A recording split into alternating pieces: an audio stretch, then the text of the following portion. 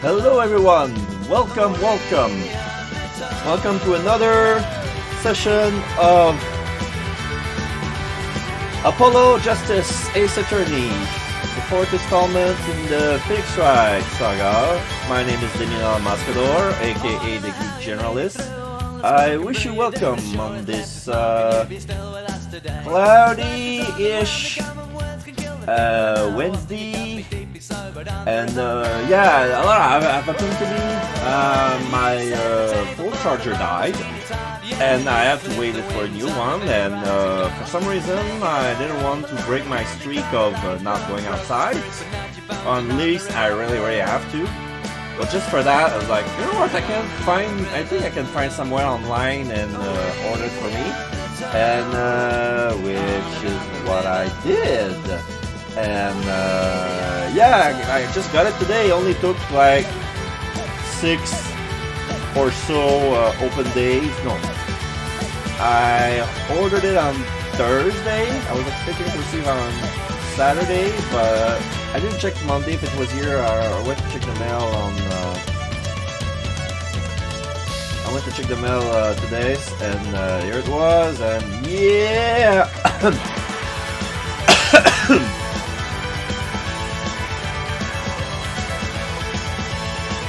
So yeah, now I'm doing a little stuff. I just found my my command keys for my OBS because I completely forgot. I decided, yeah, you know what? I think I'm gonna look around to see if I can fix my stuff because I want to transition now like this. I completely forgot how. That's why I didn't use it at all. And yeah, I'm so happy that I found this. So we're gonna stop the music and we're gonna start our second part of chapter 2. We last time we left 2 weeks ago, approximately, give or take. We were at a trial, and our first client. And that was actually a stolen noodle card, and we found that at the scene of a crime.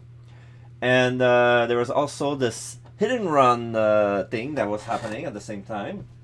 That Phoenix wanted us to give us some money, and we found that the victim was the guy doing the hit and run, or at least the victim's car. I'm gonna take a sip.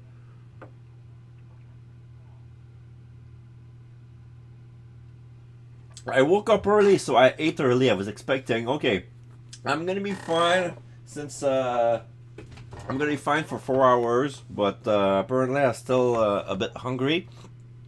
I don't think I'm gonna stop for snacks, but probably will, even though maybe I'm gonna run low. But alright, so we're gonna start our chapter.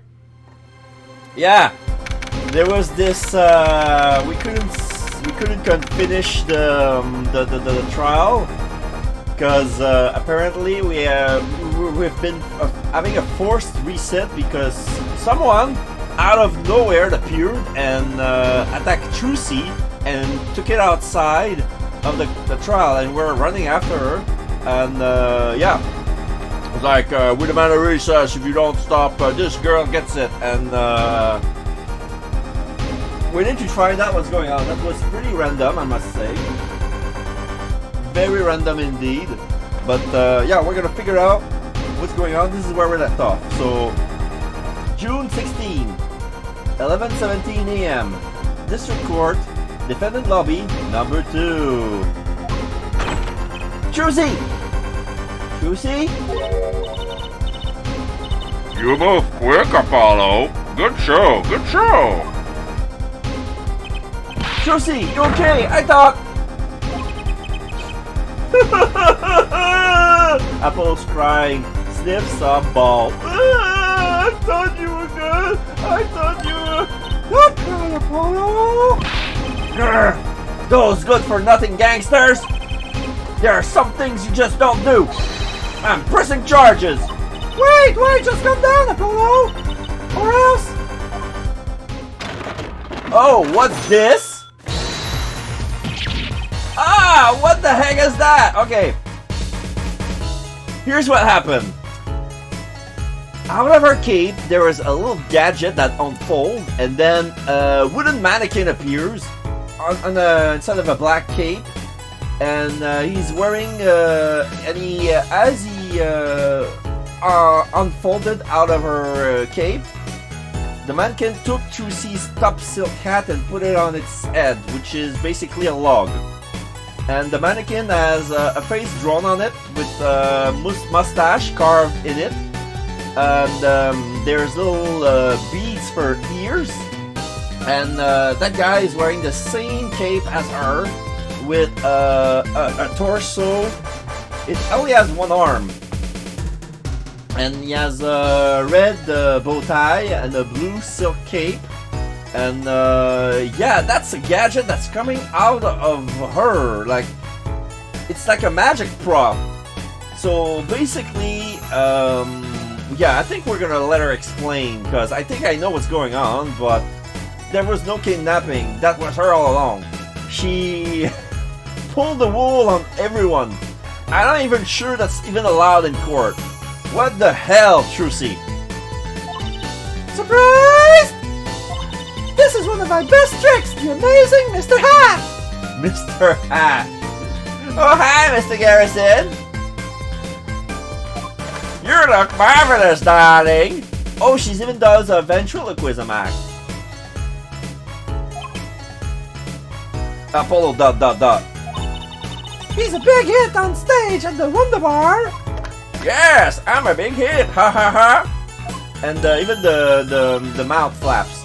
Now she brings it back inside of where it popped out. Like this popped out of her back. I don't know where. I don't know if she has a backpack behind her, because that thing is very huge.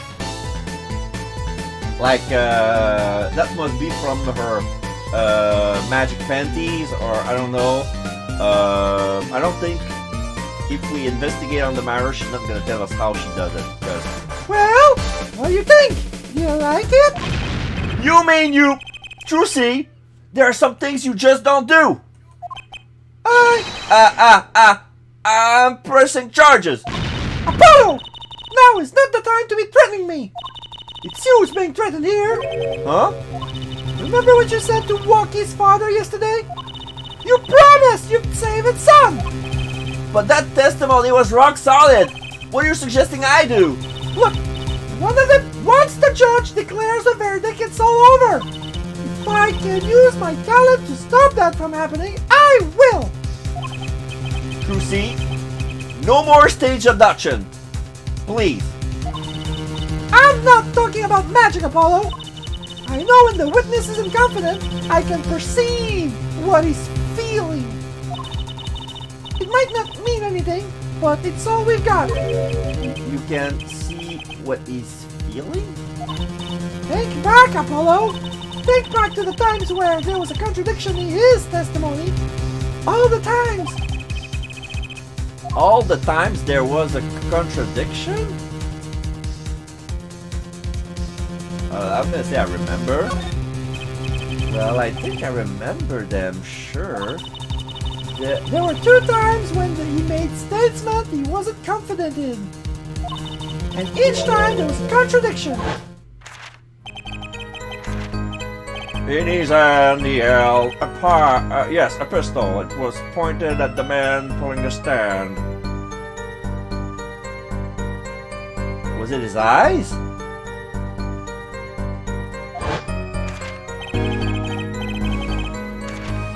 Tossing the pistol aside, he fled from the scene. He said the man tossed aside the pistol. It turned out he wasn't sure, and sure enough, there was a contradiction. Well, that's true, but how does that help us? Didn't you notice anything? Whenever he made a statement he wasn't confident in, he displayed a certain habit.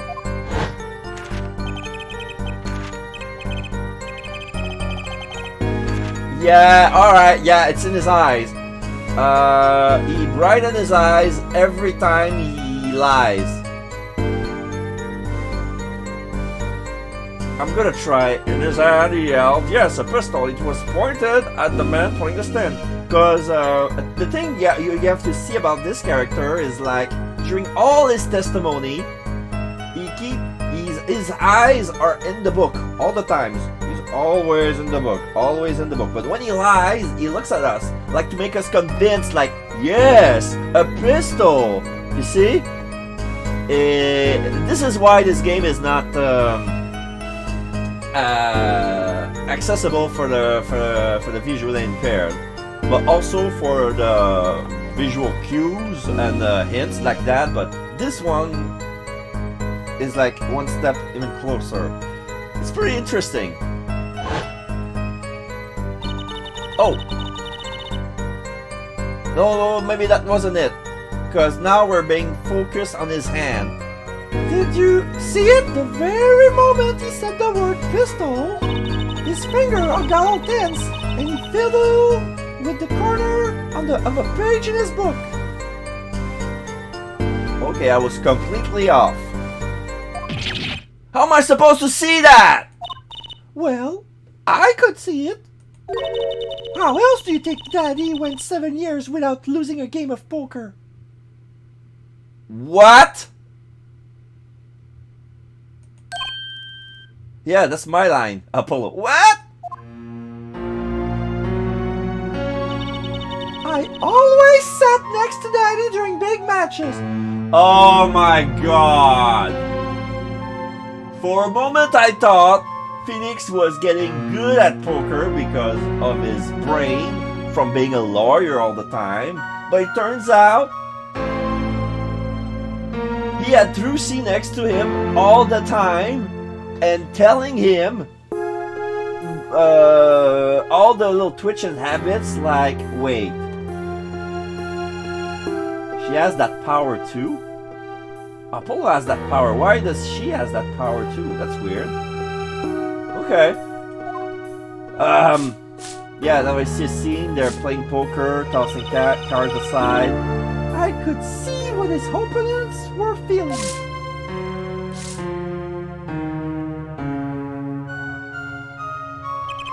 You mean that's how Mr. Right won all those games? It's not cheating officially. I wasn't looking at their hands or anything. And I wasn't there all the time either. Daddy's quite good at poker after all, but not good enough to go undefeated that long. Great. So he cheated. But what does that do for us? I don't believe this. You have to listen to his testimony one more time. No, scratch that. You have to watch his testimony. Perceive the truth. Watch a testimony? Perceive the truth? The only thing I'm perceiving is that I'm going to lose. Not true. Daddy said so. He said you have the power, Apollo. Mr. Wright said that? Watch the testimony. Perceive his true feelings. Is she serious? Time's up. Sorry, I can't think of any other way out of this one, Apollo. What was that she said before the trial started? Mr. Wright's not here today? He said his old footagery was acting up. Yes, he smiled when he said we'd be fine as long as you're there, Drucy. With air quotes. Is this what he meant by us being fine? Well, let us aside, she did avoid one guilty verdict already today. Time to show the court what I've made of. Get ready for justice! Let's do it! Apollo! You know, I'm starting to think I can do this. I knew you could do it all along. Oh, one more thing. Mannequin? Try to cover for Mr. Hat as best you can. I just flew in from the coast and boy are my arms tired. Right.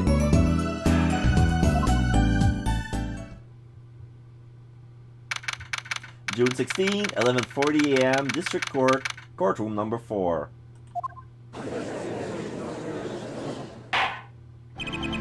Court is now back in session. Right. We're fine. I'd like to say to the young lady standing next to you, Mr. Justice. Oh, you mean me? Don't you have anything to report? Anything concerning the mysterious phantom in the silk top hat? Ah, right, him. Don't worry about him. Don't worry. I settled that. You settled that? Yes, it was an out-of-court settlement. Right. Perhaps Fraulein would have us believe it was nothing more than a Python dream, yeah? A fantastic illusion now, you see it? No, you don't. Am I right? I think he's onto me. I wish he would stop being so cool. Let us dispense with these niceties and get straight to the matter, yeah? What are your plans for our gifted witness? Oh wait, that is still this is still Clavier talking. What are your plans for our gifted witness? Right. The defense would like to request another cross-examination because I forgot to ask something. There was no issue with the witness' previous testimony. I will grant you your request, however, but this court will not permit stalling for time. Understood, Your Honor. Don't forget, Apollo. When he isn't sure about something, he has a habit of fiddling with his book. Witness testimony from shot to call, right? I could not prevent the killer from leaving the scene. I'm paying attention. He's having the book right on his left hand, raising them high. Nor could I simply leave the scene in good conscience. Ergo, I used my cell phone to call the police. Now he's using the book, but I cannot see his fingers twitching. Now the books are gone. Until the police arrive at the scene 10 minutes later, I saw no one else. Okay, so that must be like this one testimony that he didn't call the police. I'm not sure I'm qualified to watch testimonies after all. Focus, Apollo. Find his weak spot. Focus. If only for that easy. My ears hear what he says. My eyes see his expression. Do I have to do something more? What other senses do I have? What's this? My bracelet? Boom. Yeah. What's going on? Now he feels a reaction. My bracelet feels different somehow. I think Danny was right. You can see it, can't you, Apollo? You're almost there! Find the weak spot in his testimony. I know this sounds crazy, but my bracelet is trying to tell me something. Cross-examination from shot to call. Alright. I could not prevent the killer from leaving the scene. Hold it! Which way did the killer run? By that time it was clear the killer had noticed me. Naturally, he ran in the opposite direction. That would mean he ran in the opposite direction from the Kitaki mansion. Achtung! Don't even think about pointing out that he was going away from his home. All he had to do was look back once he was out of sight. How did he know that's where I was going?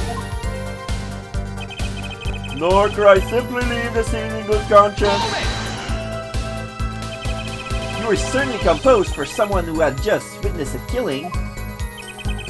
If one is to devote one's life to the pursuit of science, one must never flinch at the sight of a little blood, nor be so moved by a chemical discovery that one drops one flask upon the lab room floor. Oh, cool answer. Very cool.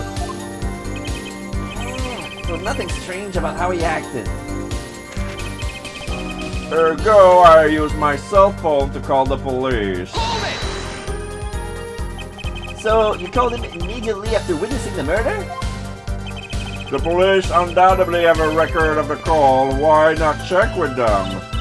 Wait, Apollo! This has to be it! What? Wait, you mean his habit? Don't forget, Apollo! When he isn't sure about something, he has a habit of fiddling with his book. The only time he ever had the book open was here. Which means this is the place to look for his habit. I don't know how I know, but I know. Know what? My bracelet is different somehow. I can feel it reacting to something about the witness. Your bracelet? Now there's a bracelet button appearing on my screen. I'm not sure I get this focus stuff you were talking about, Trucy, but I have a feeling that trusting my bracelet is the way to go. Okay, I just need to touch my bracelet as it reacts to the testimony. I'm gonna do this right now. Okay, that brings me into the... What's going on? No, I'm in slow-mo mode, and I'm having a big eye, this Apollo Justice eyes, who's over-focusing on a particular detail. Right now, he's on his face. I can see the witness' face, his expression so clearly. It's filling my mind. I can see nothing else, hear nothing else. Hello? Trucy, what's happening to me? This is what I meant by focusing. Focusing. With this thing, you can see everything, Apollo. Everything the witness does. That's great, but this is kind of freaking me out. Just look for Mr. Stickler's twitch, his habit. You remember, right? Sure. When he says something he's not sure of, he fiddles with a page on his book. You got it. Right now, you're looking at the witness' face. And your eyes are sort of bugging out. I'll bet they are. First, move your focus of attention down to Mr. Sticker's hand. His hand? You know what to look for now. You have to be looking in the right place. She's right. I can only see his face like this. Time to try changing my viewpoint.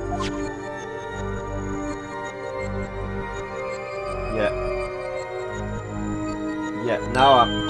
Perfect. Now you're really ready. So I was dragging my cursor down on my own. Ready for what? Ready to perceive the truth behind the twitch.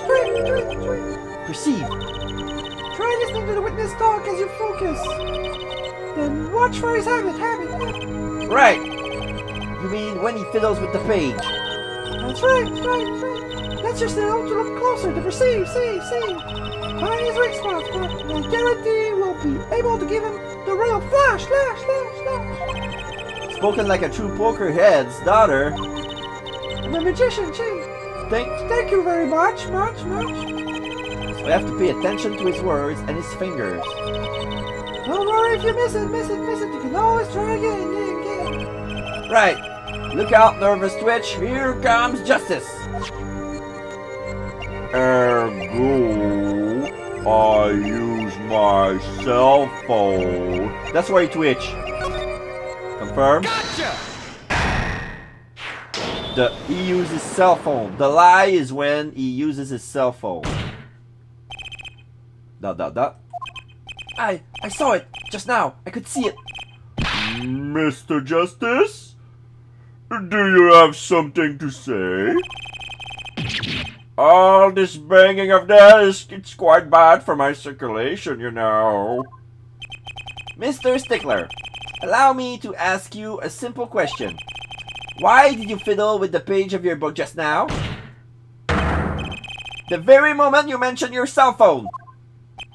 What are you talking about? I'm curious now about this cell phone of yours. Mind if I ask a few questions? What to ask? Ask for his number, ask to see his phone, ask what model of phone. Oh, wait. We have his cell phone, right?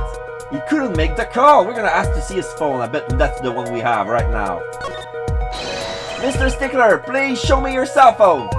Why? Whatever for. Show me, and you'll find out. Well, I can't. I don't have it, you say. You don't have it? Mr. Stickler, is this your cell phone? Yeah, we're showing the pink cell phone with the watch attached next to it. Yeah, where did you get that? That's the phone from yesterday. Look, a cell phone. Someone dropped it beneath this tire. If the car moved, it would be crushed for sure. I wonder if it belongs to the doctor here. Okay, this is a flashback from when we found the cell phone when we were looking for the tire. And we also found her panties there. How strange, Mr. Stickler. Can you explain why your cell phone is sitting here in my hand in this very moment? Wait a minute. What is the meaning of this? This cell phone was found yesterday in the Maractus Clinic garage. The Maractus? Why, that's where the victim lived. Yeah, that's impossible. Mr. Stickler, you lied to the court, didn't you? If your cell phone is here, how could you have called the police? The page of the book are flying over. It's true. I didn't have my cell phone that night. That is why it can be said that I called the police from a public payphone. A payphone? So you didn't call on your cell phone after all? Just where was this payphone located, Mr. Stickler? Well, to indicate it with a startlingly high degree of accuracy, it was right around here. In front of Mr. Wright's office out of the park. So you have to leave the park, but there's another entrance on the side which it would have been closer. But the hit and run after at the other entrance. Strange. That's quite a ways from the park. But why did you lie? There can be only one reason. He didn't want the court to know that he had lost his cell phone because it was found in the victim's garage. What are you saying? Mr. Stickler, you broke into the Maractus Clinic garage on the night of the murder. This cell phone tells all. But that's ridiculous. That makes it sound like I snuck into this fellow's garage to commit some crime. As though I was trying to kill him. Well, Dr. Maractus was killed that night. Well, yes, but no! This line of reasoning has to be against the rules. Yes, it's true I lost my cell phone, but you can't prove that I lost it that night. Well, Mr. Justice, if that cell phone was dropped the night of the murder, it does raise considerable suspicions as to a connection with the crime. Now's your chance, Apollo! Connect Mr. Stickler to the crime! Oh, he's already connected enough. I just have to prove it. Well, do I have a piece of evidence that can do the job? Can I prove the cell phone was dropped on the night of the murder? Sure, maybe. Show evidence. Alright. Of course I have evidence. Oh, I like your swagger, forehead. Hit it! The court will see this evidence. Mr. Justice, hit it, as they say. The evidence that proved the cell phone was dropped on the night of the murder is...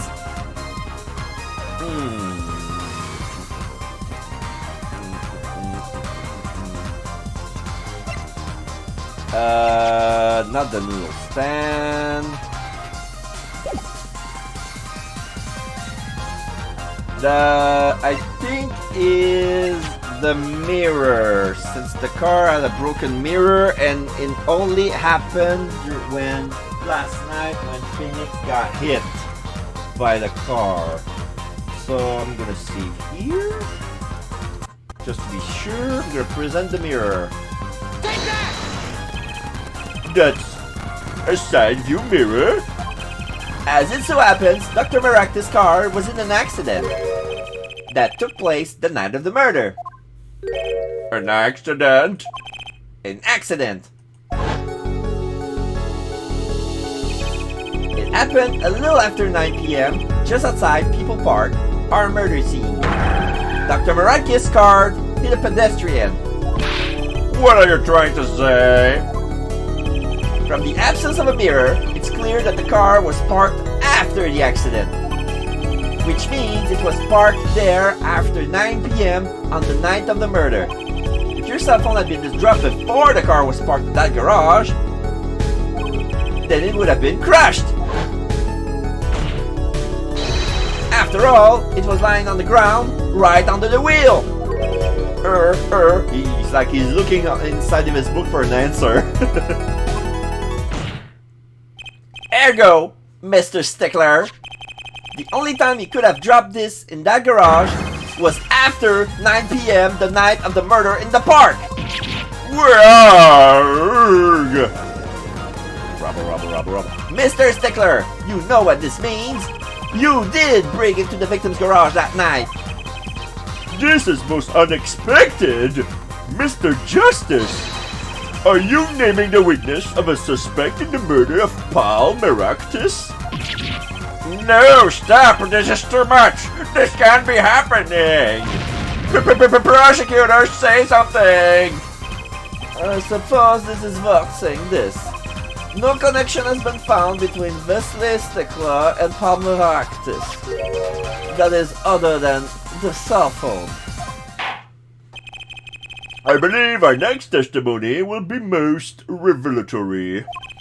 Is the witness prepared? Yes, Your Honor.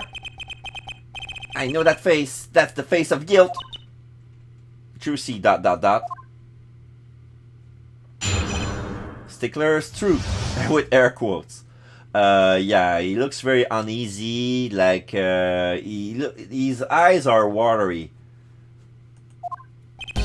That night, yes, I went to the supermarket. I must have dropped my cell phone on my way back. Looking inside of his book like a maniac. And when I was walking through the park, I happened to witness the crime. I saw the killer, the victim, the stand, all as clear as day. It was him! I saw the defendant at the scene! Yes, but your cell phone was lying in the garage. Ah yes, well, as you can see, my model of cell phone has a defect. It is given to rolling. It's quite a pain when I dropped it alongside the road, you know. Looks like a normal cell phone to me. In any case, Mr. Justice, the cross-examination, please. That's funny. My bracelet didn't react at all during that testimony. His nervous habit must not be acting up. I didn't sense anything either, actually. Looks like you're on your own this time around. Right, no problem. I hope. Here comes justice. Maybe the contradiction is more apparent than. Anyway, I think the game is gonna tell us when there's a reaction. Like, oh, all right, this is where we need to look. That night, yes, I went to the supermarket. Yeah, the bracelet button is still here, but it's in black and white. So probably when we're gonna need them, it's gonna show some color. So we're gonna press that. So you went shopping, which means you were holding your grocery bag when you witnessed the murder taking place? Well, yes, of course. Incidentally, the prosecution has received no report of this domestic detail. Mr. Stickler, can you explain yourself? No, I mean, yes. I did go shopping, really. I walked around the supermarket trying out the free samples. It's a deeply spiritual time for me. I'm sure the store clerks would disagree. You think sampling free food counts as a religion? In any case, that night, I sampled to my heart's content and was on my way back home, yes. I must have dropped my cell phone on my way back. That's when you passed in front of the Maractus Clinic? Close his book. Why, yes, that's correct. That was a pretty suspicious pause there. Mr. Stickler, do you think you could be a little bit more specific? Please show us the exact route you took on the night of the murder. Of course. The supermarket is here along the main road. Now we see the supermarket is east of Mr. Wright's office and south of Eldun's house, which is the neighbor to Maractus Clinic. So he dropped it on its way back.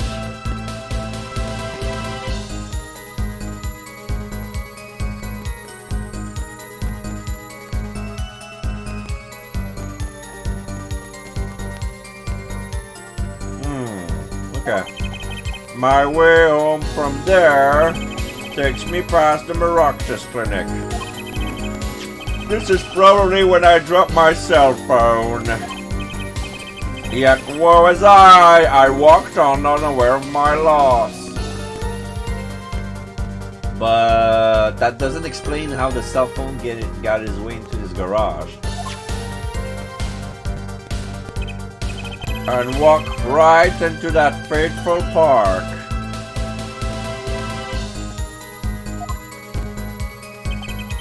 And when I was walking through the park, I happened to witness the crime. Which entrance did you enter the park from? Well, to be exact, one might say I went in from the entrance closest to the Maractus Clinic. The same entrance our victim used. Did you notice anything when you entered? Wheel marks from a noodle stand, for instance? I have no recollection of such a thing, no. Yet though I might have missed the tracks, I could not miss what happened next. I am a keen observer of the obvious, you might say. I saw the killer, the victim, the stands, all as clear as day. This part of the testimony is the key, I knew it. Should I press him about the killer, the victim, or the noodle stand? All three of them, let's see what happens. The killer. Are you sure you remember the killer clearly? How many times must I repeat myself? It was him, that unscrupulous fox-like fellow in the defendant's chair. He was looking even more unscrupulous at the time, no less. He does look a bit like one of those trickster foxes in Legends of Yore. Those QB? Kitsune? I guess the victim's identity is already old territory. Trying to ask something new. Alright, so... Oh, wait! Press the wrong statement. I'm absolutely sure. Stop asking me the same question over and over. This has been some kind of makeup test. What's a makeup test, Apollo? Nothing a good student like you has to worry about. Time to find his weak spot and press it until it breaks. His habit isn't acting up, which means that he's lying. I was kind of relying on my bracelet to get through this one. But he's pretty unsettled. The odds are really high that you can get something out of it. That gleam in your eyes, you're a gambler's daughter through and through. I'm a magician, thank you very much. Alright. Went to the supermarket, must have dropped myself on my way back. When I was walking through the park, I witnessed the crime. I saw the killer, the victim's stand, all clear as day. Alright, now we're gonna press the victim. No, the noodle stand. Do you happen to remember the noodle stand? Quite well, yes. For a student of the science, keen observation and healthy curiosity are vital. I remember everything! I could even read the sign. I believe it said, Noodle. Yes, that was it. I'm gonna check.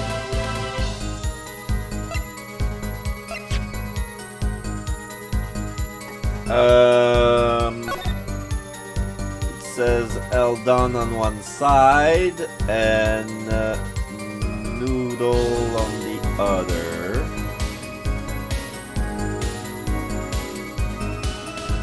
It says Noodle on the right side. But if he saw Noodle, that means he took the entrance further away from the other entrance. That doesn't make You Noodle, yes, that was it. For remembering something quite well, it sure took you a while to tell us. And thank you for telling us that a noodle stand sells noodles. Very yucky. No, the judge didn't yawn, but might as well be. Yeah. Very enlightening. A noodle stand sells noodles. Whoop-de-doo.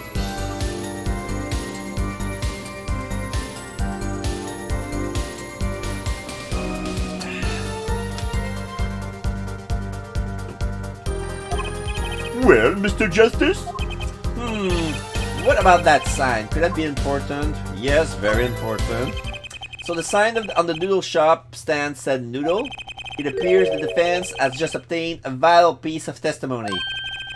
Is this noodle stand's broth really that delicious? I'll have to go sample the wares one of these days. I think that's worth adding to the testimony as well. Whatever sort of noodle that stand sells, it can't match up to IVU's cafeteria. Some apply to the school merely for a taste of our smart noodles. I wouldn't mind a taste of that myself. Why, I even remember the sign on the stand the victim was pulling. It said noodle. Let's press that, but I know I can find an objection if I present the noodle stand. But let's see. So the sign said noodle. You're absolutely sure? Licks his lips, turn pages. Licks more lips, turns pages. Licks more fingers with his Let me be frank. Yes. In fact, the word unsure isn't even in my dictionary, nor the word uncertain, or... He was wasting time looking that stuff up? Noodle, eh? I like that. It tells you what you're getting. No nonsense. It tells me a lot more than that, actually. Why are you smiling like that, Apollo?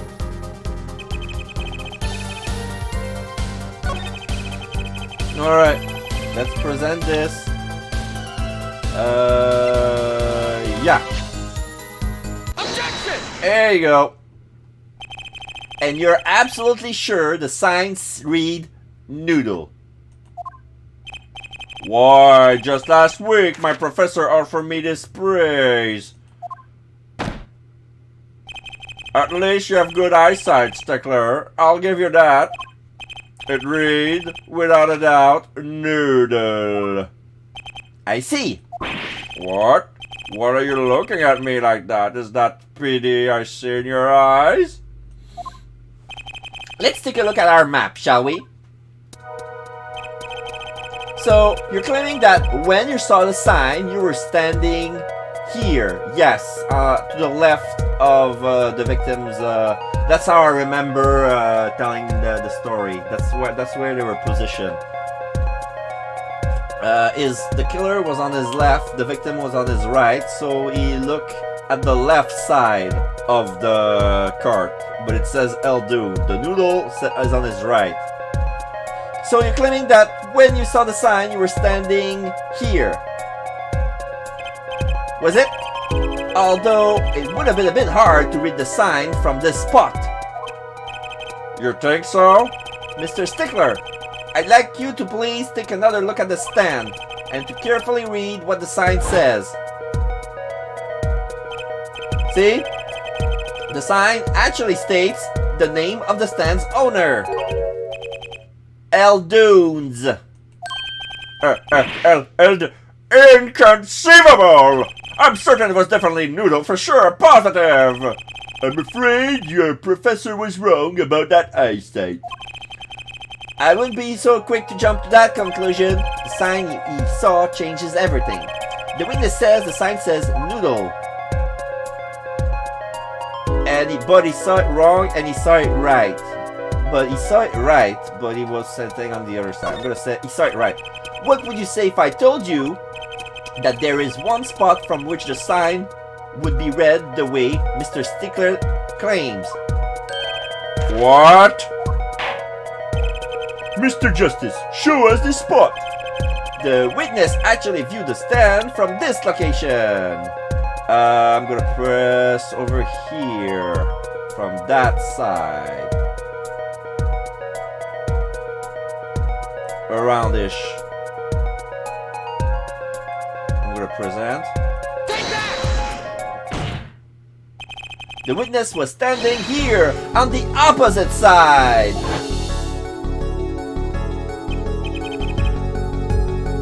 How do you know that? When viewed from the south, the sign on the stands reads Eldoons, as we know. However,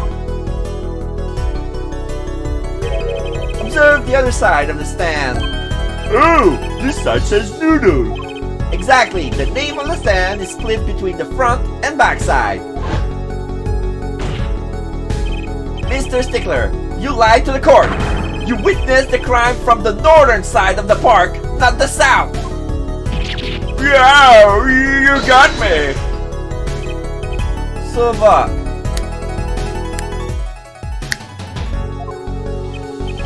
So what? What does it matter if you saw the killing from the north or the south side? It makes no difference at all, you know? He's right. Travel far enough to the south and you will end up going north. Viewed on a global scale, direction are orderly without meeting. Actually, maybe he's right. What does it change? It changed everything, Apollo. Trucy? Remember his testimony from before. Though, to be honest, I'm a little scared of where this is leading. Now we see a 3D rendering of the map of the three people. The killer and the victim are facing each other here. Then, at the moment the killer raises his weapon... Oh yeah, so if he says stop from the other side, the wound doesn't match. Mr. Stickler shouts! At which point, the victim turns his head to look, Exposing the right side of his temple, and then shoots. But if he's doing that from the other side, that doesn't mean anything. It contradicts. and the killer fires his pistol. And then we see an arrow going through his head. That's why the bullet hit him in the right temple. No contradictions, right? So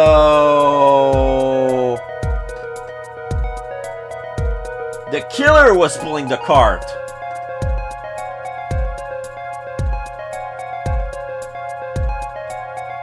Yes, that's what that's what it means.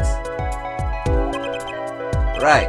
But if Mr. Stickler was standing on the north side of the park, that reversed the whole scenario. Now we see it.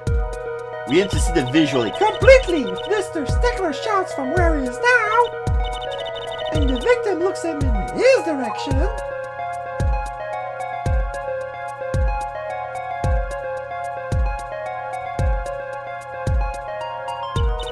the bullet would have to hit his left temple.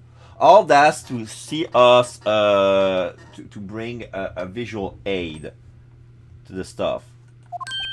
In other words, someone standing at point K couldn't shoot the victim in his right temple. It's impossible. That's right. So now that we know that Mr. Stickler was standing on the northern side, the wound location takes on an entirely different meaning. Indeed, you are absolutely correct, Fräulein. What meaning? The entry wound was on the right side of the victim's hands, correct? While the right side of the victim's hand is north.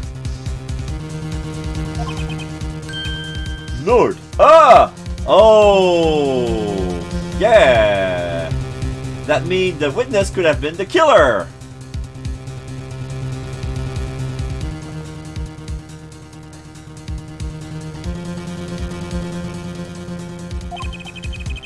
But that's where the witness, Wesley Stickler, was standing. Correct. So, if he was standing to the north, then the only person here who could have shot the victim in the right temple was Mr. Stickler himself! Yeah!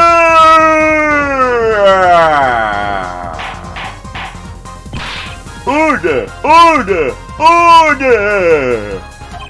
Wow! The apple didn't fall far from the tree. She flipped this whole case on its head like I was still figuring it out. Objection! Clarify one point for me if you would, there, forehead. He's banging at the wall behind him, not even the desk. What now? Are you truly accusing this college student of murder? Exclamation mark. Well, I can't say exactly looks innocent, but something still doesn't feel right. I just can't picture him as the real killer. No, please, looks aside, I'm really a nice guy. All my friends say so. Let's hear what the defense has to say. What you going to do now, Justice? Should I really accuse Mr. Stickler? Accused of murder, accused of another crime, or no accusation?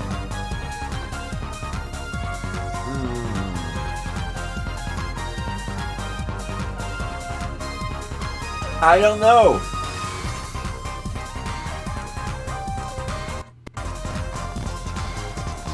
Can I accuse him of being the panty thief? I'm gonna check my... I have an opportunity to check... the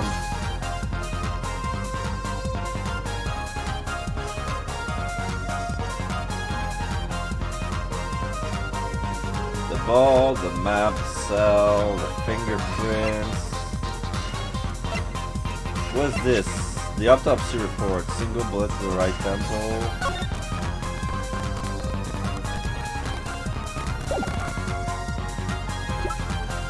The knife, also known as a shear, found as perceived crime with playing role for cases.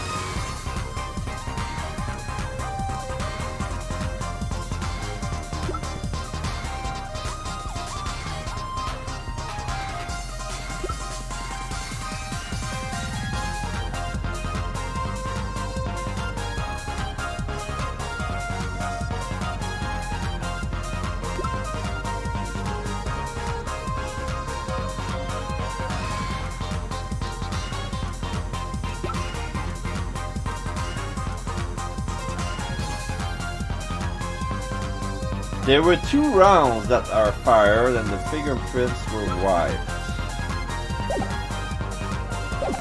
I'm gonna try accusing him of murder if it flies, or otherwise... I accuse Mr. Stickler of murder! Are you quite sure, forehead? Yes. Yes! Accused of murder, only 3 words, but a very, very long sentence. Bangs the wall. You have evidence worthy of such a bold accusation, I hope? Maybe I'd better think this over one more. A wise decision. Let's hear what the defense has to say. What are you going to do now, Justice?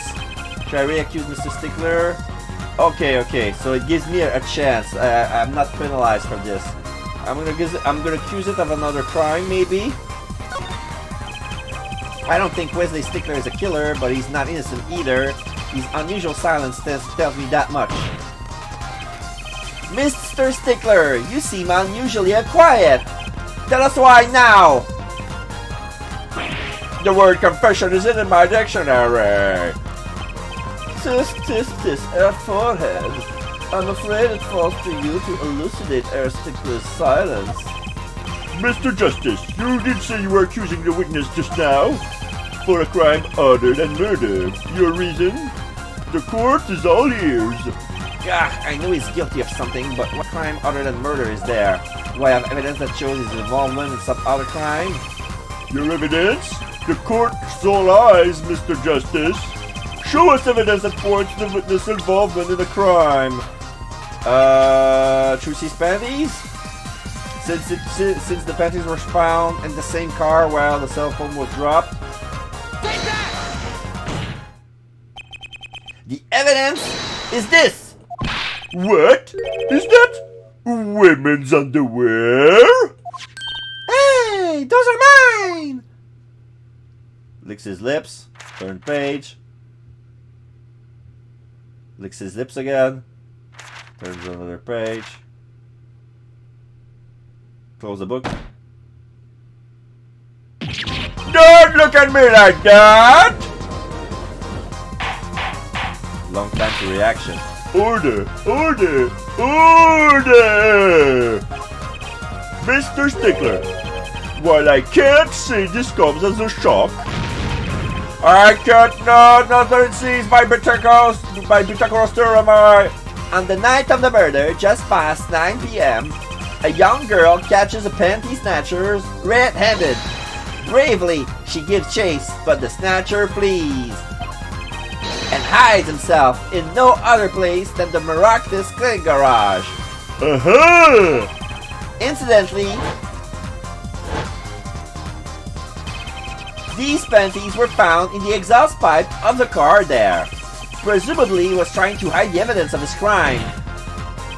Ergo, while you may not be a murderer, you are guilty of panty snatching in the first degree. Please, hear me out. This is not what it looks like. order! Order! Order! Mr. Stickler, you should be ashamed. It's not what it looks like. What it seems. Then he falls. Then he tried to get up, and no.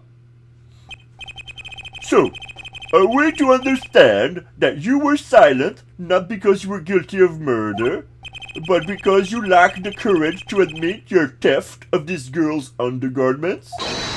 Perhaps you're not aware of my school name was originally written Iv. For? Ivy? Perhaps you're not aware that my school's name was originally wrote Iv instead of Ivy. Iv. I stands for intelligent. V stands for valiant. See? Your point? I'm not done. Now, I'm a major in the science department. And what does science teach if not curiosity? Yes, see? We of the IVU, science department, are valiantly curious.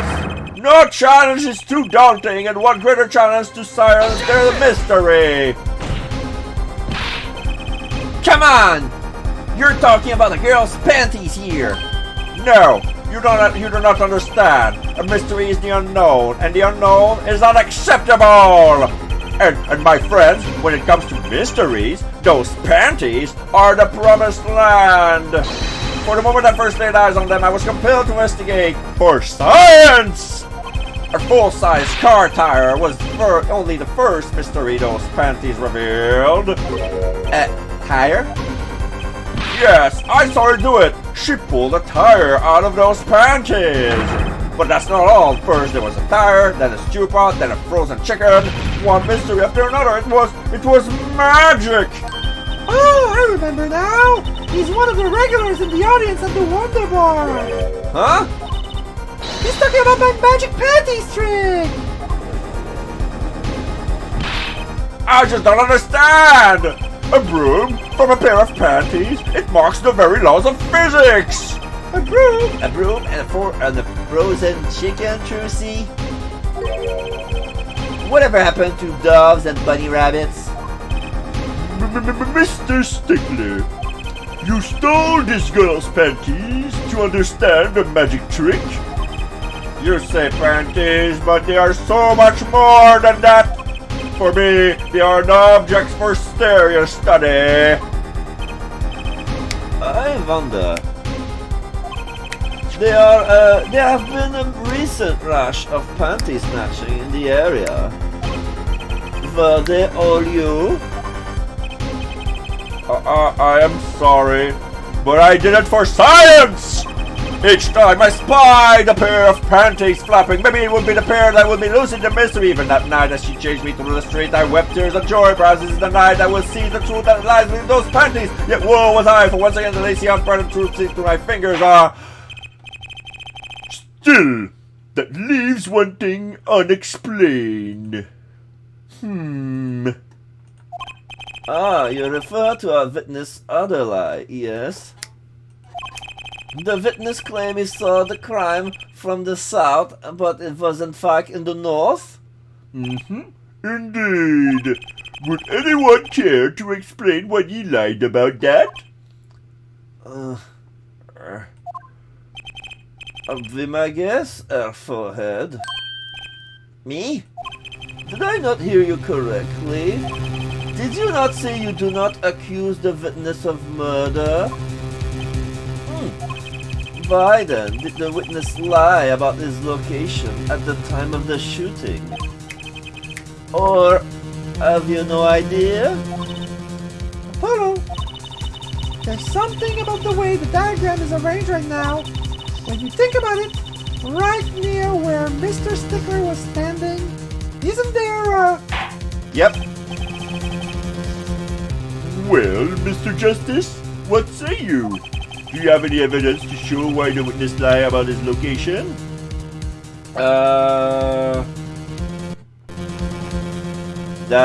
What else? What do I present? The map?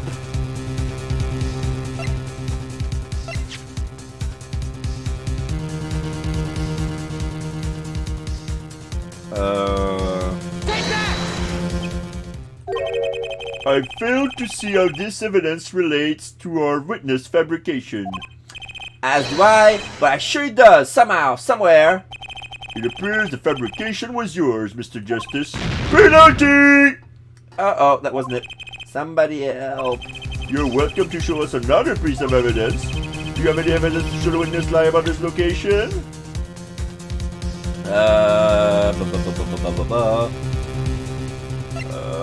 The other panties found in a trash can at People Park, which was on the north side. Yes. The evidence that shows why he lied is this. What? More panties? How many panties are you carrying in your pocket, Airforehead? These are the last, honest! These were found in a trash can at the park. Looking at the diagram, yeah, next to the witness, we can see that the trash can was right next to where the witness stood. Mr. Stickler, you did it! Alas, I'm a failure as a scientist. I can't unravel the mysteries of the universe. I can't even unravel a pair of panties. So, these panties are your handiwork as well? That night, I had been chased, hounded into the Maroctus clinic garage. Now we see a picture of him hiding behind the car. And we see Trucy looking around, looking for him. Weeping in frustration, I was forced to abandon my prize. Don't you see how I felt? Believe me, I'd rather not. I hid in the garage for a short while. Then, abandoning the panties, I made for home. But he didn't took the same side of the corner. He didn't went by Mr. Wright's office straight to the park. He went around the corner and then take a left. That would leave him in the park and going from the other side of the park. But the Kitani mansion is I don't know where the Kitagi Mansion is from there, but... Oh no, it would have been there. Yeah, it would have been there. The Kitagi Mansion is in front of the park. So he would have been in the mansion and then out in the park. To avoid the office where the girl works, I went towards the south entrance. Okay, he was avoiding Mr. Wright's office. Okay, now we see the other side of the map, and now we see Kitaki Mansion and Sid's at the People Park. When I saw them hanging there on the clothesline by a giant mansion, a giant pair of panties. Apparently he didn't know those bloomers belonged to the mob. I had them safe in my pocket, ready to take home, where I stumbled upon a murder. The murder of Dr. Maractus. I reported what I had seen, but as I waited for the police to arrive, I got scared. What if they search me? That's when you dispose of the bloomers? Yes. It was a severe blow to the progress of science, but one that had to be born.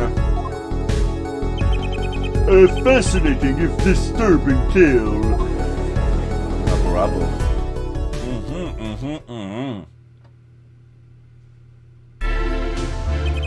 I believe this brings today's proceeding to a close, and I'm more than pleased to dismiss the witness for the remainder of the trial. One last thing, if I might. Yes, Prosecutor Gavin? Regardless of where we ended today, some vital points were made. Namely, that the defendant, Waki Kitaki, was at the scene of the crime, and he was pointing a weapon at the victim. One more thing. Waki Kitaki has a clear motive. Indeed, the defendant, Waki Kitaki, is still the prime suspect in this case. The only suspect, in fact, assuming there was no one else on the scene at the time. Yet a mystery remains. The location of the wound in the victim's right temple has yet to be explained. The court requests further investigation from both the defense and prosecution. Yeah, baby. No problem. Very well. That brings this trial for the day to a close. Court is adjourned. To be continued. We survived another day. Do you want to save? Yes. Alright. So how is everybody doing so far? Doing good?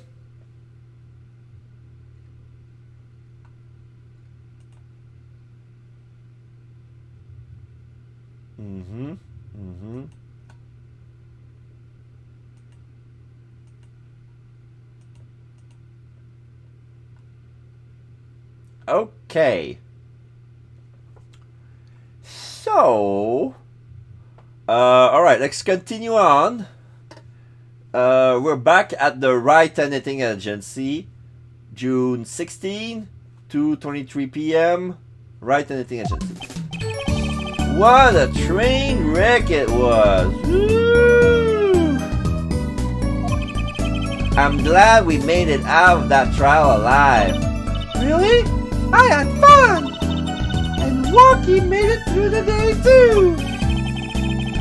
Everyone was too obsessed with panties to bother with the real case. It was a good publicity. Imagine the crowd at my show tonight. You should go, Polly! Yeah.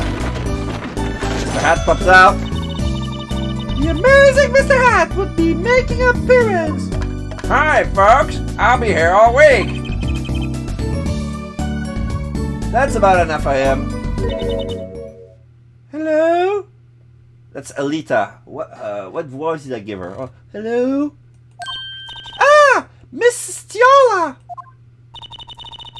Thank you for today. The trial went well. Oh, right, no problem. Do you think Waki will be okay? Well, he's not guilty yet. Please, you have to help him. We're supposed to get married next month. Oh, congratulations! Ah, way to put the pressure on a guy. Please, let me know if there's anything I can do to help. Okay, let's talk to her. Marriage! Are you sure about marrying into the Kitaki family? I'm fine with it. And I love Waki with all my heart. Oh, that's so sweet. So it doesn't bother you that you'll be, married to the mob? I don't think so. My parents are against it, of course. Say, where did you and Walkie first meet anyway? Good question. Miss Talia doesn't look like the type to have gangster connection. Oh, we met at my old job, actually. Ah, office romance. She's not very forthcoming with this information about herself, is she? Let's see the Kitakis. Did you know that the boss is trying to get out of the business? Really? Mr. Kitaki wants to quit being a gangster? He's trying to transfer his assets into a normal company. He's only announced it here recently out of the blue. I hear there's quite a lot of confusion in the ranks. I wonder if this explained that apron. Yeah, the cute foxy apron. I can't imagine Walkie going along with that. He's highly motivated, isn't she? Isn't he? That's not the word I would have used, but he said, I'll be the next big boss and keep the family alive. I think he's at that age when boys wants to make a mark on the world. That's not the way I would have put it. His father moves in a lot of circles. He's really focused on profits. The Kitaki family's been making a killing recently. Again, not the way I would have put it. But Wookie says it's not about the money. They have the gangster tradition to uphold. Oh, a generation gap. They've even got the ever classic what about the family business thing going. Usually it's the father worrying about tradition. Yeah, Walkie's operation. Can I ask you a question about Walkie? I understand he was operated on by the victim, Dr. Maractus. Apparently, yes. I was in clinic about half a year ago. He messed up my upbringing, something bad. And then he just lets me go without a word. See you later, bye. So I gotta go in and get another doc to patch me up again. Yes, it sounded horrible. Walkie had always been fond of fighting, I'm afraid. I'm not sure it qualifies as fighting when pistols are involved. Mr. Gavins was saying his life might be in danger, wasn't he? No, that can't be right. I'm sure he was just trying to scare us. It's scary to think that a surgeon might make a mistake, but it's even scarier when he tries to hide it. I'd like to know a little bit more about his operation. Maybe it's time to pay the Maractus Clinic a visit. I should be getting home now. Walkie's in your hand, Mr. Justice. Right. Leave it to me. Apollo! I think you're only making her more nervous. Sorry, I'm new at this, okay? Hehe, it's alright. I believe in you. Alright, let's move to the clinic. Where is it? This is Hickfield. Eldu's house. And then we move to Maractus Clinic Garage. No.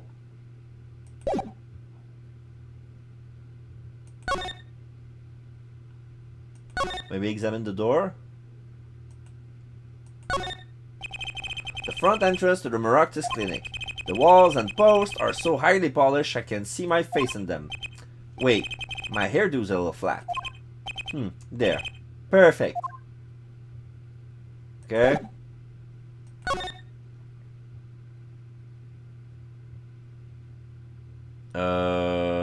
No. Kitaki Mansion. Eldun's house, People Park. People Park. Kitaki Mansion, no.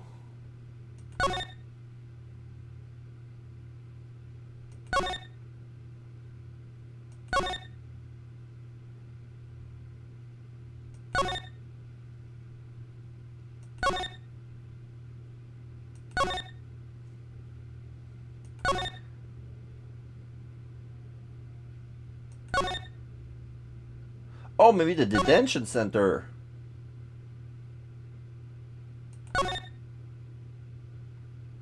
Oh, from the garage? No. It's weird.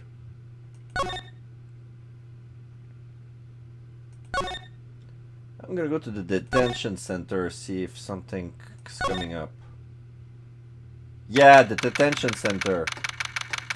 Alright. June 16, detention center, visitors room. Looks like Walkie's out for questioning. I really need to talk to him. I guess we'll come back later.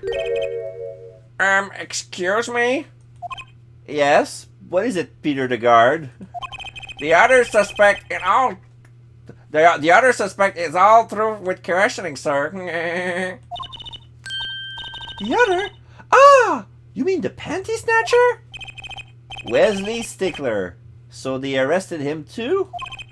Alright. Let's have a little chat with Mr. Stickler. I hope I don't regret this. He's a valuable witness. He is a bit precious. I'll give it that. Alright. Please, keep this brief, if you would. I'm quite busy. He's still reading his book. I need to finish this paper. Ah! It's you! Mr. Stickler, we'd like to have a few words with you. Stickler ... Very well. As long as there are few. Nothing would make me happier, believe me. Alright. Let's talk about Panty Snatcher and what you witnessed. Alright. Mr. Stickler, on the night of the murder, you stole... Wait! I can't help but feel that I'm being misunderstood. How exactly? Yes, that night I obtained a pair of panties, it's true. However, it was my burning curiosity that drove me to do it. Nothing more. You wanted to know how the trick to my panties, right? You're here too? Oh, great Trucy, teach me. I must know the secret of your panties. My very existence hangs in the balance. Please make me your apprentice. Apollo, help! I don't know. I think he made. I think he would make a great, lovely assistant. Don't say that, Apollo. What you witnessed. Could you relate what you saw the night of the murder to us one more time? Why not?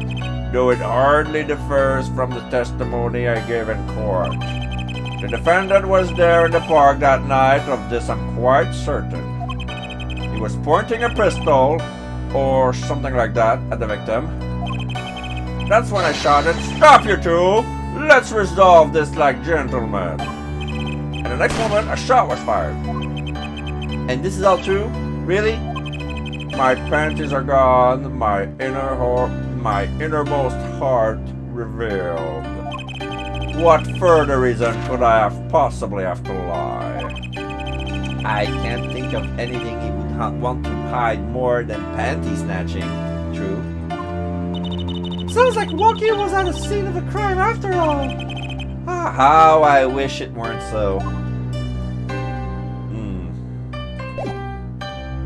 Let's oh wait. Let's present some evidence. The mirror. Fine, ignore my evidence, see if I care. I wonder what he's thinking. On second thought, let's not go there. The ball. Same thing. The panties. Alright. That's it! The mystery! The unanswerable riddle! Actually, there's just a normal pair of panties. What? How is that possible? Just take practice, that's all. Then you must teach me! You must! To think, if I could produce the pencil, an eraser, a textbook, and a lunch, all from a pair of panties, my life would be complete! He's serious, isn't he? Oh dear. Okay, let's talk about his cell phone. He ignores his own cell phone, okay. The noodle cart. Ignoring that. The map. Ignoring that.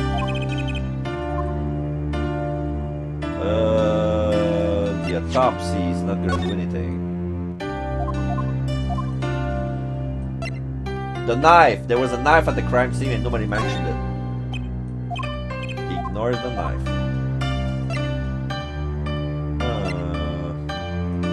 The other pair of panties, and yet he ignores that. That's weird. The checkup report, irrelevant, but the gun. There are 2 rounds were fired. What?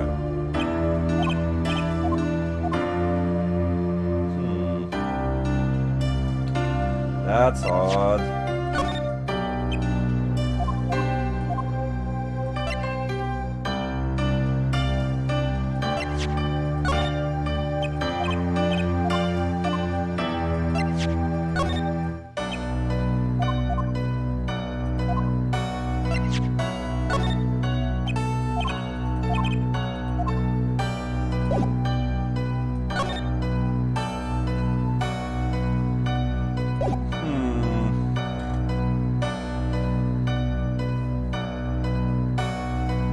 Are we really done with this guy?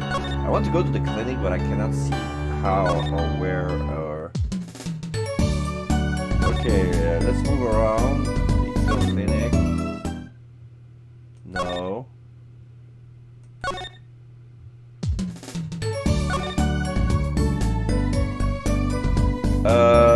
Let's see. We can talk with her and see so, any leads? One moment.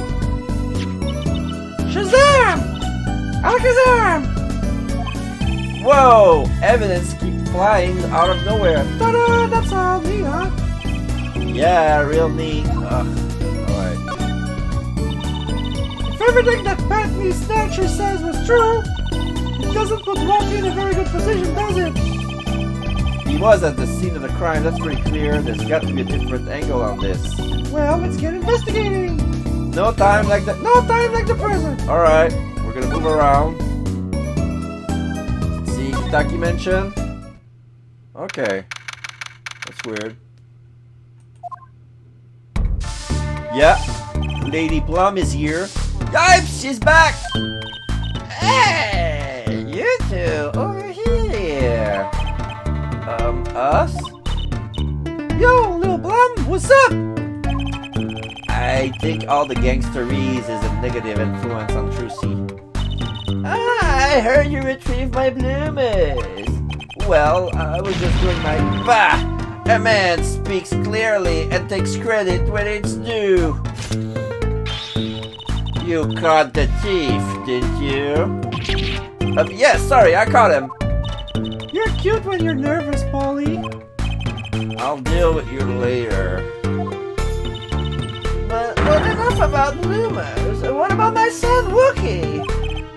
Wookie? Well, he's clearly. Yes, ma'am.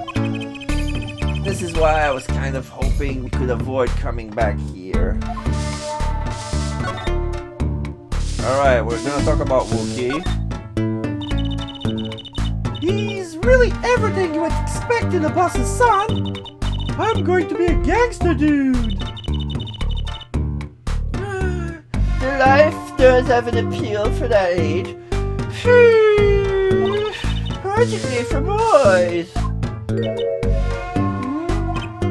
What? Don't look at me like that. He was shot in a turf war about half a year ago. Yes, we heard the story from Walkie. But he didn't really tell you the whole story. You know, even if he had a pistol then, he couldn't have shot anyone. What? He acts like he's hard, but he couldn't shoot someone to save his life. I should know, I'm his mom. Her words do have a certain weight to them. Hopefully, when this is all taken care of, he and Boss can sort out their differences. The boss? You mean Walkie's father? They didn't seem to be on the best terms, did they? Okay, let's talk about the case. It's true. One of her pistols is missing. So the murder weapon was from this mansion. We kind of figured, given the difficulty of obtaining a gun these days. None of the rank and file have access. Only the boss, myself, and Walkie could have taken it. I see. I'm sure the cops will continue tromping all over the mansion because of this case. Maybe this is a sign that it's time for change. She doesn't seem too concerned, at least. Alright, let's talk about Alita Tiala. Sip. Yeah, Walkie's fiancé.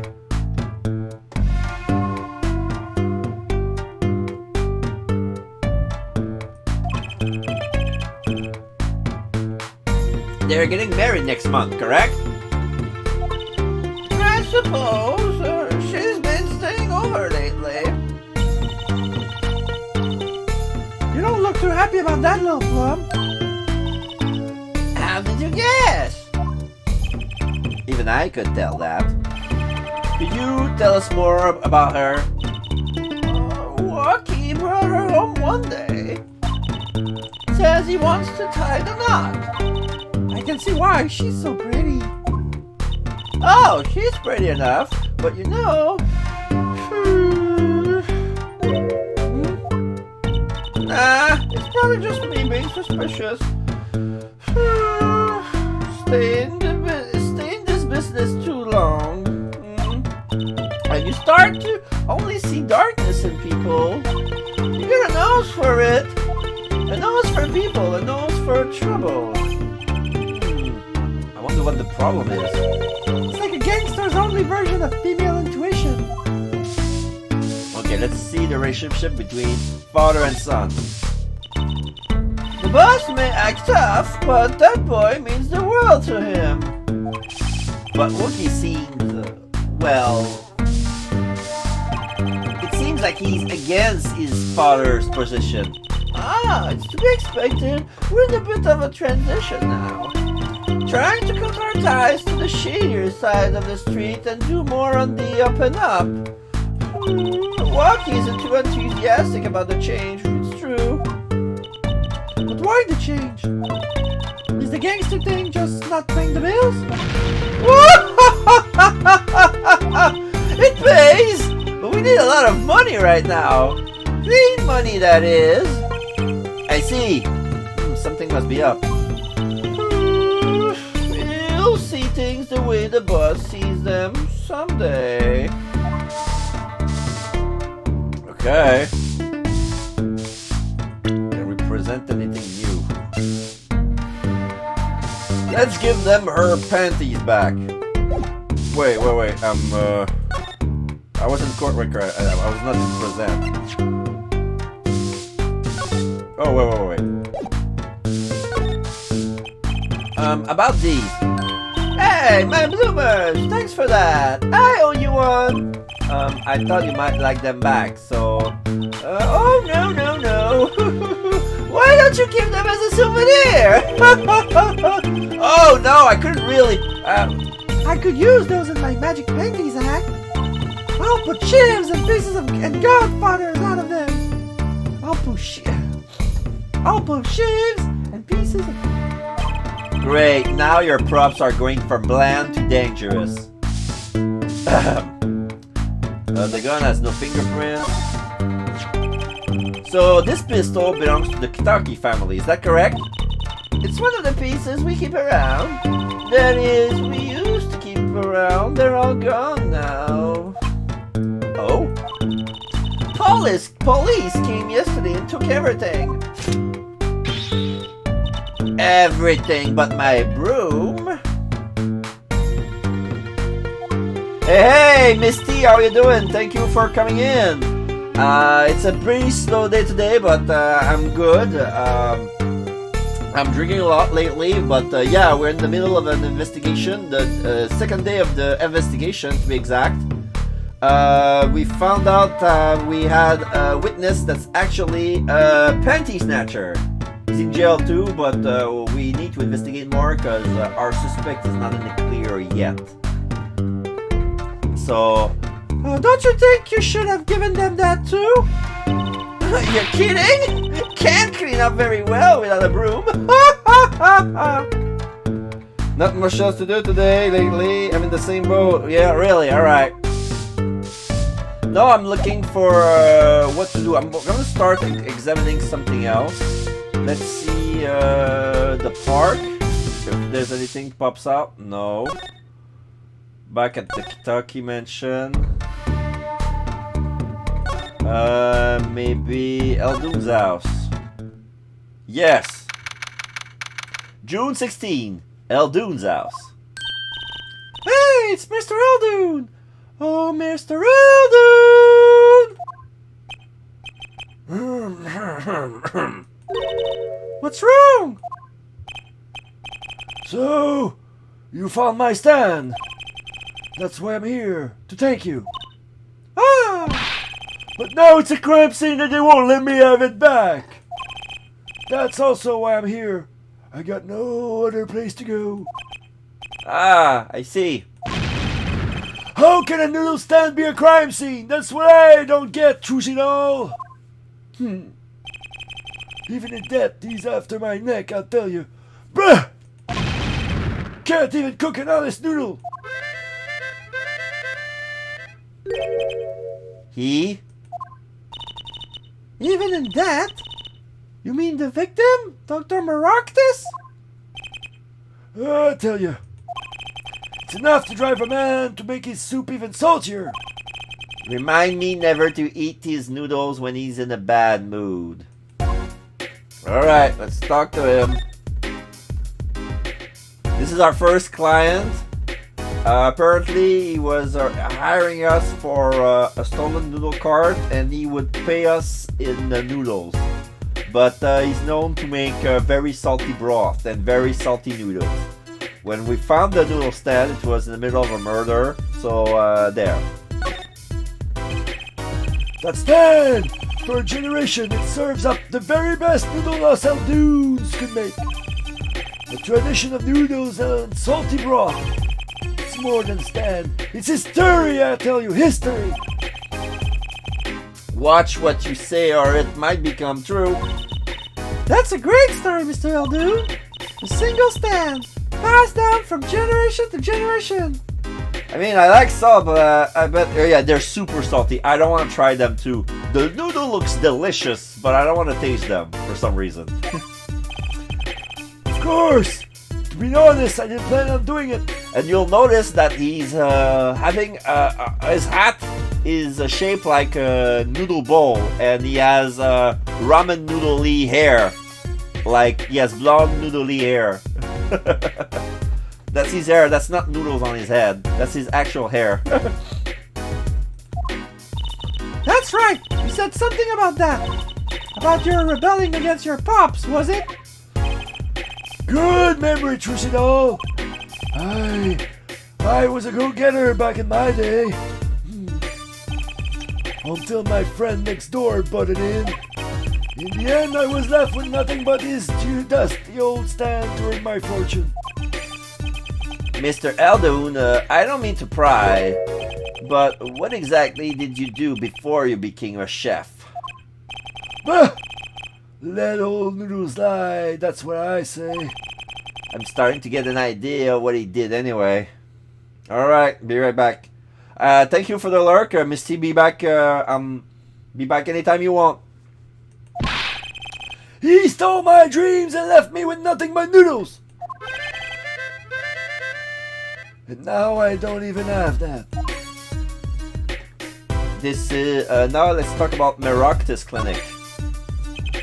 Mr. Eldoon, if I might ask, what exactly happened between you and the Meroctus Clinic? I couldn't help but sense enmity there. Enmity? I hate him! I freaking hate him! I'm not swearing! This is just me putting more words, but I hate him! Oh yes! Let me go! Hate him! Him acting like he smells like roses when he's rolling in mud! Excuse me? He's the only doctor at that clinic, you know! Pretty impressive, eh? I'll tell you the secret to his success! The Bob! You mean the Kitaki family? They're always having one of them turf wars or whatnot. Always an injury or two that needs fixing. Meroctus saw a chance for some business, so he started giving the Kitaki family a good deal. A deal? Every fifth operation for free. Can you believe that? He stole the idea from my pops! One free bowl of noodles a week, he used to say. Can the doctor just decide to do that? What about the insurance companies? Oh, no doubt it's illegal, huh? But it's gotten good with the family, you know? Pretty sure he was getting all the business in town. Leaving me here in the dark. Up to my neck in soupy noodles. I think I figured out Mr. Noodle's former occupation. Can't hurt to ask, Apollo. Oh yeah, we're gonna talk about Eldoon's past. Mr. Eldoon, or should I say, Dr. Eldoon? Figured it out, did you? That's right. I was a doctor. A surgeon. Until the year before last. So Mr. Meroctus was your rival? You like those onions they put in the soup broth? Yeah, kinda. You take a spoon, you drink some broth, those onions will find their way in there. For people who like him, why that's just fine. For people who hate them, I hate onions! Hate them! Hate them! Hate them! Hate them! Hate them! Always sneaking in from the side, getting in the way of some good tasting spoonful. Well, that's what he was. An onion! Onion boy! That's what I call him! So, you weren't exactly friends. Huh! Me and Bob Meroctus. Ever since preschool, we were getting in each other's face. No matter what I did, sure enough, he would come following along. Then he'd do it better than me. Just blow right past without so much as a howdy do. I see. That's right! I was a surgeon long before he was, you know! Then that good, no good onion boy comes along. Well, Trucy, looks like we found ourselves a new suspect. Don't say that!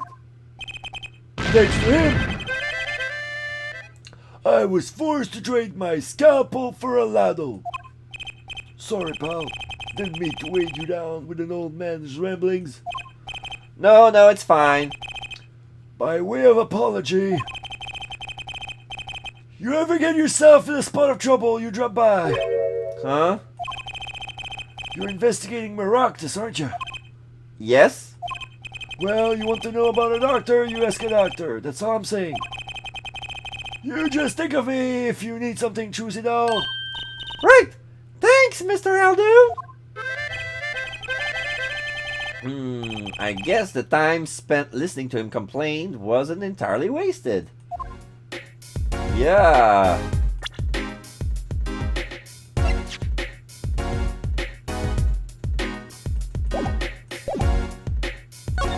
No, I didn't want that. I pressed it again. I wanted the back button, but I pressed the Eldoom Space again. So I need to repeat that.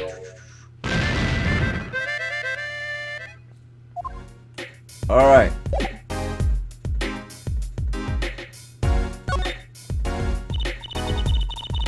Well, we've got to check out this clinic, that's for sure. Yeah, but what about the guard? No harm in asking. Excuse me. Hey, it's you two from yesterday. That's the same officer that was standing out by the park yesterday. Your business is over in the park, isn't it? The clinic's off limits. This clinic is off limits. It's not involved. But What part of off limits do you not understand? Show me proof that the clinic is connected to the incident in the park or beat it. No harm in asking, no gain either. No point in sticking it around here, I guess. Okay, we'll come back until we prove that that dude sounds like Strong Bad. Yeah! I make it sound like Strong Bad, or even Gumshoe. I ran out of a policeman voice, so I gave him a scruffy voice. So yeah, yeah, Strong Bad. Alright. Alright, let's move. Where do we go from here? We weren't gonna find any more evidence in the garage.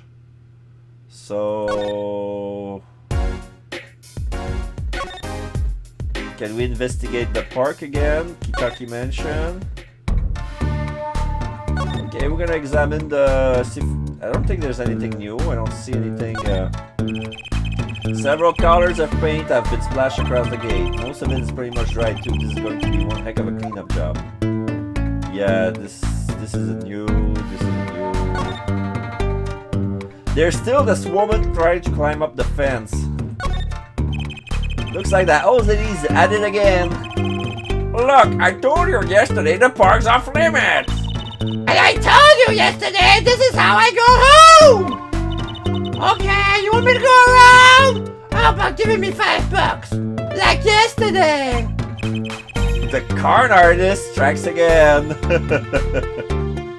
Yeah, this guy here. The park crime scene is off limits to the public. A police officer on guard is by the gate is yawning. Ah, he noticed me and stared and snapped his mouth shut. Too late, Mr. Officer. I saw you! Alright.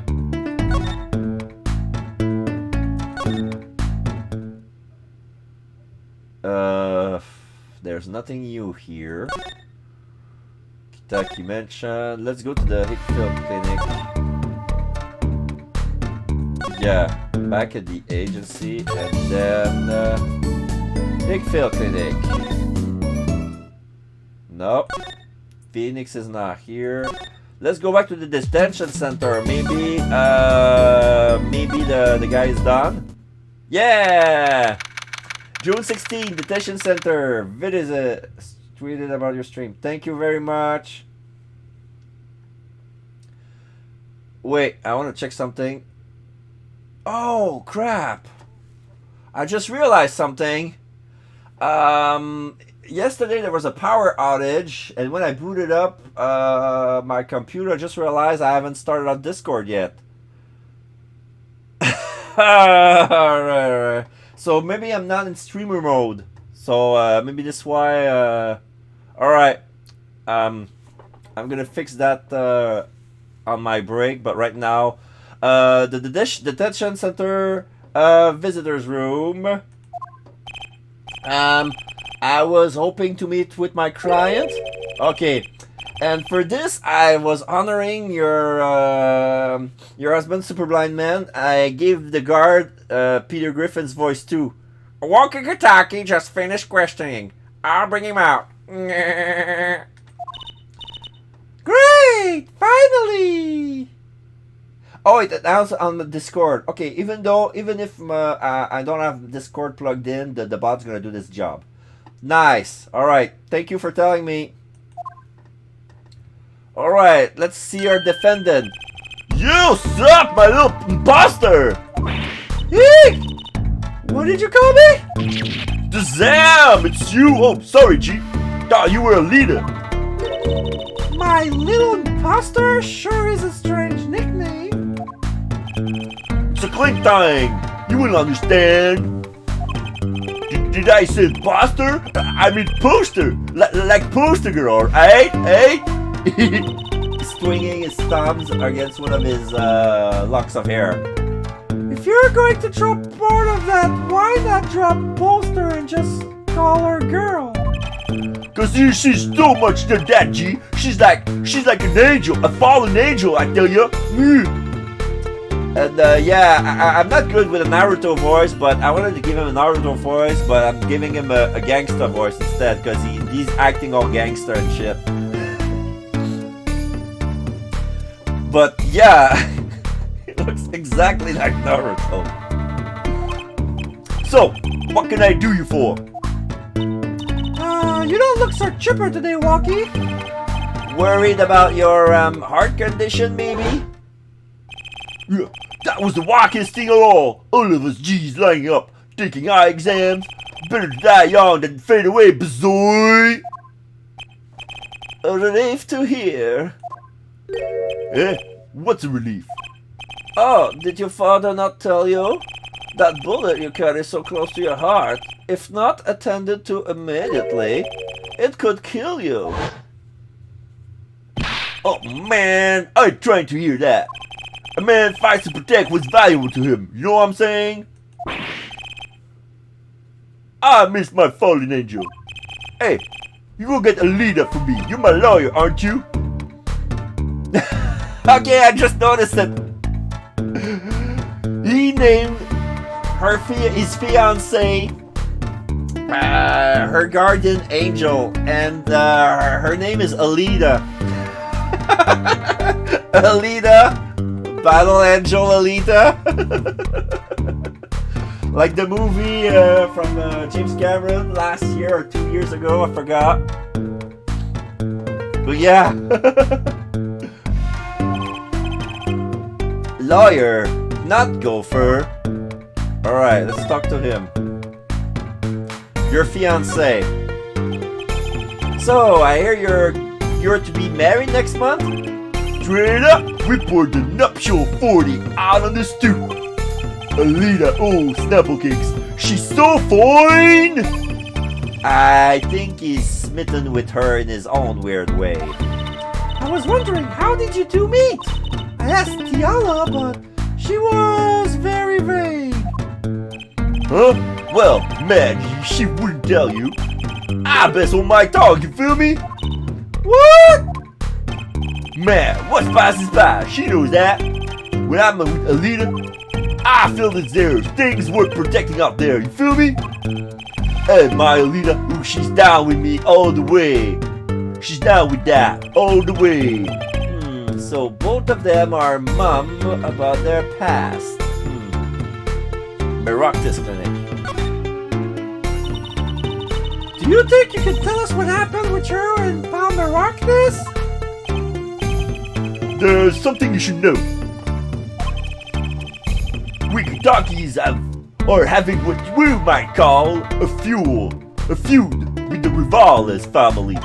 So, about 6 months back, I got into rivalry stuff back in the knife, alright? And you were shot. Coldest thing I ever seen. One shot to the heart, but my homies weren't too late. It's a miracle that I lived. It's already considered one of the 7 wonders of the Kentucky family, you know what? So you were taken to the Maractus Clinic then? You should have seen your face when they wheeled me in. You can't just let the boss's son die, you know. I would hate to have been in that doctor's shoes. Mr. Kentucky's scary enough when he's not angry. But the bullet that hit you, it was never removed? And it's still threatening his life. That doctor, he did it on purpose. The Rivales beat him off, I'm sure of it. I need to hear more about the night of the murder. That much is clear. Okay, let's talk about Walkie's future. Life in the family's a G thing. It's about being a man. You know what I'm saying? Sorry, I'm not up to my G things. I'm not even sure what a G thing is. But my old man, he's gone soft. He says the old rival gang days are over. He just wants to make money. Isn't that a good thing? Man, there ain't no soul in making money. Better leave fast and die young for shizzle. Wait till I run the yard, then everyone would know what time it is. Sucker. That's right. OG time all the time. Represent, sucker. Apollo, why does he keep talking about old guys? I don't think that's what OG means, Trucy.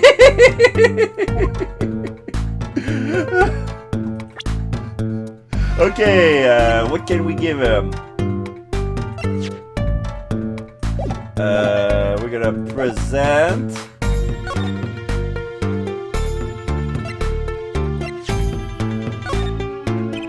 About these weapons, the pistol and the knife. They belong to the family. I snuck him out that night. So the killer, Mr. Stickler, says he saw that night was... I guess it was me. I was there after all. Gak! Oh, we're finished. Yo, Walkie! Do you think you could tell us exactly what happened that night? Huh? You don't beat around the bush, do you? I like your style, shorty. Oh, wait. Is this... Yay! Another crime that popped out. Huh? Actually, there's a question I've been wanting to ask you for a while now. That is, did you do it? Did you shoot him really? I don't know. Eh? Damn that chick up when I found out about the bullet by my heart. I borrowed the gun from the family stash. Figured I'd give that doctor a taste of his own bad medicine. Uh-oh, I don't like where this is going. You were carrying a knife, weren't you? Oh, that? Yeah, well, never can be too careful, I'd say. So I'm on my way to the clinic, right? When I run into him in the park, and he's dragging his noodle stand behind him. Wait, you didn't put him up to that? You didn't put him up to that? Like, you know, in the movies? If you value your life, you'll bring me the stand. Shorty, you're more white than I am. And that's saying something. But I was serious. Thing is, I don't remember what happened next to all too well. You don't remember? But the way I see it, if there wasn't anyone else there that night, then I guess it probably was me who did him in. You know what I'm saying? He doesn't remember he shot him, but since it's the only guy around that could have done it, says, oh, I probably did. I probably did. That's gonna stand up to court for shizzle. Oh, no, I can't examine anything. What else can I present him? The knife? Same thing, eh? Yeah.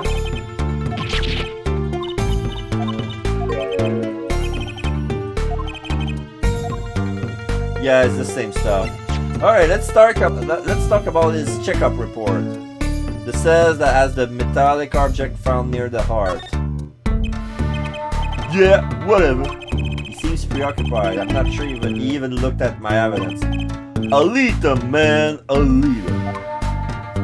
Yep. Head over heels, lovey-dovey. Alright, so are we done here?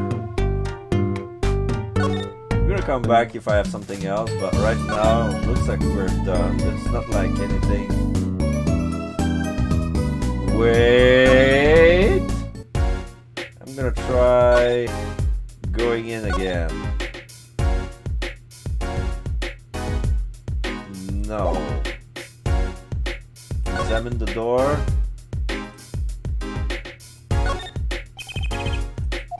The walls and posters. Oh yeah, the same thing. What else is there to do? Police car parked in front of the Maractus clinic. It's empty. The police must be inside investigating. Yeah, the police won't let me in. Alright. So...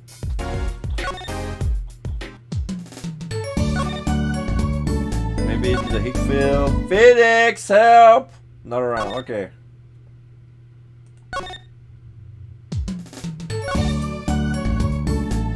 Kitaki Mansion. Oh, new stuff. June 16, Kitaki Mansion. Look at that crowd over by the park. Probably people trying to get a glimpse of the crime scene. But why are those girls screaming? I think I just heard one say, "Oh my god, it's him!" Oh, wait. That motorcycle. Yeah, it's Gavin. Gavin's here, and Gavin attracts a lot of fangirls. Because he's also a musician. But since they're on hiatus, he's back at prosecuting. So he's a prosecutor and a pop star at the same time, an idol.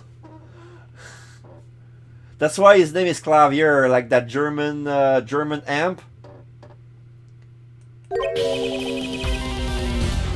Yeah, that's his theme song.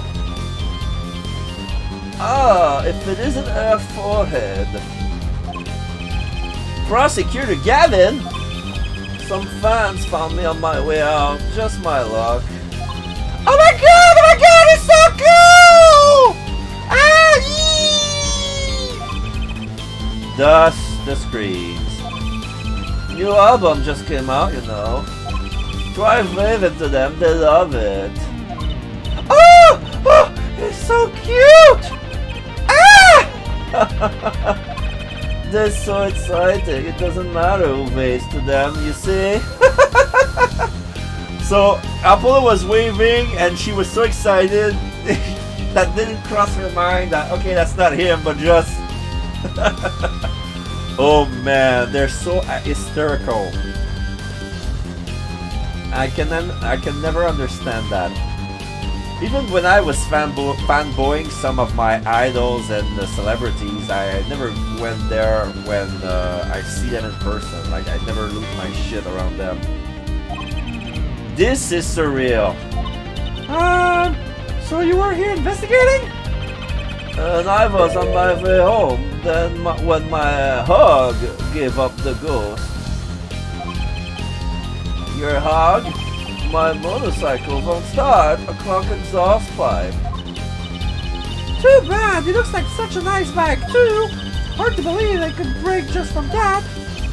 Ugh, it's my fault. I think I was using the wrong oil. Cars, motorbikes, they're all the same. Oh, he didn't.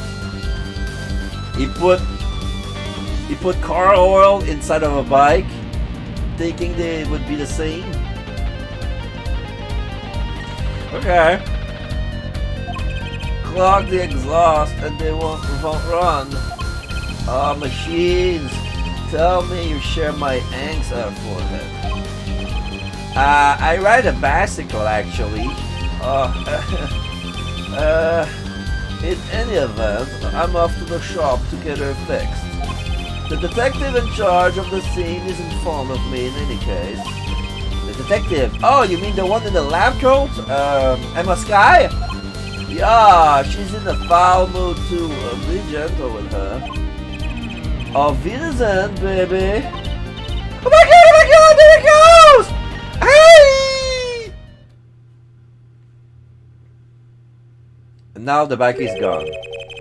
And the forecast for the bar today, gloomy skies. Get it? Because skies is Well, nothing to do but head on in. Let's hit the park, Apollo. yeah, let's hit the park. People Park. Alright. Huh? Does something about this scene looks different to you? The knife is here. Footstep. Oh, the tarp! The tarp has been removed. Yeah, now we see the footprints. The blue tarps are gone. Maybe that's it? Yeah, I think you're right. Look over there. The white frock detective from yesterday. She seems to be apologizing reverently to the trash can. She's under a lot of stress. The investigation probably not going so well. Hey, you there! If you're going to talk about something behind their back, do it more quietly, please. Oh! Detective Sky! Hello! You seem as gloomy as ever. This is miserable. Miserable. I just got a new kit and I can't get the stuff to work. And everyone's all smiles for that glamorous fop. Glamorous? Does she mean Prosecutor Gavin? More to the point, does she mean glamorous? When he walks these shiny chins around the sun and glimmer into my eyes, Oh, it's distracting, munchies. Because she's eating a bag of snacks. I think they're cookies, but I'm not sure. It could be sunflower seeds, but they're too big to be sunflower seeds, so that's why I'm going with.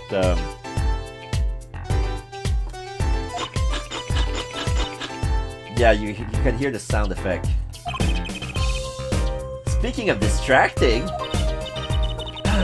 I guess I just have to accept the fact that I lack talent. Sounds like she's trying out some sort of new forensics technique. Oh, let's talk to her. Detective Sky. Detective Sky, you know Mr. Wright, correct? how'd you know my daddy? I want details! Well, it all happened like 10 years ago. Back in the first game, I was in the DLC character, you see. He helped me out a long time ago.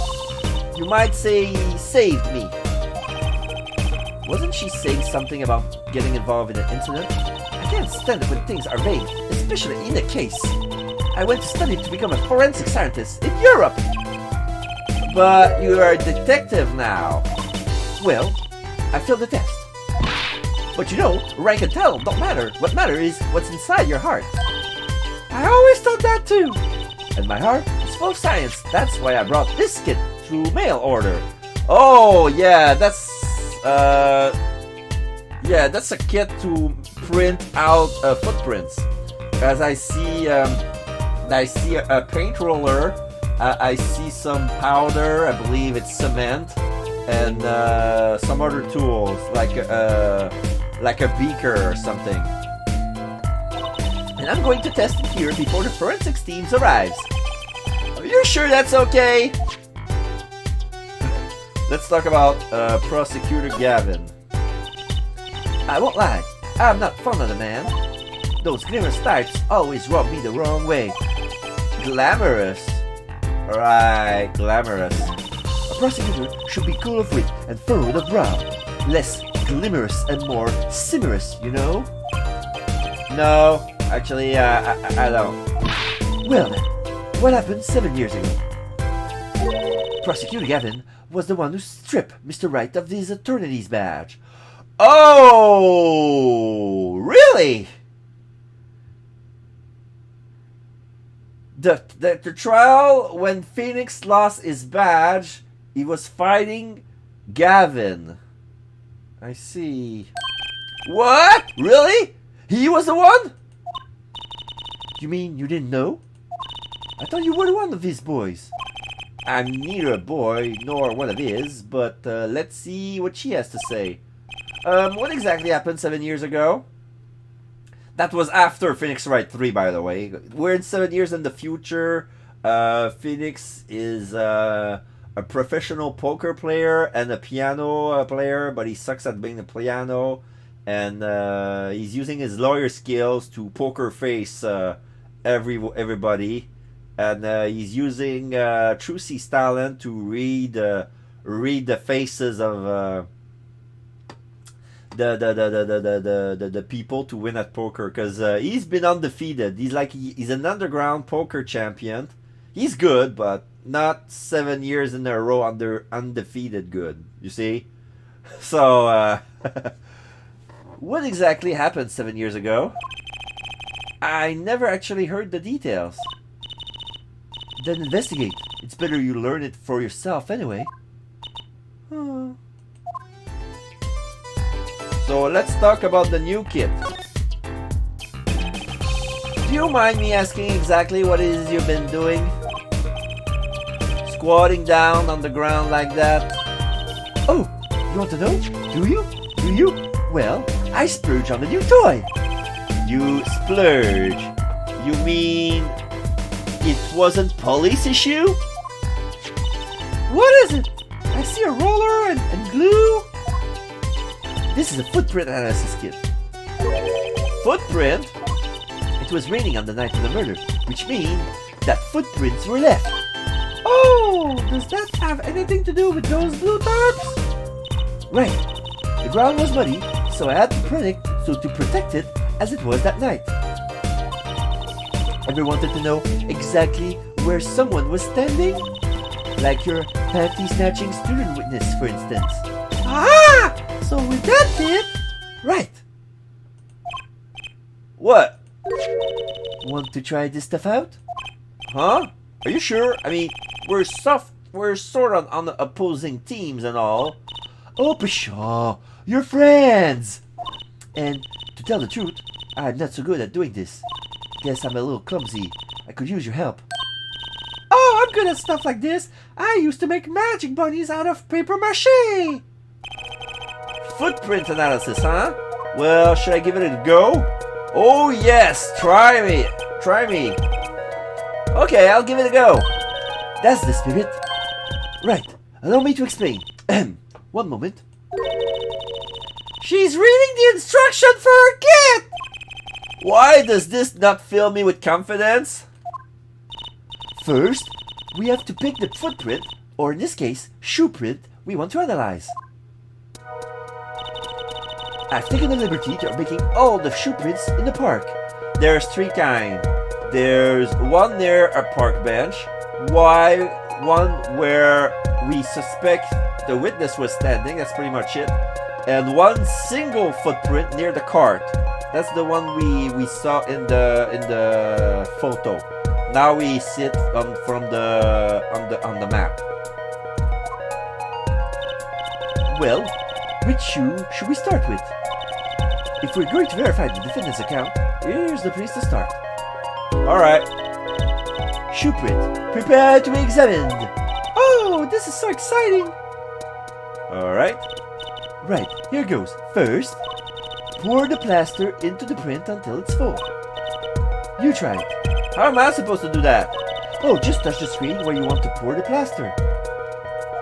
Like this. That doesn't look too hard. Okay. If you run out of plaster in your beaker before you're done, you have to start over. Okay.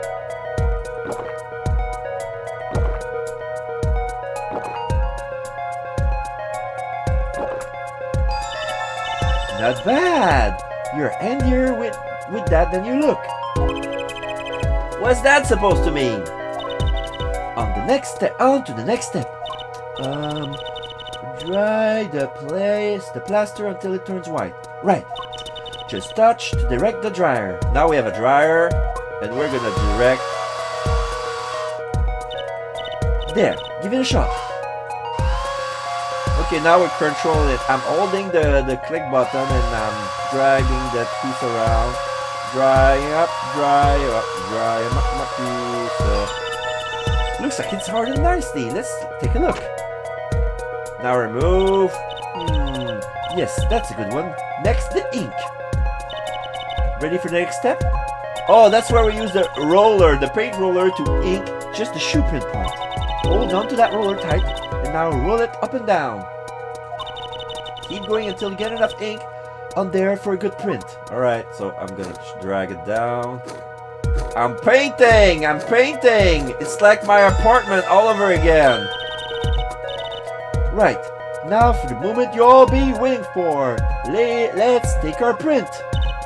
Ready? Here goes. Now we see a piece of paper and we stamping the footprint.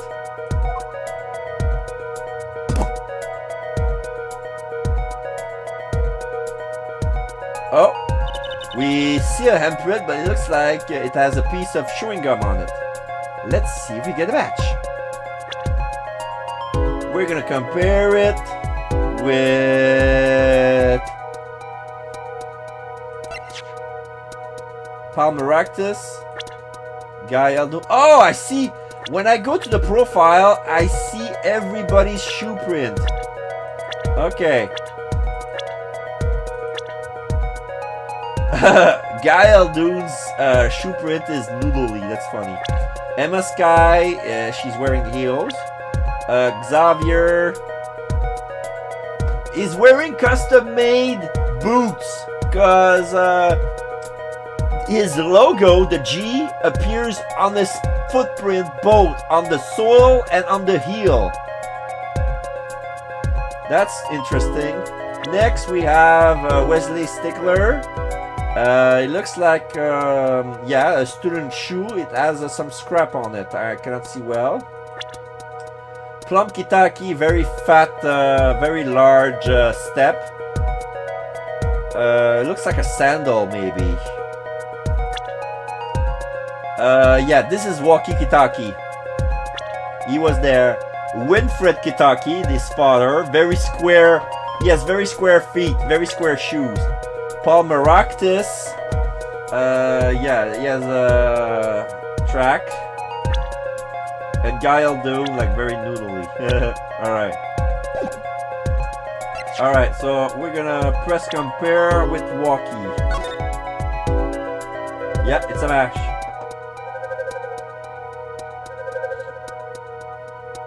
Comparison complete. Match found. So the shoe prints belong to Waki Kitaki after all. So we were using the shoe prints next to the bench. He was in the park on the night of the crime. Wow, I can almost see the science at work. Don't you love it? Nothing feels better. She's definitely way more into this than I am. Just let me know if you want to do some more.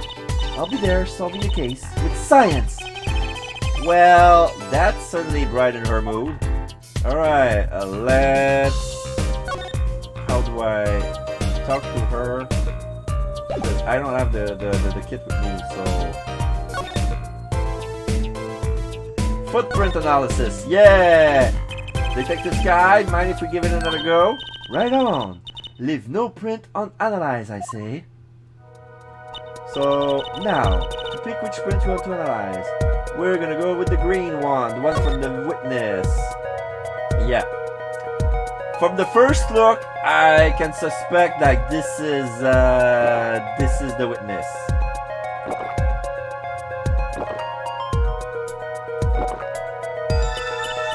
Okay, looking good. Next, to dry the plaster.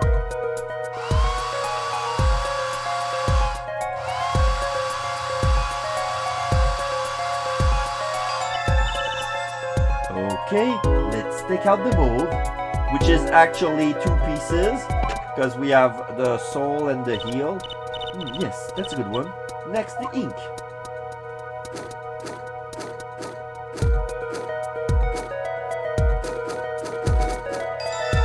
Alright. Right, now, the moment you've all been waiting for. Let's take our print. Ready? Here goes.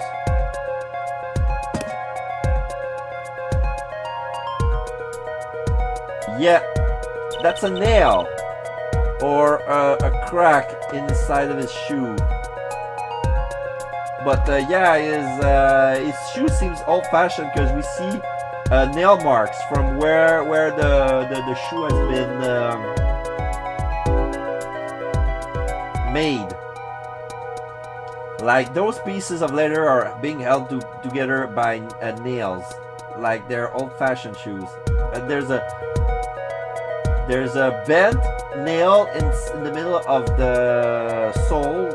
Well, it's probably a tear that looks like a bent nail, but it's a tear. Let's see if we get a match. Yeah, it's Wesley Stickler's. So this is him. That's 100% him.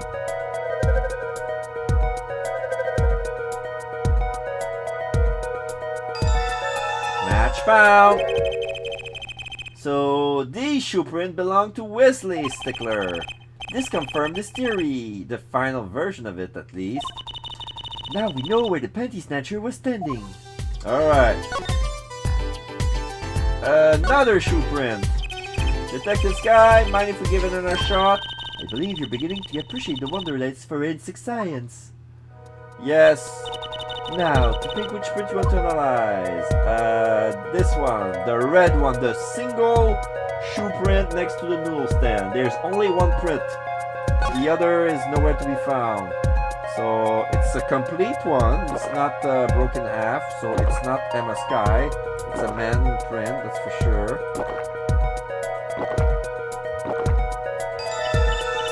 Okay, looking good. To dry the plaster.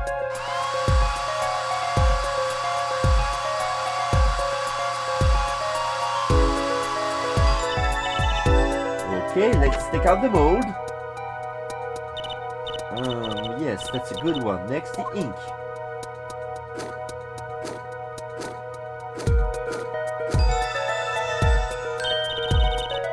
Now, the moment we all been waiting for, the ink. Here goes.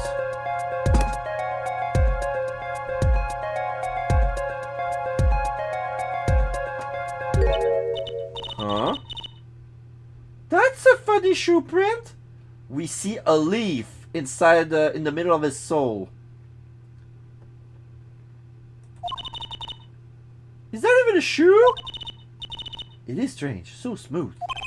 Except for the part with the leaf. I can see without even looking that this print doesn't match any prints in our list. A mystery print.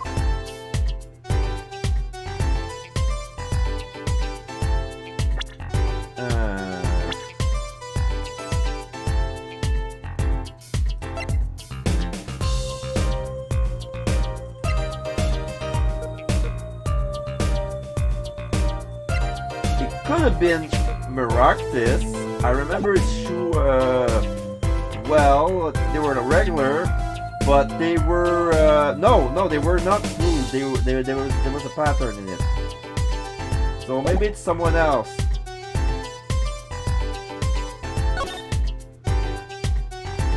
Let's talk about the mystery print. This print is far too smooth to be from a regular shoe. This is a shoe print of some kind, though, that's certain. It's a shoe print of some kind, though. Still, you have to wonder what's it doing here. It's right next to the Aldoon's noodle stand. It does make one wonder. Hey, you. Yes? Why are you so quiet all of a sudden? You would happen to have something in mind. Something that might have left this mystery shoe print? This mystery shoe print does remind me of something. Show evidence? I'm pretty sure I've seen something that would leave a print like that. You know, I think that I have our culprit here.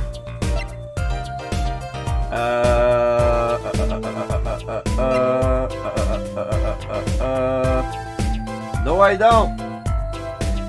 Spoke too soon. I must investigate and find something else that fits the bill. Take that! Nope, no good. Munch, munch, munch. Know what I'm eating? Do you want to know what I'm eating? Snacks? Snacks? More precisely, whenever I'm in a bad mood, I eat chocolate snackoos. Oh, those are chocolate snackoos. Oh, those look nice. They're chocolate covered.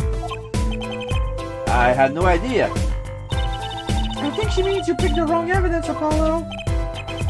I had no idea. Alright. I'm gonna come back and present another evidence. One that looks better. Let's examine that shoe print. Poor Mr. Aldoon. This stand's been standing here since the whole thing started. It almost looks at home here in the park now. I think it should be made into a playhouse for children. I think its owner would disagree.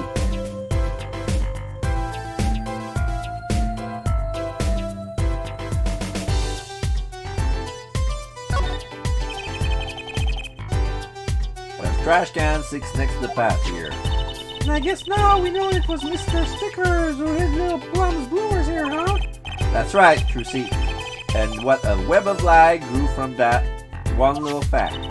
I can still remember that moment. You brandished those bloomers on high and shouted, "Objection!" Here's what I want you to do, Trucy. Take that memory, gently lock it away deep in your heart, and never speak of it!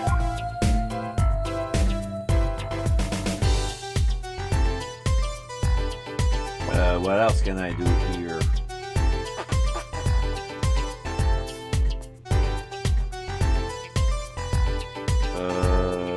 I don't see anything new.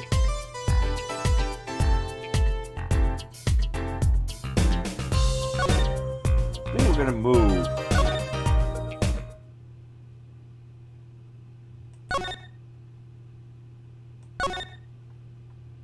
What's this?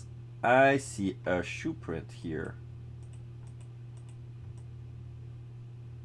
Oh, it doesn't want me to... Oh no, it's a paint splosh. They say it's a paint splosh. Alright.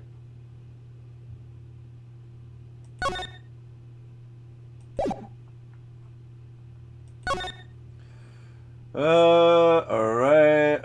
Eldon's house. No.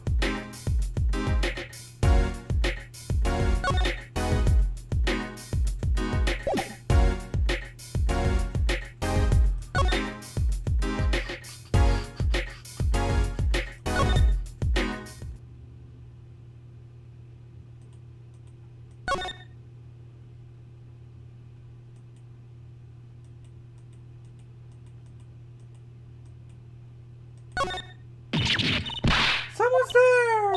Oh, it's just a gold painted human skeleton. Just a human skeleton and painting go. There's a mannequin hand waving to us from the box behind the skeleton. This place just screams hospital storage, don't you think? It screams something, that's for sure. Why is the skeleton painted golden? I wonder. Here's the tire. It's a folding ladder. Polly, let's call it a step ladder. Come on! A step ladder? How is that different from a regular ladder then? It's much more complex piece of machinery. It's like two ladders stuck together. So you admit that basically it's still a ladder, right? Wait, huh? You have to look past the form and add the essence of the thing.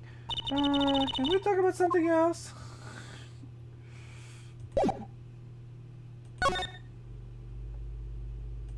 Eldon's house.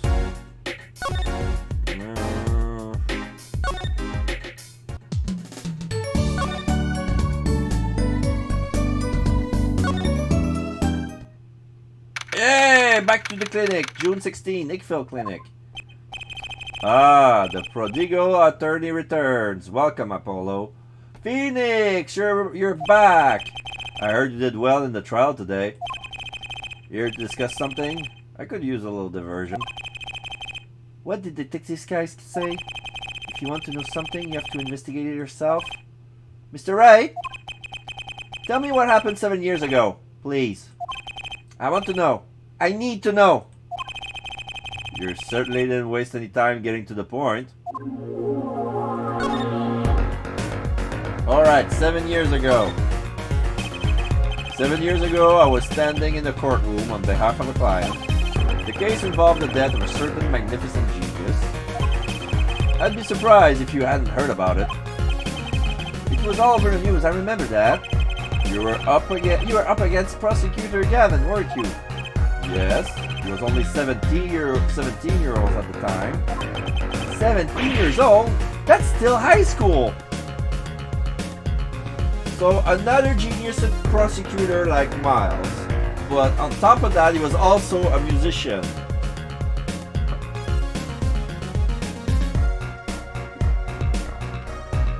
Take a sip. Interesting. Alright. I'm biting.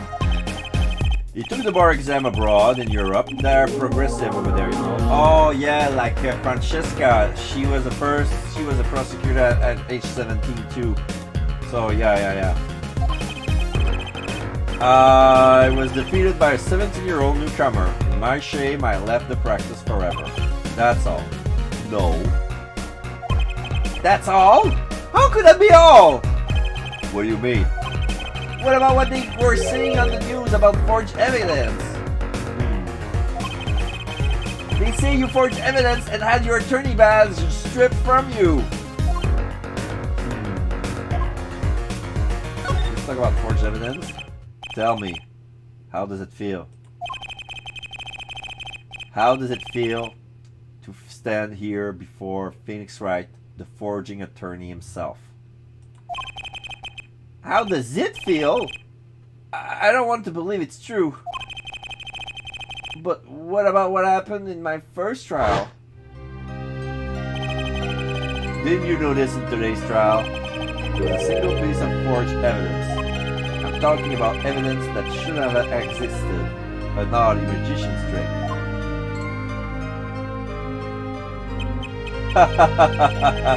I don't see you jumping to my defense on this one. Maybe I did forge evidence. Maybe I didn't. It doesn't really matter now, does it? But I'm not an attorney anymore. That's the only truth you need to know.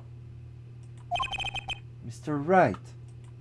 Looks like he doesn't want to talk about the accusation of forgery for now. Oh man. Let's present something. Maybe he will talk, maybe he won't.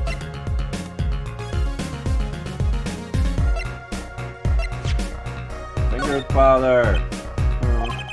It's refreshing to be so thoroughly ignored for a change.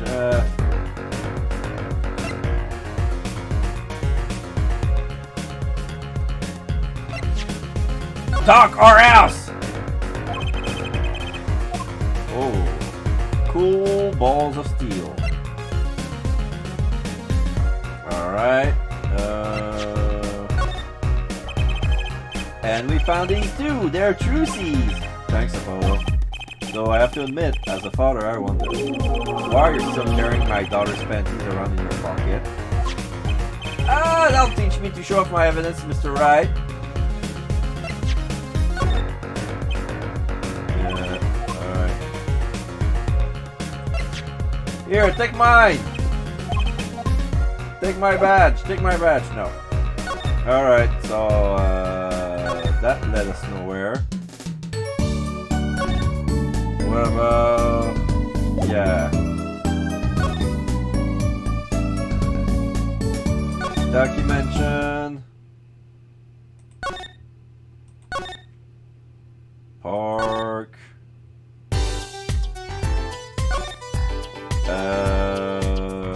Documentation. Eldon's house.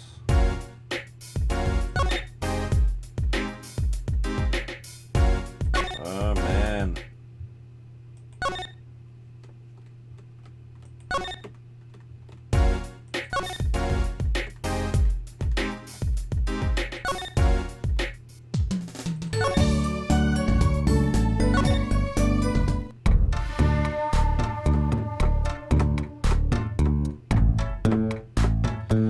I'm stumped. I don't know where to go.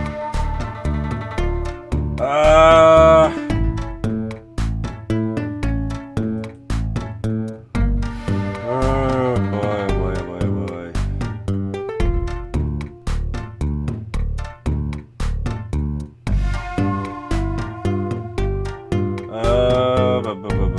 What else do you have to say?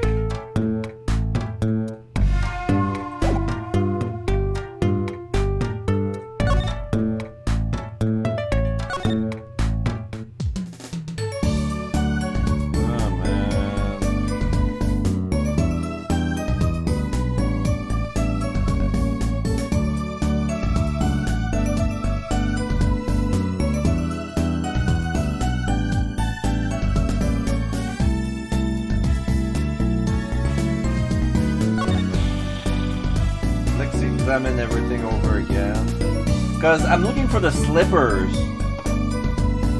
Because I mean the piece of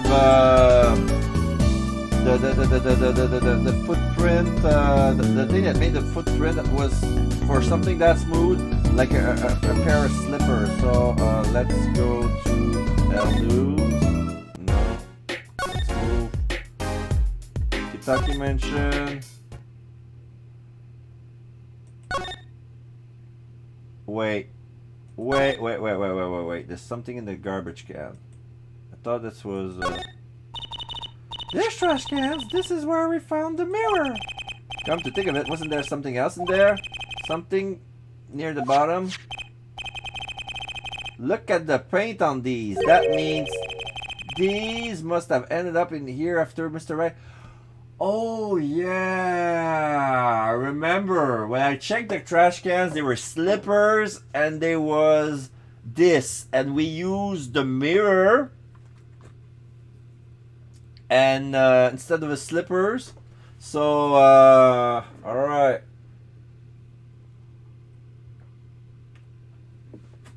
For some reason I didn't pick both. So yeah. Maybe they're connected? Let's pick them up! Slippers added to the core record. This is what I was looking for. Alright. So. Let's check. Aha! I knew it! The soles are covered with yellow paint, and one of them has a big stain and there's a leaf sticking out of it. But it's like a print of a leaf. The bottom is covered with paint! Huh? What's this weird shape there? Looks like a leaf was stuck to the bottom when the wearer stepped in some yellow paint. So the outline was left when the leaf was removed. Ah, I got paint on my hand. Apollo! So you tried to wipe out your hand on my cape. Oh, God. Okay. No, that's all we have to see there. Alright, so we go back to... Whoops. Yeah, we go back to the park and we show Emma Sky our evidence. This print is far too smooth to be from a regular shoe. It's a shoe print of some kind though. So yeah, a little screen here.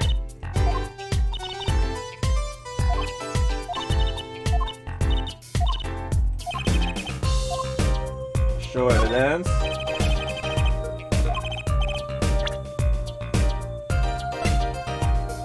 Slippers!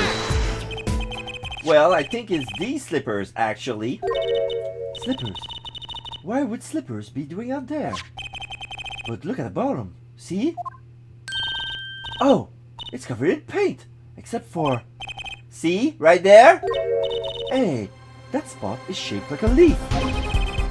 What if a leaf was stuck on the bottom and came off when the slipper stepped in paint? Makes sense, doesn't it? Wait, something's written on them. The Maractus Clinic. Exactly, the victim's clinic. Wait, that means that someone from the clinic was involved? Munch. Why is she just standing there eating? Detective Sky! I have a favor to ask! What? Can you get us access into the Maractus Clinic? The police won't let us in! They say the murder and the clinic are not connected! And it's off limits until we prove they are! I should be able to do something for you, yes? Huh? Really? Well, you did my work for me here with the shoe prints. Seems like I should return the favor. Thank you, Detective Sky! Here, show this to the police officer on duty. Detective Sky's order added to the full court record. Alright. Maractus Clinic, here comes justice! Alright. Now we're back on track. Oh, Mo. Kentucky Mansion. From Kentucky Mansion. Eldon's house. There you go. June 16th. Eldon's house. Ah, you two again. When will you learn? Look at me, look at me however you want. You're not getting in today. I wouldn't be so sure if I were you. Look at what we have! What's this? Detective Sky? Yesterday, it was Prosecutor Gavin. Today is Detective Sky. Who are you two, really? Now he's suspicious again. Well, you got the orders. I gotta let you in. Have fun. Thanks, Mr. Officer! Let's hit it, Apollo! Alright. Meractus Clinic, new area. Thank you very much. Wait, what the heck was that? There's a pile of bowls in the ground. We see a pair of sandals missing, slippers missing from the counter. There are a lot of bowls. I'm pretty sure those are the bowls from Eldon's Noodles. Alright, okay. I'm gonna take a short break because I need to go to the bathroom. I'm gonna leave you with some music in the meantime. So, stick around. Not this one. This one. This is from Aurora Anamanaguchi.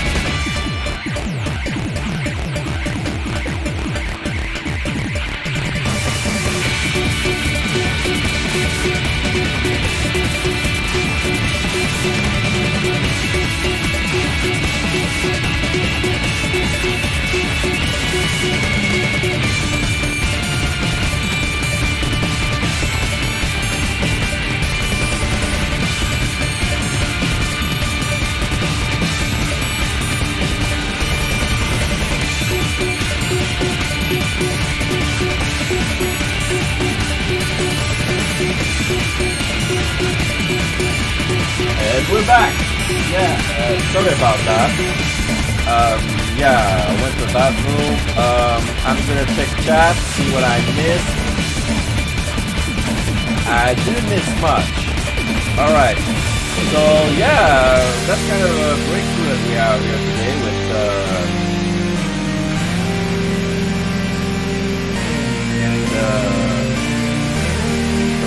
my Facebook messages at the same time. Alright, we're good. We're good. So, I'm gonna lower the volume a bit.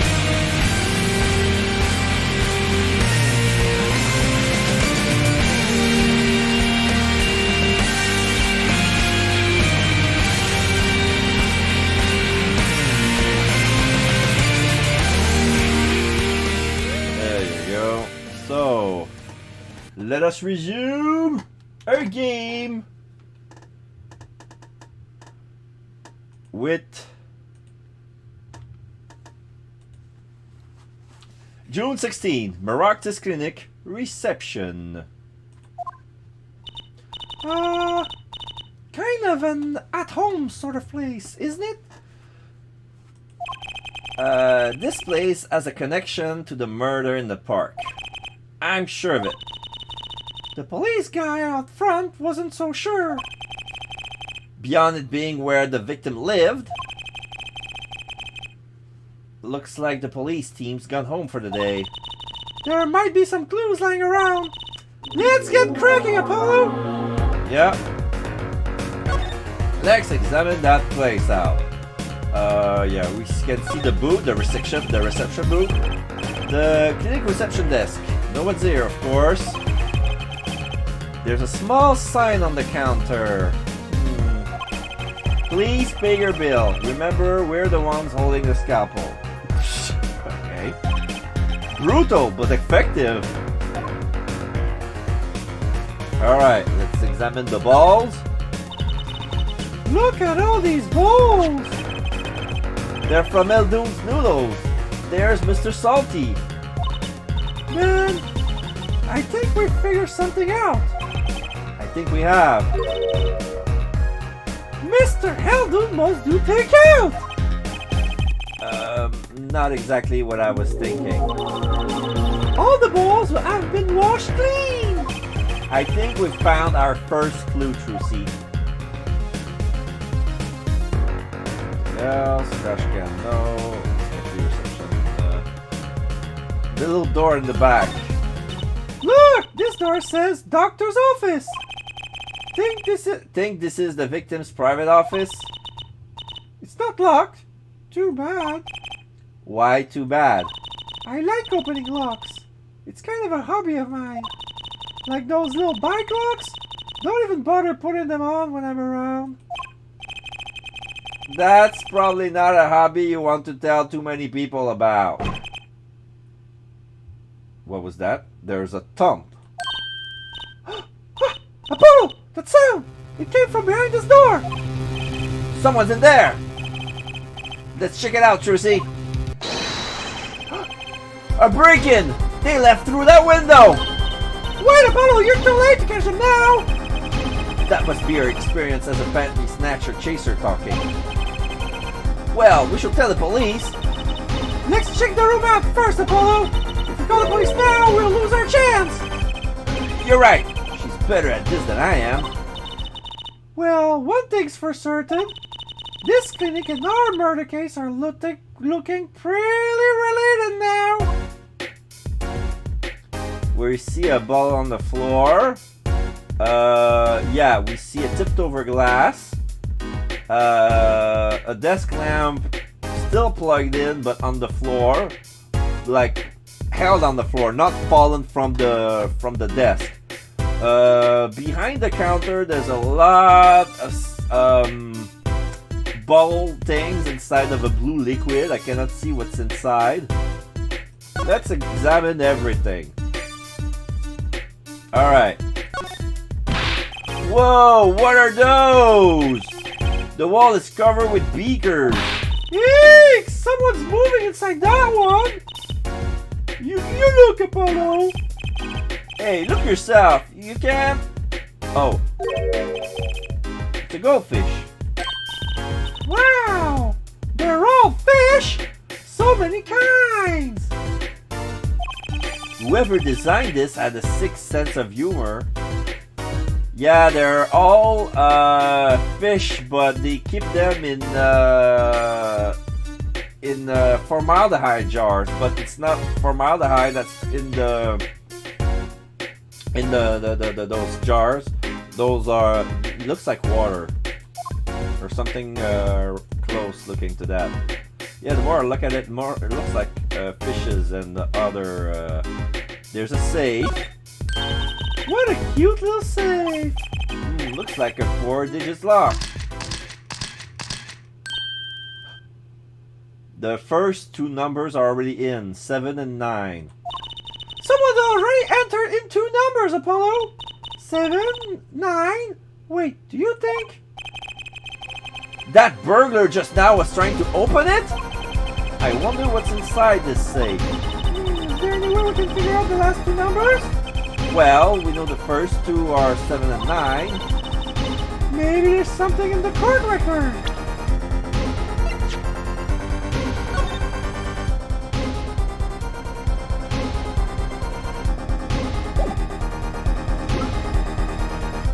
That's what I'm checking right now.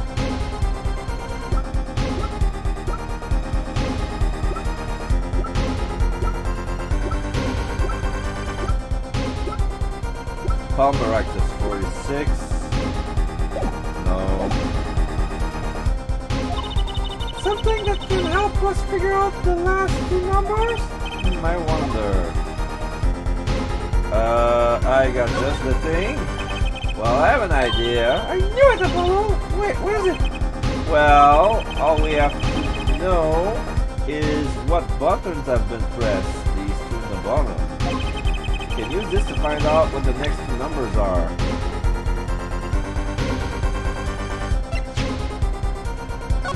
Cell phone? No.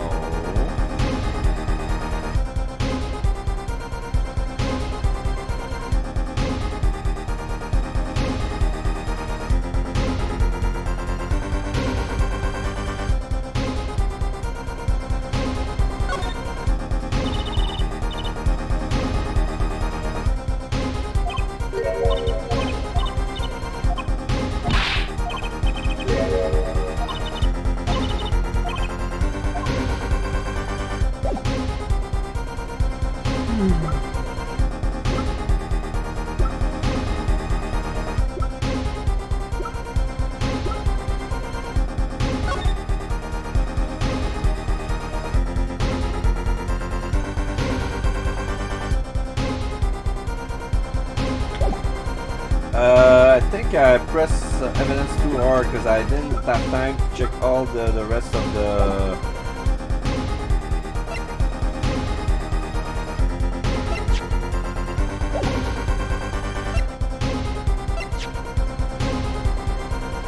Time of death, June 14. Check June 14. The same day.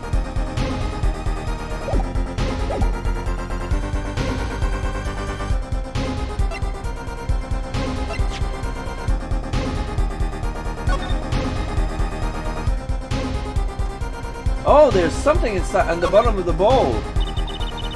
It's the Eldoom's Noodles mascot.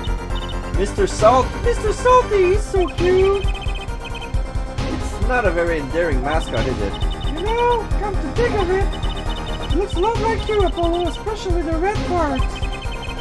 Can I help if I like red?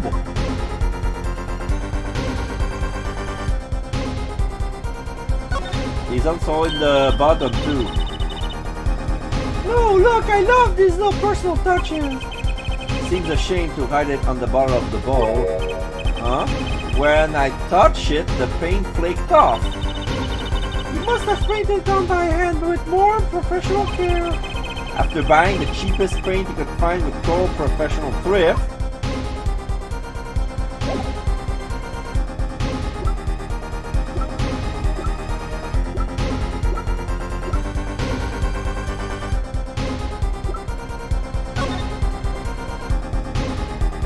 fingerprints.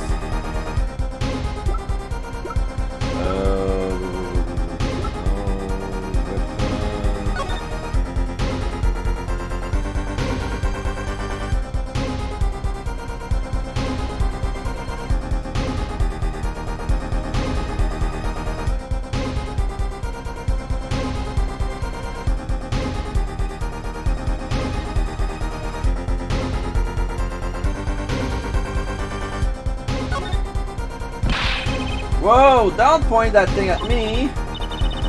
Don't worry, I can handle myself around guns. Magic gun at least, the one that pigeons come out of. Very reassuring.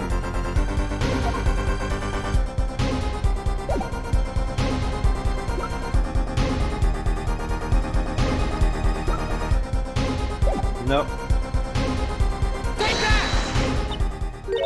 I'm not sure how that's going to help us. Neither am I, come to think of it.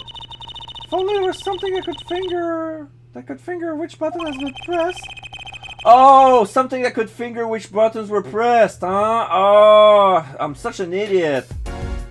Oh, that was that clue. Oh, okay. They wanted me to do a handprint thing.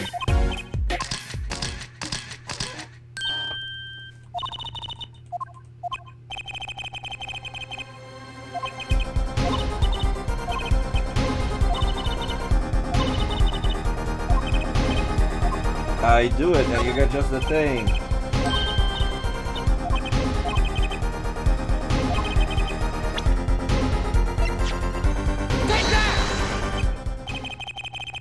When you press the button, you have to touch them.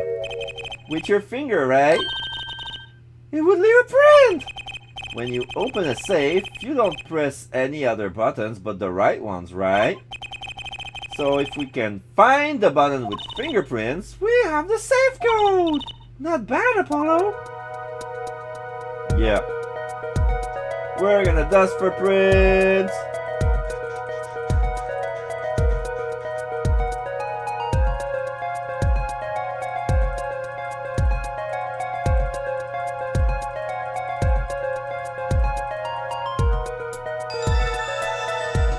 Yeah. 2 and 5. Look, you can see it. Oil. You can see the oily finger residues clearly. Look at 7 and 9. These are glove marks! The burglar must have been wearing gloves! Well, we might have been able to identify the burglar, but we can open the safe. Let's give it a shot.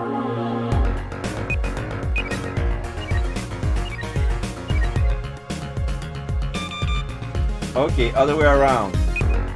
Oh.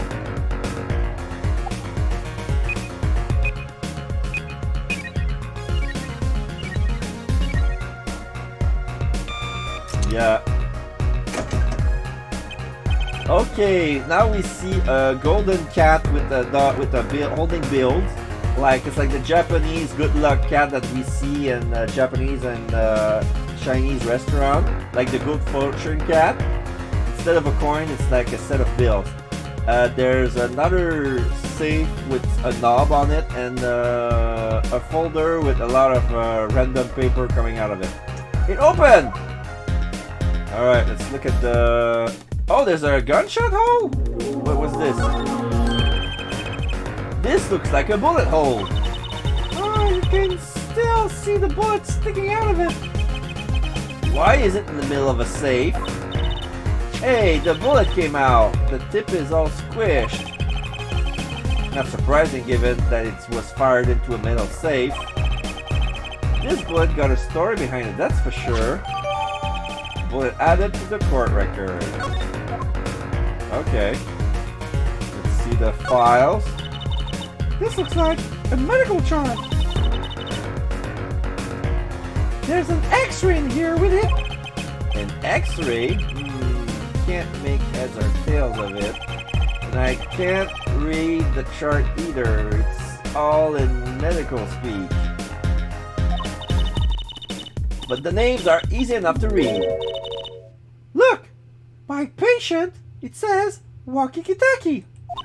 So, this is Walkie, our client's chart, huh?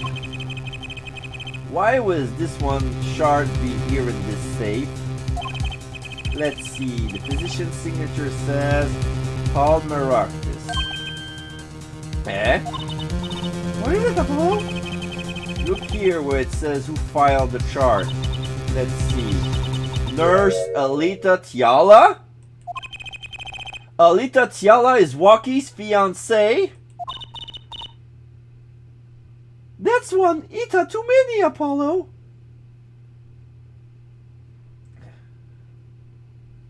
Italia.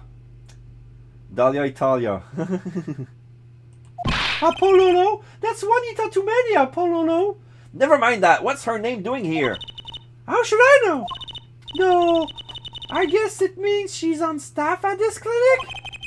Odd that she neglected to mention this before now. I'm sure she had a reason. So Alita Tiala, or Alita worked at the Maractus Clinic. And she had access to Wakikitaki's medical chart. You got the I's and Y wrong, Apollo! How would she know? I was thinking. I'd be very interested to find out what this chart says. Who could help us decipher this?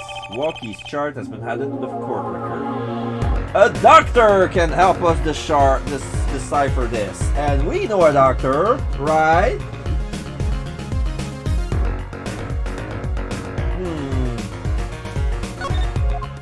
Alright, let's see what else. The cat doesn't do nothing to us, and below doesn't say anything else, so it's only the Walkie's medical chart has been hidden inside the safe, and now Tatiana was one who filed it. We have to figure out what this chart said. I wonder if there's anything else. So nothing else here. Alright. So what else? Whoa! What are those? Okay, the ones for beakers. Fish and beakers. Let's see the spilled books and papers are scattered around the room. Wow, what a mess! This is worse than Daddy's room! The burglar must have left in a hurry! Even the cup on the desk here is lying on the side. Huh? The juice that's spilled on that cup, it's dry. So the messy one wasn't our burglar just now! Someone knocked this cup over a while ago and left it.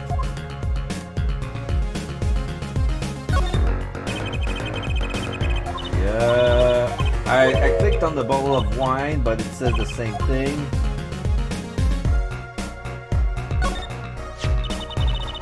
Kind of an expensive looking lamp, isn't it? Hey, the bulb's broken! Broken? Don't you mean burned out? No, our cat burglar must have dropped it. But why is it standing up on the floor like that then? Hey, look at the cord! Huh? There's a red splotch on part of the cord. You think that's blood? It's a little bright for blood, almost pinkish. Something's definitely odd about this lamp, that's for sure. Lamp added to the court record. Oh, the plant has been banned. This potted plant has seen better days. That doesn't make sense either. What doesn't?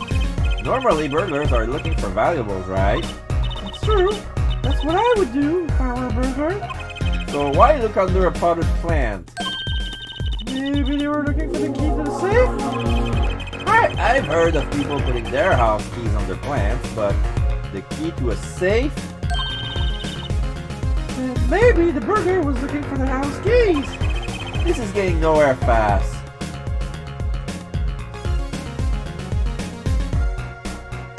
Let's see the book. Oh, same stuff. Broken window. The window is ajar. That must be how our burglar has escaped. I wonder who it was. Maybe it was just a burglar who happened to pick here? Yeah, but there's a patrol car sitting out front. If I were a burglar, I would come back the next day at least. I'd give it a month myself. Whoever broke in obviously needed to break in today.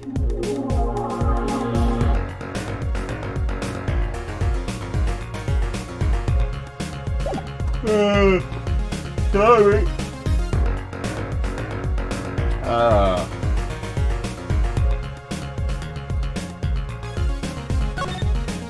That's weird.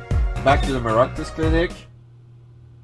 I'm gonna keep examining it because there's stuff I haven't seen. There's a single pair of sandals here. Wait, but why would there be sandals here? Unless they belong to one of the patients? Or maybe it's a visitor that's come to see Dr. Maracus. You'd think they'd use his house entrance instead of the clinic entrance in that case. And if this patient or visitor isn't still here, Why would they leave without their shoes? better take a closer look at these just in case. Sandals added to the court record.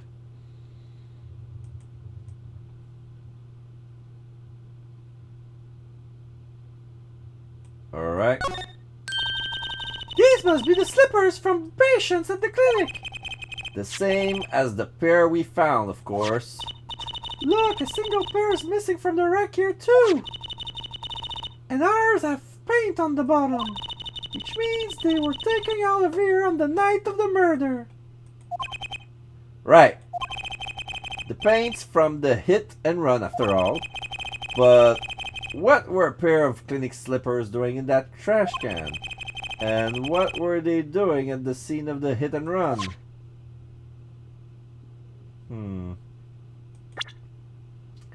I'm gonna examine the bullet. See if I found something interesting. Yeah, this is a shell. Wow, it's all mushed. That was one tough save. You know, it looks kind of yummy. Huh? Like ice cream. Caramel. You certainly have an active imagination, Trucy.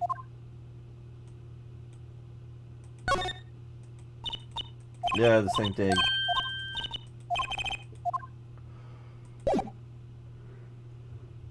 Alright. Walkie's chart. Yeah.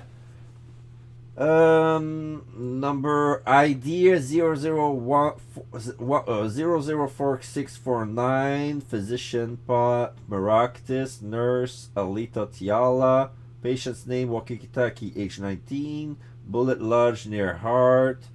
The rest is all scribbles.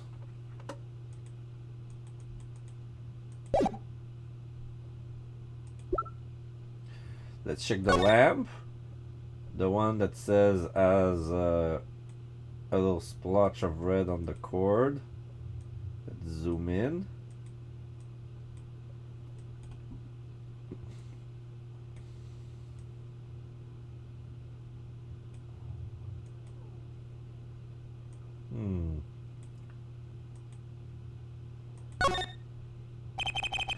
Yeah, this cord runs to the lamp. It has a red stain on it, and it's not blood because it's too bright to be. It's too bright or red to be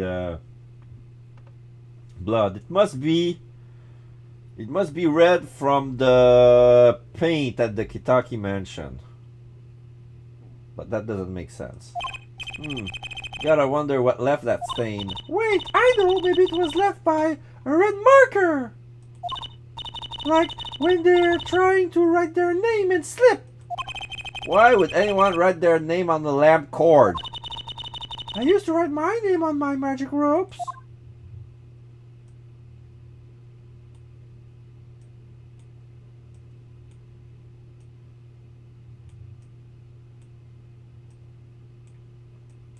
Okay, that's all we can find about this lamp.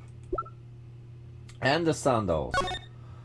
Yeah, those sandals looks like they've been made by a girl. They're probably Alita's.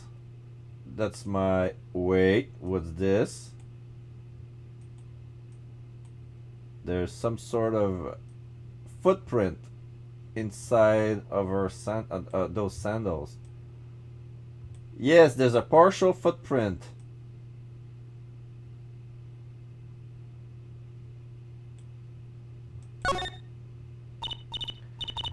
Hey, Apollo! You think this is... This could be a toe print. Maybe we can get a print off of this. Let's try out. Oh, we're gonna dust for print. We're gonna dust for a toe print. Alright. There's no music, but that would be perfect music to put the scientific.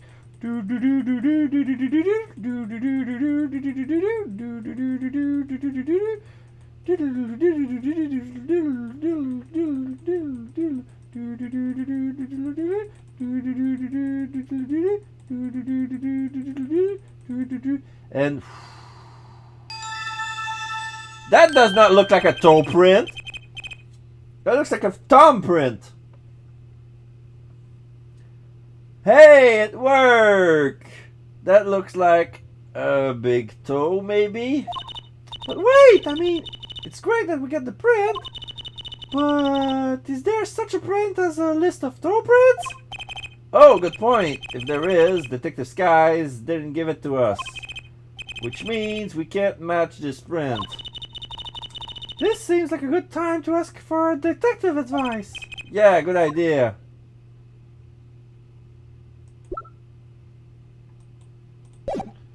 Alright. So what else is there? I think we have a lot of evidence. We're gonna go back and look our two people. Eldon's house. Is he here?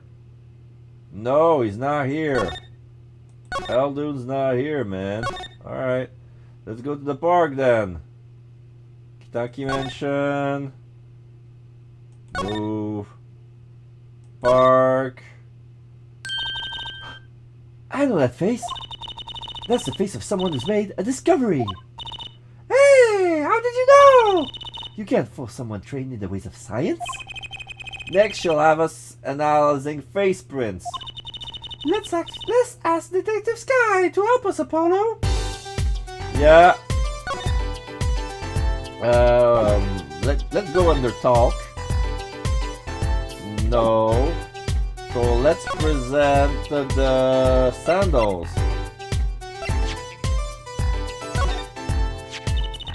These sandals. That's quite a clear print there. A toe print. Too bad we don't know whose toe it is. Well, there is a way to find out, of course. There is? What? All you need is a sample of the same toe print off another shoe, for instance. Oh, right. So if the print matched, you'd know the same person were both. Do I have another shoe worn by the same person? Let's try the slippers. I think I just might, actually. Really? I'm beginning to suspect something here. Detective Sky, can you compare the samples with this other print? We're gonna present the slippers. Take that! I did say toe print sample, didn't I? Where exactly is the toe print on this evidence? Oops! Stormy skies ahead! Try again, scientifically this time, if you would. A toe print. Right, a toe print. My lead was good, though. Come on. Where else is there a toe print?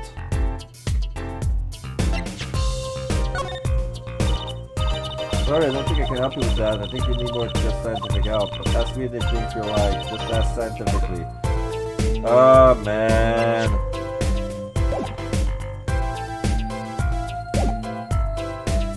Okay, I need a toe print.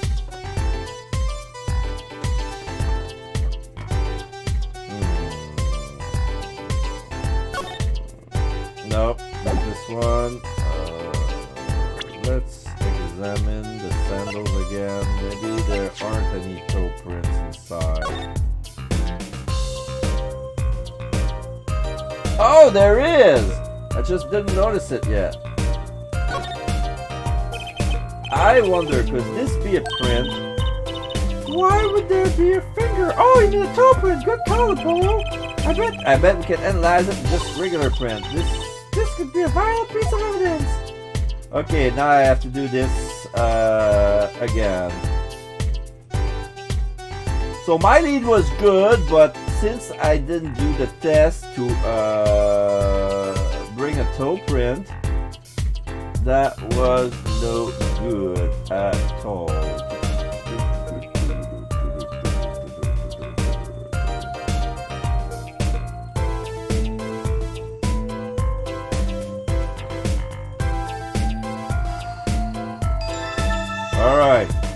same. Hey, it worked! That looks like a big toe, baby. Well, I feel like the case is solved already. What was next? We have to match the print, right? Right, let's match it. Wait, the detective didn't give us a list of toe prints, Apollo. Oh, good point. Maybe we should ask her and get some expert advice? I guess so. I'm not sure she really qualifies as an expert, though. Alright. Present. Sandals again. Ah, the slippers. That's quite a clear print there. A toe print. Too bad we don't know whose toe it is. Well, there is a way of finding out, of course. There is? What? All you need is a sample of the same toe print of another shoe, for instance. Oh, right. So if the print match, you know, the same person wore both. Do I have another shoe worn by the same person? Yes. I think I just might. It's like the same speech, but with another shoe. So, Detective Sky, I gave you another pair of shoes. Can you compare it with the first one I gave you, unless you've forgotten about it already? Take that! These people cannot add 2 and 2 together on their own. They need me, damn it. I gave another pair of shoes. Oh, what an interesting pair of shoes. Okay, this one doesn't have a shoe print, doesn't have a toe print. Not a good evidence. Try again.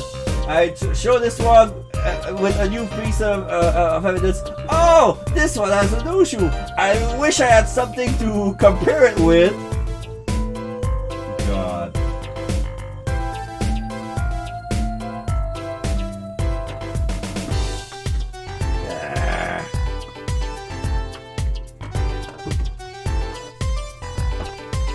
This pair of sandals, toe print and all.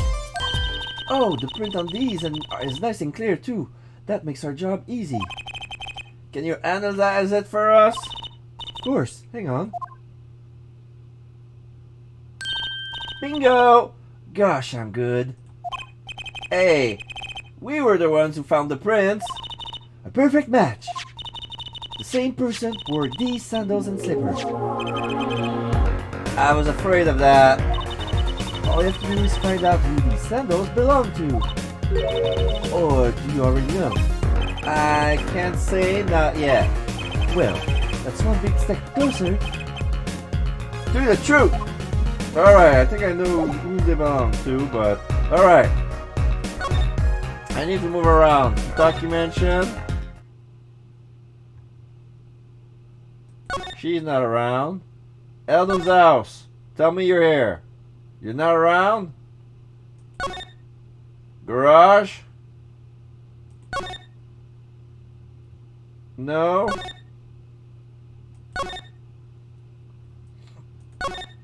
How about back in the clinic? Did I miss something else? I'm gonna examine everything again just to be sure.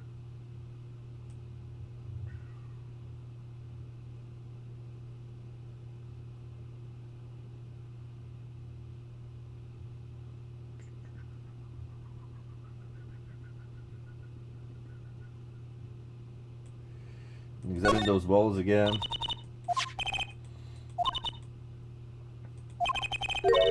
Yeah. Like, we can tell that these balls are made at Eldoon's because of the Mr. Salty mascot in the bottom. Alright.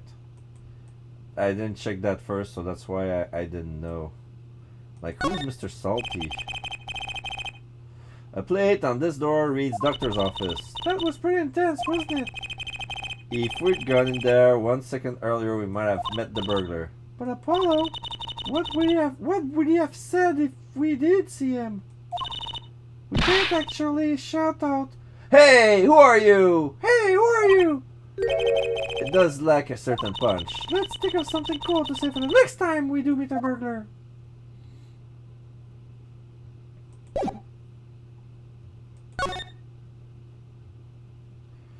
Alright, office, did I check everything? Part of the mess, sofa, window.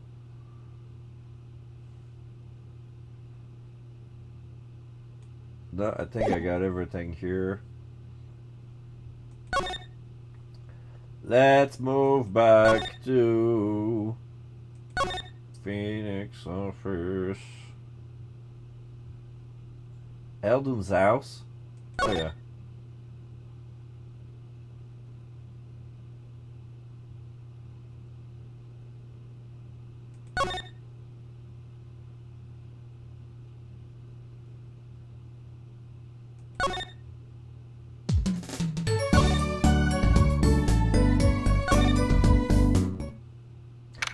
Yeah, back at the detention center, June 16, visitors room.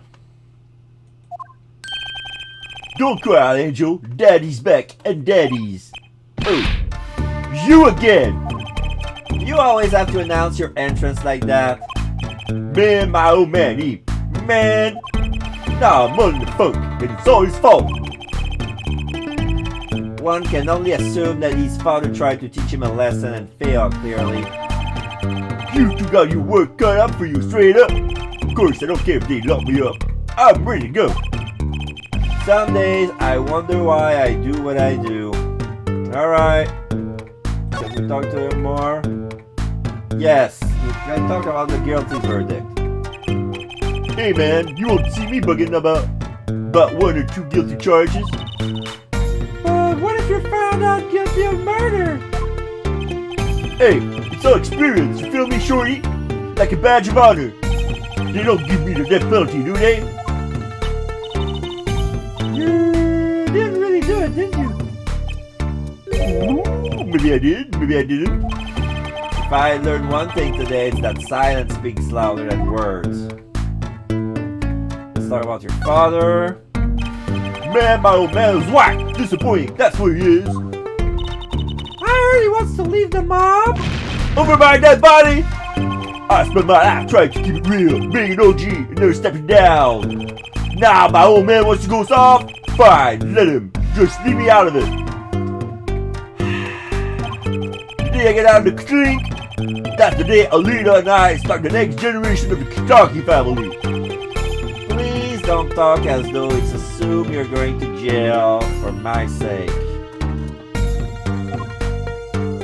Alright. We're gonna present a pair of sandals. The one, the girly thing, to confirm that Walkie, you don't happen to recognize these, do you?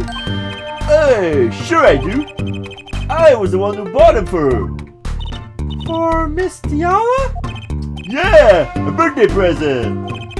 She's got mad little feet. Mad, so cute, man. So these sandals are hers. Yeah, I kinda had a feeling. What's up with the funky vibes?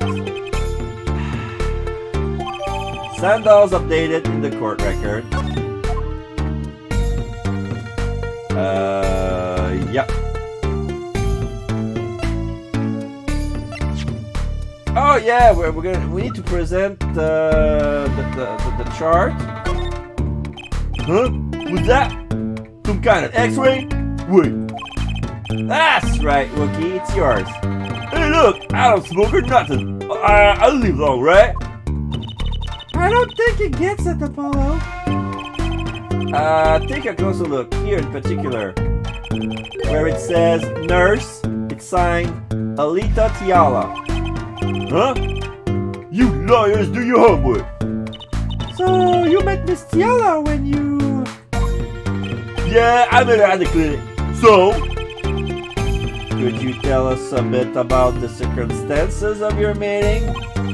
Fine. I'll tell you how we met if you want to know that bad. Yeah, please do. Walkie and Alita. About half a year ago, I was shot during a little turf war with another family. I was ready to die, sure. But they came and got me, hauled me off the docks. The Maroctus clinic, huh? That's where I met her, my fallen angel. You mean Alita Tiala? She was scared of me at first, turns out. But you know what they say, the bad guys always get the ladies. Right. So she was done with that kidding anyhow. So I was like, I'll take you on, woman. Straight gangster style. Guess what she said? What did she say? Come on, give me some thought. She said it real quiet like, on the down low. You know what I'm saying, right? I'll leave if you'll marry me. So, that was the proposal? You know it. A note of love right there in the hospital room. Just like that, the OP was down and we were out of here. See you later. Bye. About that op. Yeah, didn't go so well after all, did it? I know about the report. I know it's still in me. Health checkup. This health checkup was the boss's idea, you said? Yeah. Can you imagine? What's the point of living healthy when you're a G? You know what I'm saying? Did you learn about the bullet at that checkup? Yeah. That's when I knew that doctor had to pay. Figured I could get that cat pulled after I got my revenge. And hey, I'm still living large now, aren't I? Incidentally, have you ever had a health checkup before? Nah! Okay, that was Apollo asking my question. Nah, my old man slowly gets the idea that we gotta get checkups. All of them. Guess he's getting cold. Older, I mean. I'm gonna reread that, just to be sure. What's the point of it when you...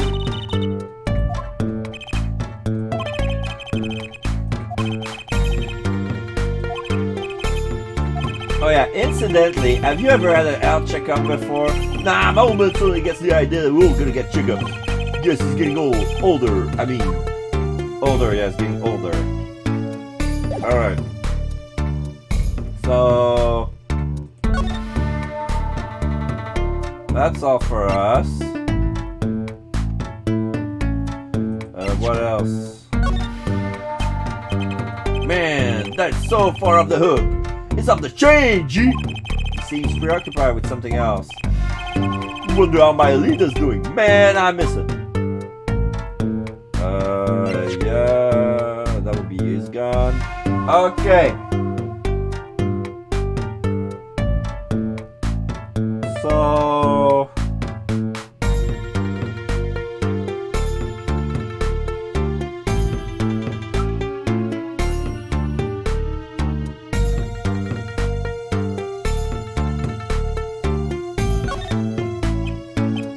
yeah, same thing.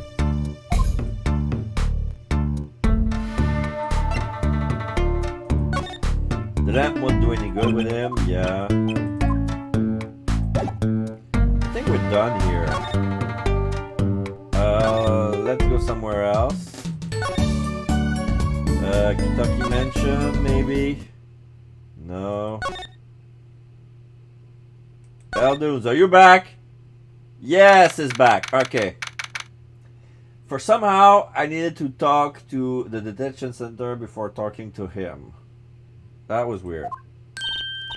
Mr. Eldude! We've been looking all over for you! What's the matter, Trucidal? Apollo, show him what we found! Nothing like expert advice! I suppose he is a doctor still. Mr. Aldun, is everything okay? I'm just so happy. I just thought my doctor days were gone for good. Mr. Aldun. Okay, let's talk to him. Yeah, nothing new in the talk. Let's present him the chart. Walkie's chart. Mr. Eldon, could you take a look at this? A medical chart? Hey, you should go around taking these from clinics. Huh? Why the sudden silence, Mr. Eldude? What's going on here? That's what we want to know. That chart belonged to my client. He's on trial on suspicion of murder! On trial? That's crazy. You can't push him on trial. He's ABD! ABD? All but dead. He's knocking on the pearly gates and someone's about to answer. Oh boy, he's about to die? Can you tell us why?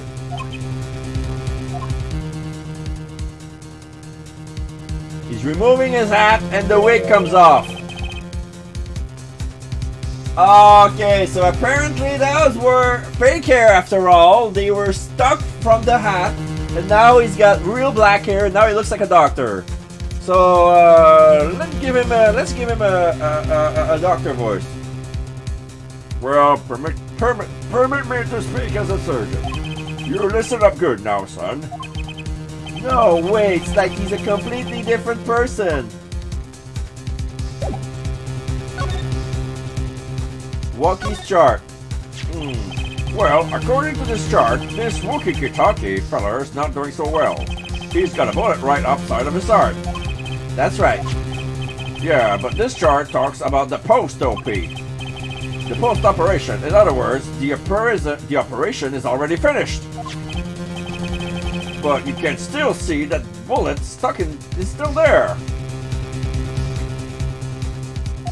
You can still see that bullet stuck in there, so... Okay. The post-op has been finished, and it says that the operation is finished, but the bullet was left there on purpose, so they were covering it up. Why would it still be in there after the operation to remove it? Well, about the only reason I can think of is it was too tricky to operate on. What? That bullet snug as a bug next to the aorta, which is connected to the heart. Yeah. Alright, I get it. The bullet is too close to the big aorta, the big artery. And if they remove the bug, they could break it, and if they break it, it could die. So yeah, that guy's Heck, that scrap of metal is just surrounded by blood vessels. Kind of a miracle. 2 millimeters to either side, and there'd be some serious bleeding going on in there. Not something your average doc be eager to fiddle with. You mean? It took a miracle to get that bullet stuck where it is. It'd take more than a miracle to take it out. It would take a magician.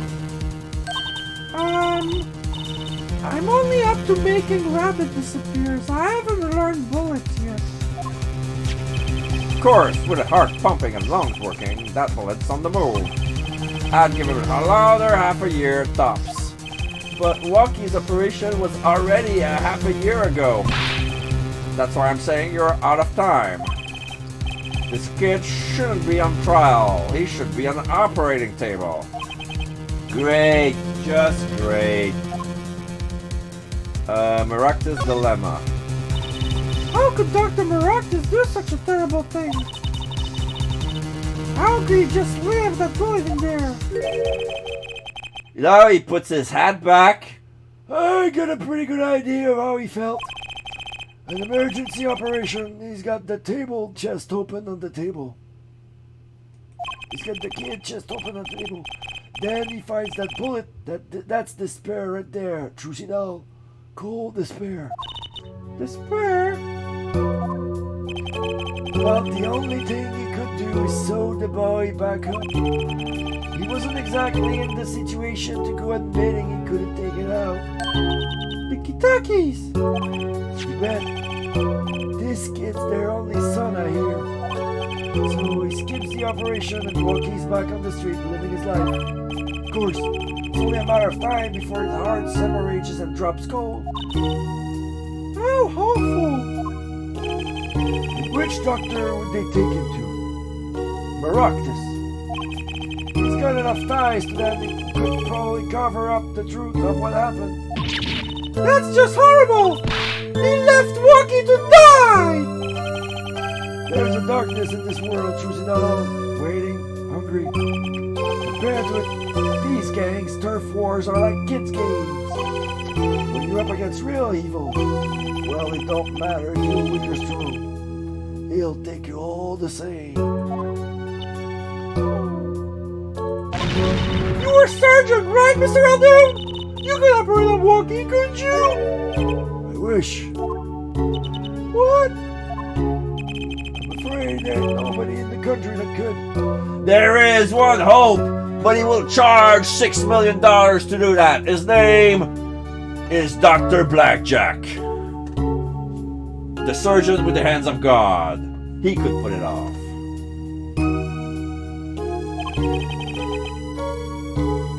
Maybe not even in the world. So Walkie. He's real lucky to be alive even now. No. There's one problem. Apollo? This chart, look at the nurse section. Alita Tiala. That's right. This operation was how they met. Yeah, the problem is, she knew. She knew about Walkie's condition, guaranteed. Ah. Why didn't she ever tell him? It doesn't make sense. If she knew a patient was in serious danger, you'd think she'd want to get that second operation before getting engaged. What was she thinking? Apollo? What were you thinking, Alita Tiala? I think I know what she was thinking. She wanted to get married before he dies.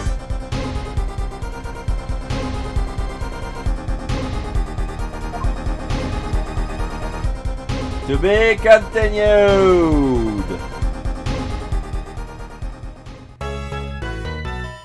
You want to save?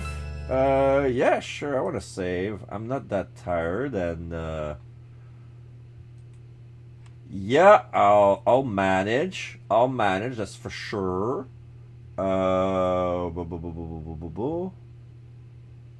Yup. I'm gonna keep playing to maybe someone else would come and have a chat with me. But right now, I'm going to do progress on by myself without anybody's help. But now it's the beginning of the trial, June 17, 9:52 a.m. District Court, Defendant Lobby number 2. This is it! The big day! Did you get any sleep? Yeah, I went to bed like at 1 a.m. or so. Oh, what time did you wake up? 3 a.m. That's only 2 hours, Apollo.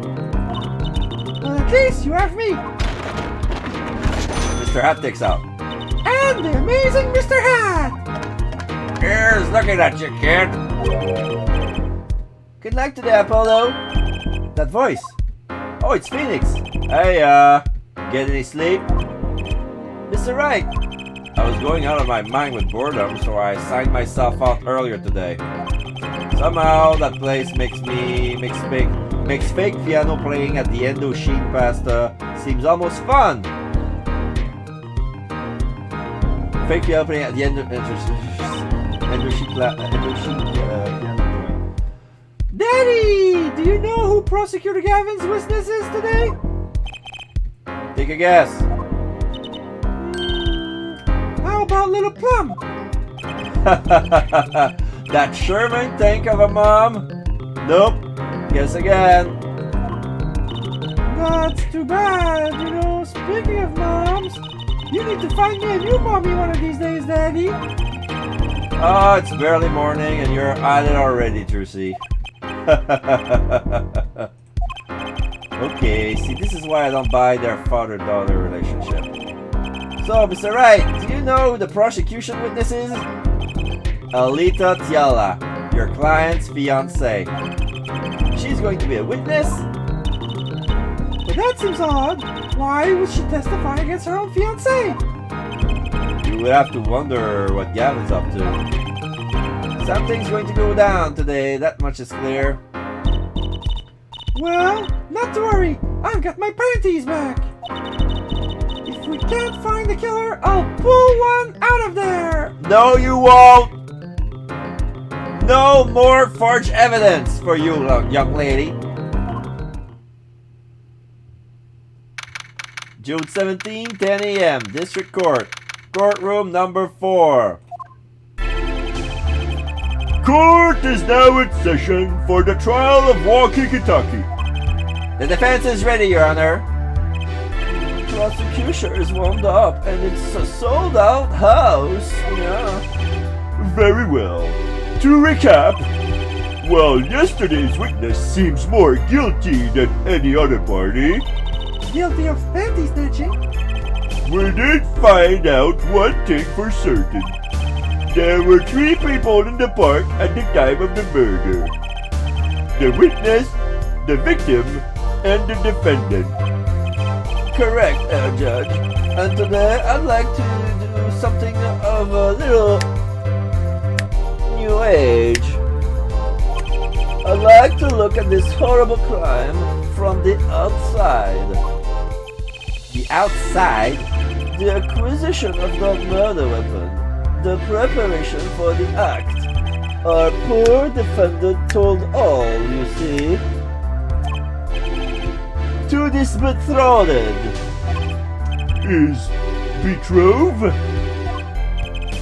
His fiancé, Herr Judge, his partner for life, with no chance for parole, is betrothed. Very well. You may show the lucky lady to the stand. Oh, now we see, sir. Your name and occupation, Fräulein. Alita Tiala. My occupation is future wife. Traditional values. I respect that. Too many brides these days can't even weave basket blindfolded on the water. Yet you're here today as a witness for the prosecution? To be honest, I didn't want to testify at first, but I couldn't hide the truth. Honesty, another admirable trait. Fräulein, is it true that on the day of the crime, the defendant, Walkie Kentucky, confessed his plans? His plans for murder? Yes. The witness will please give her testimony to the court. Walkie's plan. Witness testimony. It was the day that the family health checkup results came back. When Walkie found out that Dr. Maractus had lied, he flew into a rage.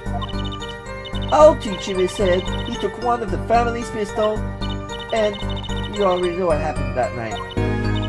I just don't see how anyone but Walkie could have done it. So, the pistol did belong to the Kentucky family then? Yes, with regards to this, an investigation is underway at the Kentucky mansion on charges of the possession of illegal firearms. And the bullet that took the victim's life, was it? Fired from the pistol the defendant procured? Yes, this has been proven. How can you prove something like that? You know, bullets carry marks from the barrel that fires them. They're called rifling marks, or ballistic marks. Rifling marks? Think of them as being a gun's fingerprints left on every bullet it fires. And when did you first hear about Walkie's plan? It was on the day of the murder. I should have stopped him. I just didn't think he would actually do it. Very well. The defense may begin the cross-examination. Walkie's plan. Cross-examination. It was the day that the family health checkup result came back. That was the day of the murder, correct? Yes. Everyone in the family received their checkups result that day. When Walkie looked at his face went so pale.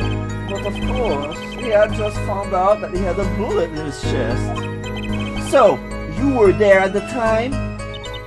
Yes, poor Walkie. When Walkie found out that Dr. Maractus had lied, he flew into a rage. That must have been quite frightening. Oh, he was furious. He ripped his report up to shreds. Incidentally, I had to request another copy to file as evidence. A bothersome chore, but one I performed without complaint. Rocky is at an age where he's hard to control when he loses his temper. Of course, that little bit of instability is so cute. Great, now he sounds like a psychopath. I'll teach you, he said. He took one of the family's pistols. So is it easy to take a pistol out from the house? Not really, I think. There's a system in place to limit access. But Rocky is a special case, being the next in line. Perhaps his treatment was a bit too special, yeah? Well, maybe he is a bit spoiled. I mean, he got an amazing present for his birthdays. Last year was a switchblade made out of chewing gum and a chocolate gravestone. Sounds like he had a taste for sweets and danger. The point here being that Wookie had access to a pistol. And you already know what happened that night. What happened? Meaning the murder. I tried to stop him, I really did. But Wookie wouldn't listen. Our defendant has nothing if not determined, it seems. The last thing you should do is blame yourself, miss. I just don't see how anyone but Wookie could have done it. How can you say that for certain? How? Objection! Bang the wall. Forehead. You will refrain from badgering the throw line. It was the defendant, Voki was it, who took the pistol from his home? We know this for a fact now. I suppose we do. So, how could anyone else has used this pistol to shoot the victim? There could not. Simple logic, yeah? That just seems to be the case. Does the defense have anything to say regarding this point? Could someone else have used this pistol? Had to be Wookie, or there was another.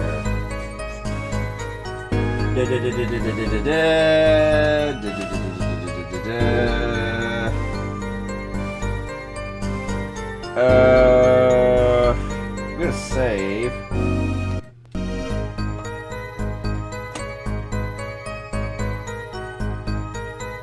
They want us to say there was another, but I cannot think of another one. So I'm gonna do like always, I'm gonna bullshit a yes. Based on your testimony, there was clearly another. One other person had access to that pistol. What's this? Interesting. Let's ask the defense then. Tell me the court who this other person access was. Plum. She's the wife of the fourth chairman. Take that! What's this? What? The boss and his wife? Ah, an unexpected ploy. Apollo, that can't be right. Why would they want to frame their only son? Oh, On these Spurs' behalf, I'd like to give you a penalty. ouch. Carry on, Mr. Justice. Poor Miss Stella, I can't imagine what it would be like to be in her position. I'm a little more concerned for her fiance. Why would she testify against him like this?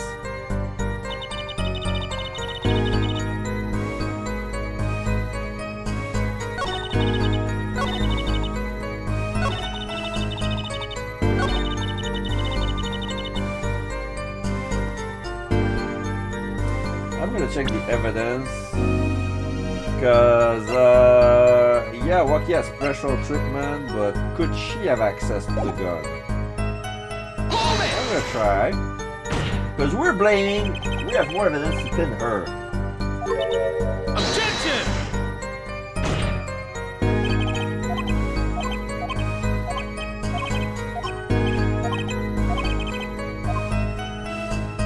There was another.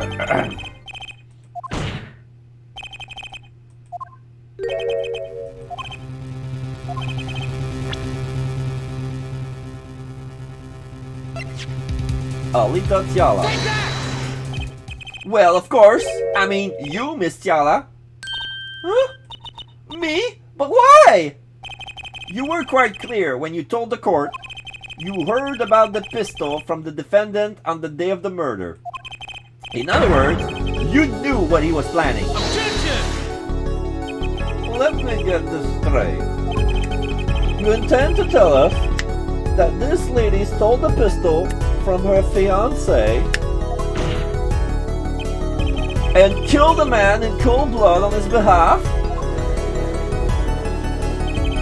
I've heard of people doing strange things for love, but this? It does seem a bit unfathomable, to be sure. I'm all for romance, and for supporting your partner in life, to be sure, but I think I would hesitate at murder.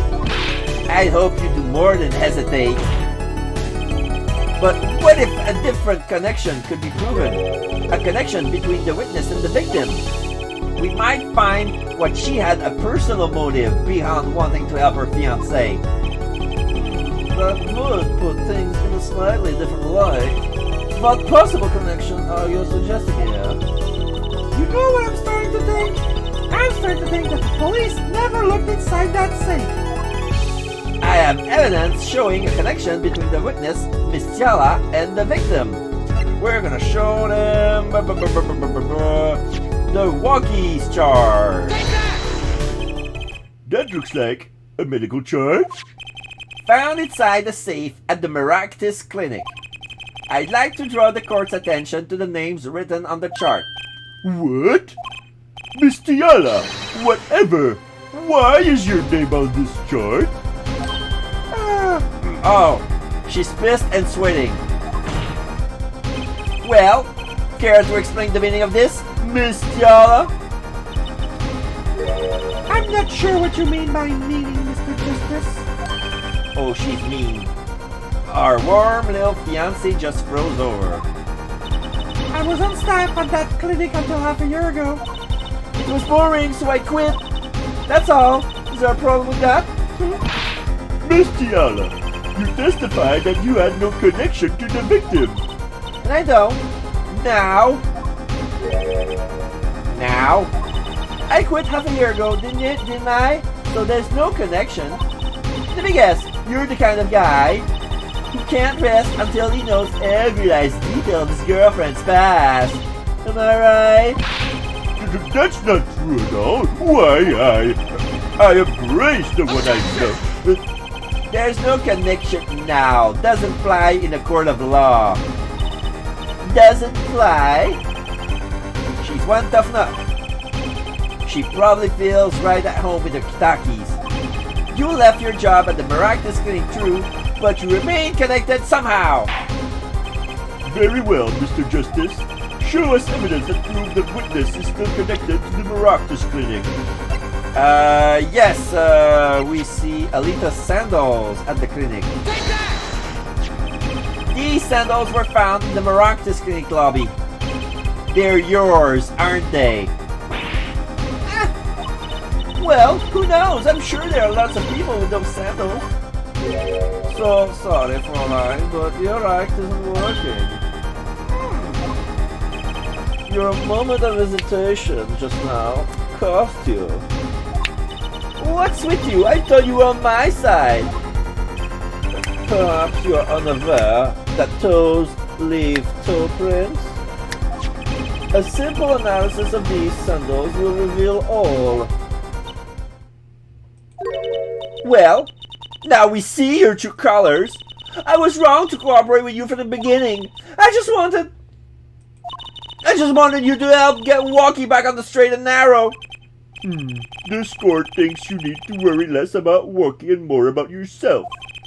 It sounds as though we need to hear a bit more about your story. Your sandals were found in the entrance to the clinic, which means you went there on the day of the murder. Well, there's no point in denying it. Very well. The witness will tell us about this visit. Why did you go to the Maractus Clinic that day? Witness testimony, the Maractus Clinic.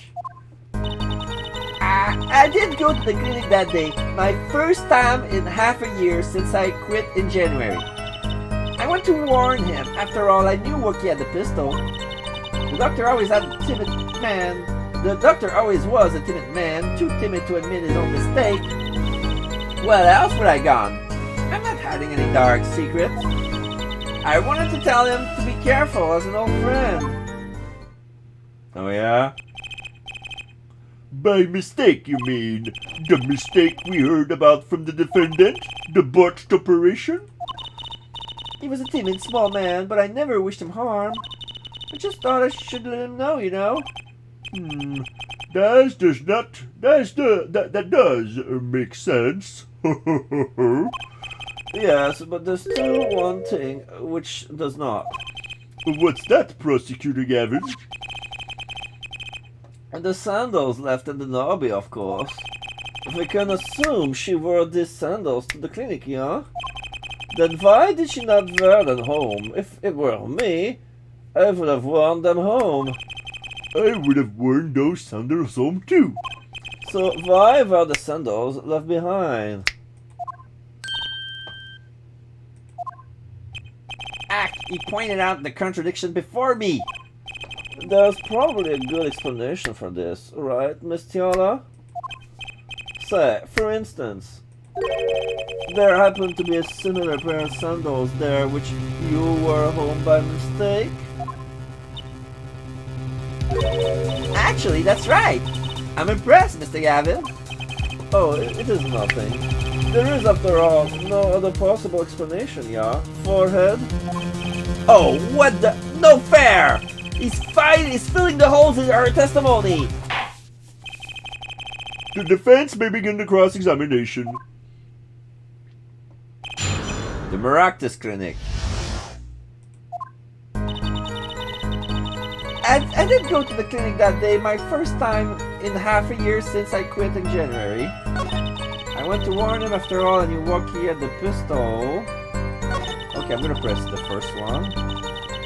Hold it! Around what time did you go to the clinic? I don't remember exactly, but it was 9:30, I think. And that was the first time you had contacted Dr. Maractus in half a year? Of course it was! He wasn't the kind of boss you made friends with. So, what did you do to the clinic that day? I went to warn him. After all, I knew Wookie had the pistol. Did you want Dr. Maractus to run away? Well, after I failed to stop Wookie, I thought that was the only other way to avoid the problem. Couldn't you have called? Why go in person? I called several times that evening, but no one was in. The victim was busy driving home until after 9 p.m. that night, remember? This was proven by this mirror yesterday, huh? I thought if I warned him, he would run away for sure, knowing the doctor. The doctor was a timid man, too timid to admit his own mistake. You mean that act of malpractice on Wookie, correct? If he had just told Wookie the truth in the beginning, none of this would have ever happened. True, that operation was the start of this whole affair. Oh, of course, if he told him, he might have been erased by the Kitaki much earlier. A disturbing thought. We know that the Maractus Clinic has ties to the Kitaki family. He probably couldn't have gone to the police even if he wanted to. That's why I knew I had to warn him. Why else would I have gone? I'm not hiding any dark secrets. No dark secret, eh? What? Look at me however you want, Mr. Justice. You won't find a thing. He's hiding something, I know it. I must have some evidence to prove it, too. You're free to think whatever you like. I went to that clinic with only one thought in mind. I wanted to tell him to be careful as an old friend. But then you'd be betraying Wookie, wouldn't you? No, I did it for him! For us! She wanted to warn him so that her fiancé would not have to commit such a crime, yeah? I didn't want them to take my walkie away. There's no way she went to that clinic just to warn him. You know where she went, Apollo? Time to figure out what really happened at that clinic and fast. Yeah, okay. Okay, what other dark secret is she hiding?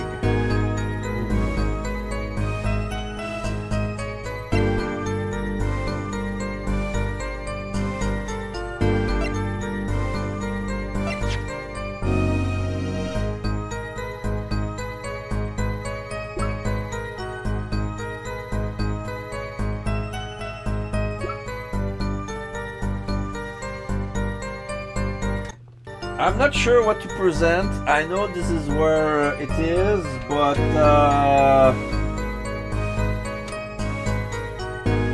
gonna present the lamp. No, no good. The witness statement is clearly faulty, Your Honor. I'm sorry, but I can't see nothing faulty. Unfortunately, I will have to penalize you, Mr. Justice. I must be on the wrong track.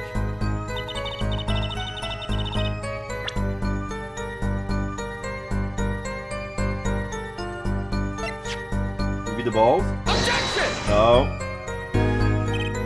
Your Honor, what do you think about the witness statement? I'm not sure I follow you. It clearly contradicts the, I thought... No, you don't sound very sure, Mr. Justice. Objection overruled! I don't think that won me any points with the judge. Alright.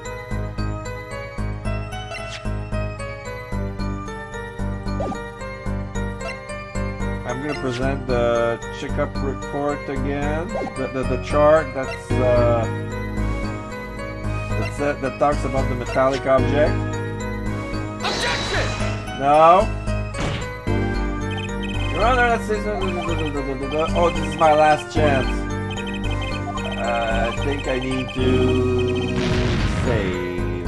If I fuck up again, I need to reload. Oh boy! Oh boy! Oh boy! Oh boy! Oh boy! Then Wookiee's chart! Objection! Again? This chart was found inside a safe in the doctor's office. Yes. Why would this one chart be in that safe? Miss Tiala, you know why it was, don't you? Yeah, she's sweating. Mind filling me in? Dr. Miratkis didn't have the leisure of making mistakes. That's why you wrote up a false report and kept the truth locked away. But, Doctor, but... And this is where you come in, Miss Tiala. The nurse who filed this chart was you, which means you knew about Wookiee's failed operation. Interesting. You were in the same position that Dr. Miratkis. Kind of makes it hard to claim no connection, doesn't it? You're bold for a novice, I'll give you that.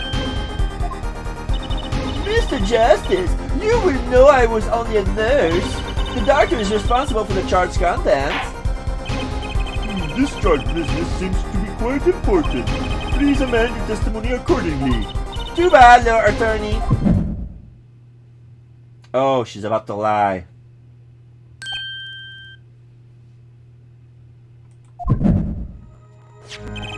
My bracelet is reacting again. What is it, Apollo? I felt my bracelet vibrate just now. Your bracelet? Just like yesterday. Like you said. When a witness is unsure of something, their nervous habit gives them away. But I can't see anything, Apollo. Eh?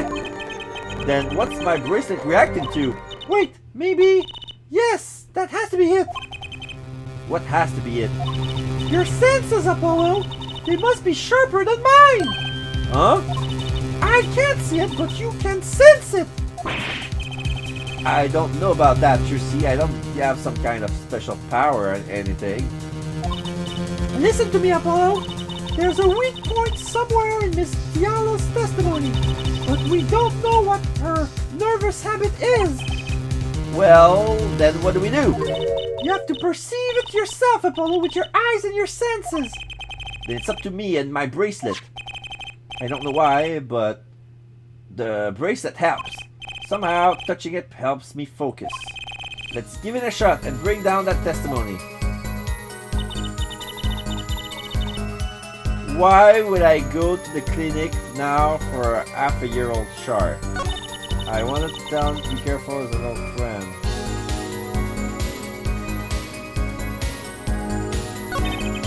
No, there's no way she went to the clinic just to warn him. You know why she went to Polo? Time to figure out what really happened at that clinic and fast. Okay. Quit in January. After I was starting to man to determine his own mistake. Why would I go to the clinic now for your chart? I want to tell him to be careful as an old friend. Alright. I'm touching the bracelet. I'm doing the eye thing. I wanted to tell him to be careful as an old friend. I don't see it. Here again. Go check her hand. I wanted to tell him to be careful.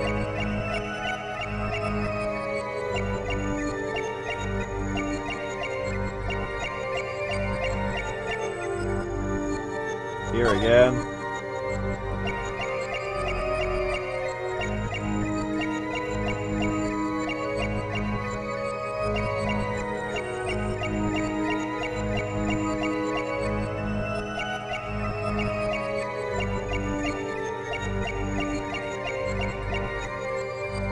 Here again.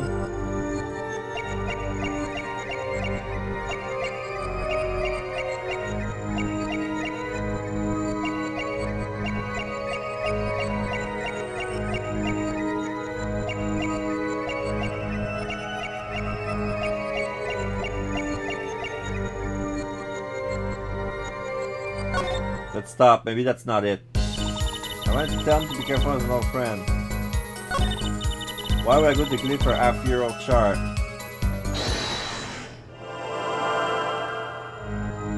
Why would I go to the clinic now for a half-a-year-old chart?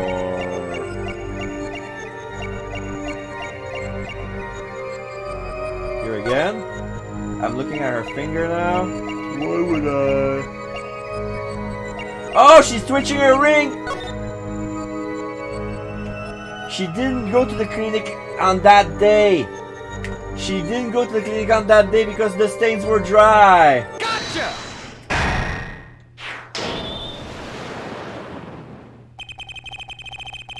Why go to the clinic for a half-a-year-old chart now, you ask?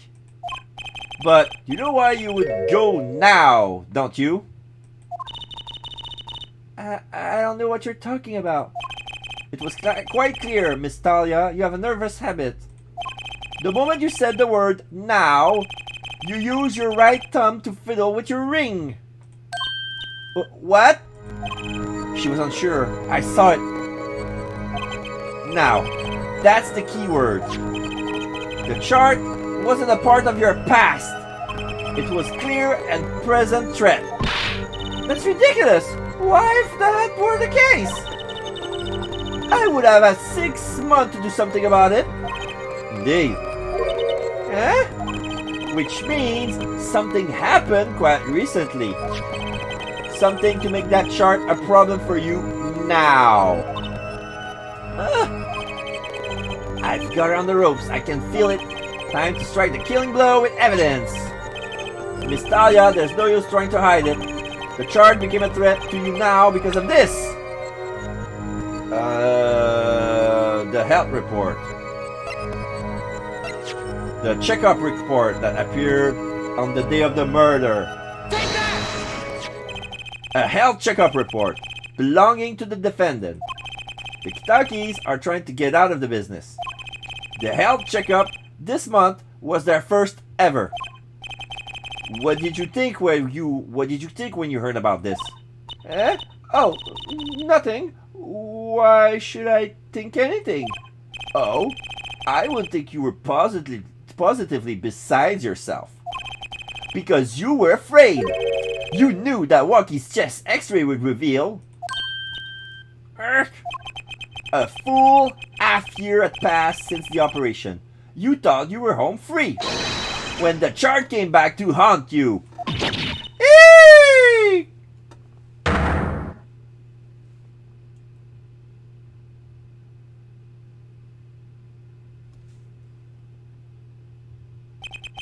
That's all, Your Honor. She's grabbing her head and screaming a bit. What just happened? Did the witness just admit to lying? Yeah, because we had that conversation during the time was slowing down, and now the time revert back to normal. Like, hey! And now she's like, I've sensed it. There was a great aura emanating from her forehead. Very cool. So the lady was lying, it seems. That's correct. She said she had no connection to the Maractus clinic, but her connection was deep indeed, a bit too deep. If the Kitaki's got a hold of this chart with her name, she'd be finished. Isn't that right, Miss Tiala? You guessed it. Order! Order! I did it. I broke her testimony. Amazing, Apollo! I didn't see that at all! Daddy was right about you! Wait! Miss Tiana? It's true. That chart was bad news for me. That's why I went to meet the doctor that day. But that's all. I told him about Walkie and went home. It appears this cross-examination is far from over. What? She hid the truth from us. This is clear. Yet, it is not clear that this truth has anything to do with the case at hand.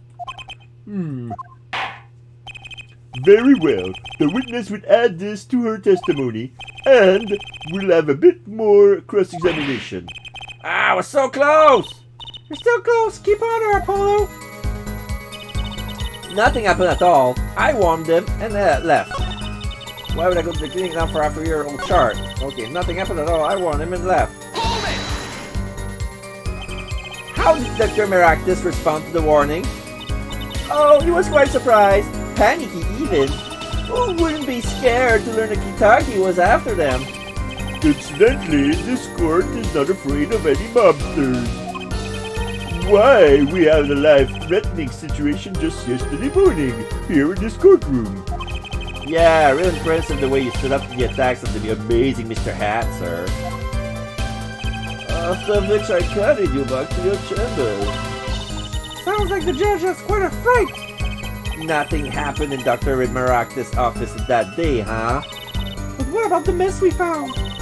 Something definitely happened in that office, Apollo. I know. But we can't prove when it happened. Nor that Alita Tiala was in any way involved. Well, let's try putting some evidence up anyway.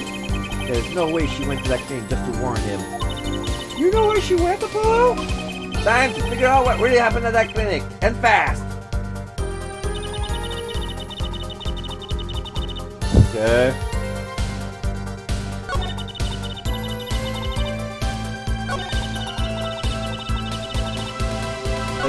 Why would I go to king for your chart? I'm gonna present the lamb. I'm gonna save because I'm on the edge. I'm gonna present the lamb. Objection! No! Your Honor, that statement contradicts the evidence! It does? I don't see anything contradictory. You sure about that? Objection overruled. Try to think before you make a accusation, Mr. Justice. Ah, that didn't go so well. Ah. That's enough. I see no need to further prolong this trial. The defense case is insufficient to turn the prosecution's claims. The court finds the defendant, walkie-talkie, guilty! The defendant will surrender himself to the court's care to undergo a regular trial at the High Court within a month's time. Court is adjourned. And that's the end of it.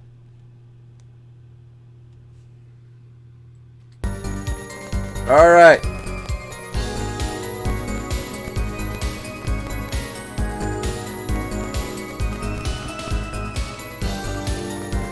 Let me adjust the sound. There's a little bit of glitch here. Still there.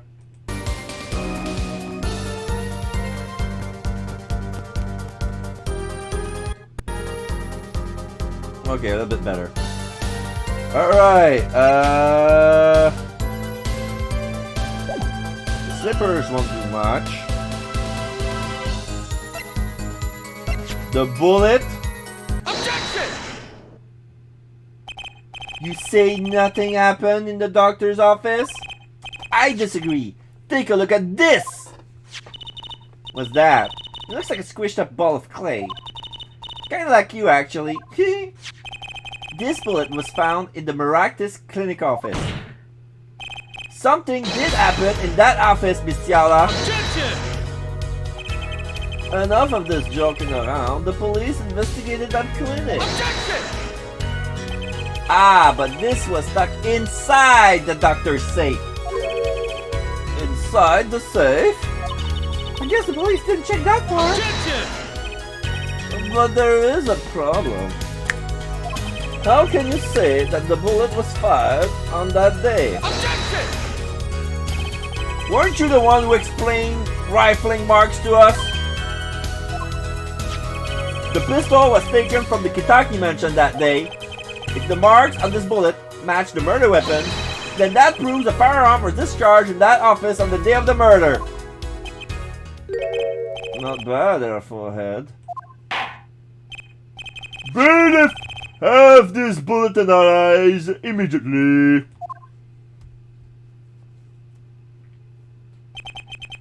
"30 minutes later, a report arrives.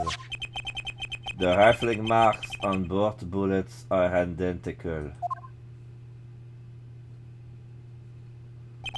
Well, it seems as though the bullet in the safe was fired from the murder weapon. Oh.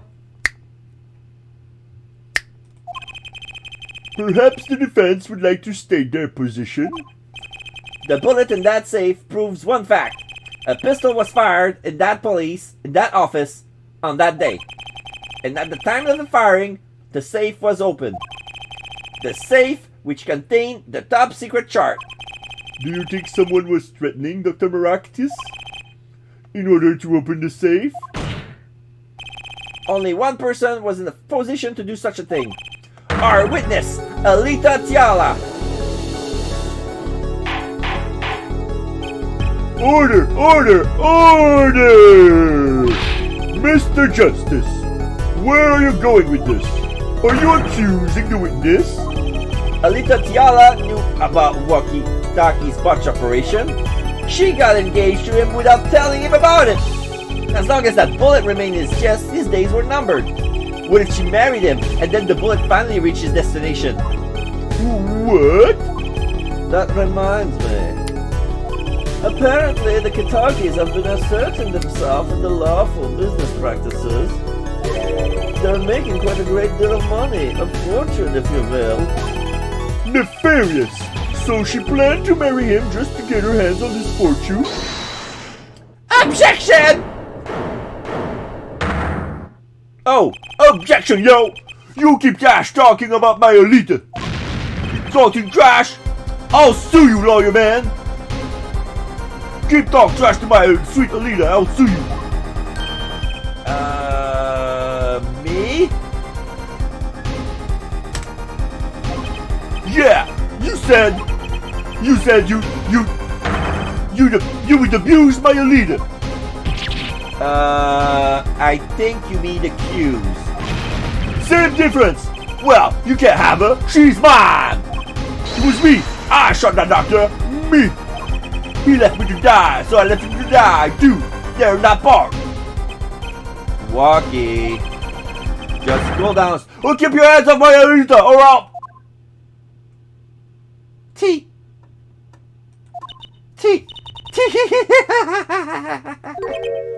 Miss Tiana? I'm sorry. I just... It's been so long since I laughed so hard. Something funny? Walkie. Wake up and smell reality! Alita, baby. Huh? The signature on the chart, the engagement. I mean, come on! It's so obvious! Even for brainless, spoiled brat just as yourself. Alita. Your honesty is like a breath of foul air, Fräulein. Hey, I wasn't getting out of this clean anyway. So, the family fortune is what you're really after. That's right! I wanted the money. No way, that's whack! I ain't trying to hear that! Should have done the winning earlier. Oh well. By the way, can I ask you a question? Who, me?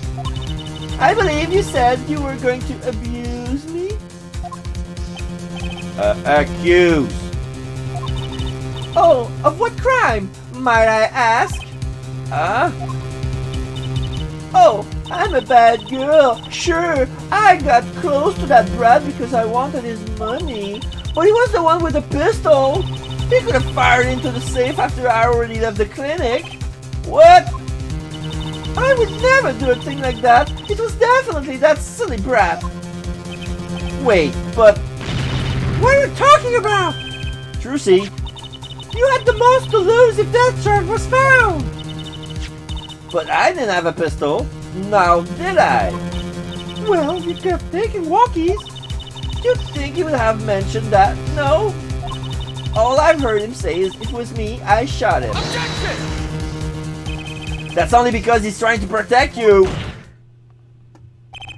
Sorry to intrude to this lovely conversation. But the two of you are forgetting one critical point. What? What point? Certainly, the Fräulein wanted that chart. You assume she threatened the doctor into opening that safe, but then... wouldn't she have taken the chart? Oh! You see? That chart wouldn't have been left in that safe. Ah! He's right. Miss Tiana, Yes? it is clear to this court you are not a very good fiancé. Oh, I'm flattered. Perhaps it's time you told us the truth. Tell us about yourself, including your actions and whereabouts on that day. Don't forget, we've proven that you were at the Maractus Clinic on the day of the crime. Maractus Clinic, Part 2. Yes, I went to the clinic that day to speak to the doctor. I wanted that chart, but I failed to get it, so I went back to the clinic later. In any case, I didn't shoot him. You don't even have proof that stole that pistol, do you? And that brat was spotted in the park at the moment of the crime. Frankly, I don't think it matters if Dr. Maractus was shot in the temple or not. You went back later? That chart was dangerous, you understand? I need to get rid of it. That's why I went that day. But you couldn't get the chart then, could you? And later that night, Dr. Maractus was shot. I heard about the shooting, waited a day, but then I had to go back. No easy feat with the cops all over the place. Aha! That was you? Ah! Apollo, that sound! It came from behind this door! Someone's there! A break-in! They left through that window! So you were the burglar!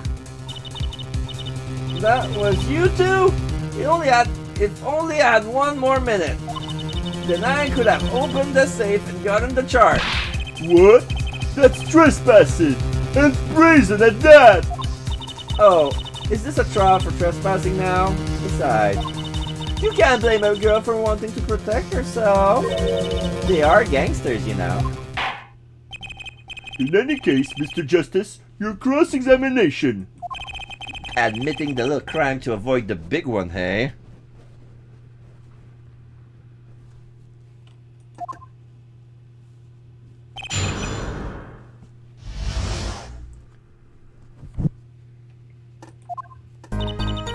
Yes, I went to the clinic that day to speak to the doctor. Hold it! Why that day? That broad was uncontrollable. He was ready to kill. And that would bring in the police. And that chart would become evidence. And I'd be hung out to dry. Sniffle.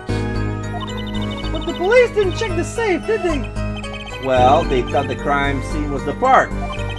I'll make sure the responsible parties feel the heat. Such sloppiness won't be tolerated, you know? I'm kind of thankful for that sloppiness myself, actually. I wanted that chart, but I failed to get it, so I went back to the clinic later. Later? When I heard what happened, well, I was too scared to do anything that day. So I waited until the day after the 16th, was it? Of course, you and that meddling kid had to get in my way. But why did Miss Dr. Maractus kept that chart around? It was clearly dangerous for him. He could have burned it. Because he's a coward. The chart was his insurance. Insurance? My signature on that chart, to be more specific. That makes sure I couldn't betray him. In any case, I didn't shoot him. You don't even have proof to stole that pistol, do you? Hold it! But you could have stolen it. Could have? Is this some new definition of proof? We'll ask Wookie. He'll tell us. Objection! Might I remind you, this is a cross-examination? You might want to keep your baseless theories to yourself. He's right, isn't he? And that brat was spotted in the park at the moment of the crime. Yeah, but what? You have nothing to say. This case is over. Okay, I think I know what's going on. The scene of the crime is in the park. That's where they found the body. She stole the noodle cart. She stole the cart with the intention of killing the doctor. When it was done, she removed the body. She removed the balls to put the body in the cart because it was taking so much space. And then he walks into the park. He bumped into it, but it was dark, and he recognized her, saying, "What the fuck, man? What are you doing?" And maybe they're having an argument, or say, "Oh, you have to listen to me. You have to take the heat on this one." Blah blah blah blah blah blah blah. And then there was a witness, and maybe she hid in the truck and brought the guy in. And pretend to fire, like, This is my theory. It was over the moment that Brad was even in the park. What's the point in dragging it out any further? Frankly, I don't think that matters if Dr. Maratkis was shot in the temple or not. I agree with her on that part. The doctor was shot in the right temple, yeah? So it seems. Let's review the facts again, shall we? If the killer shot from this location, the bullet would have struck our victim square in the forehead.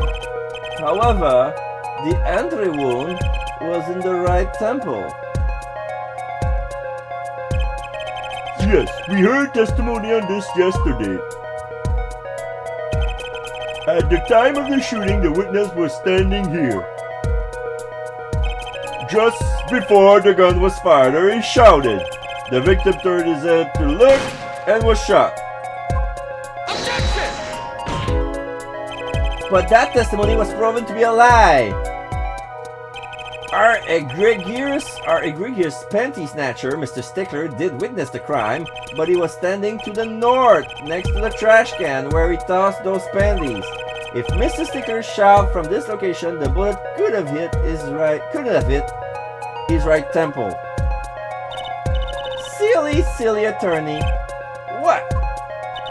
Do you remember what you had for breakfast that morning? Do you remember, Trucy? I always had a glass of milk for breakfast. What matters is one thing. The doctor was shot in his right temple. If that's the case, there can be only one explanation. The panties guy was mistaken. Objection! But his location was proven. You can't write that off as him being mistaken. Objection!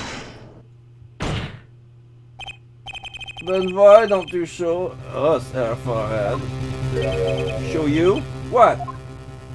Must I explain everything? Very well. Let's recap.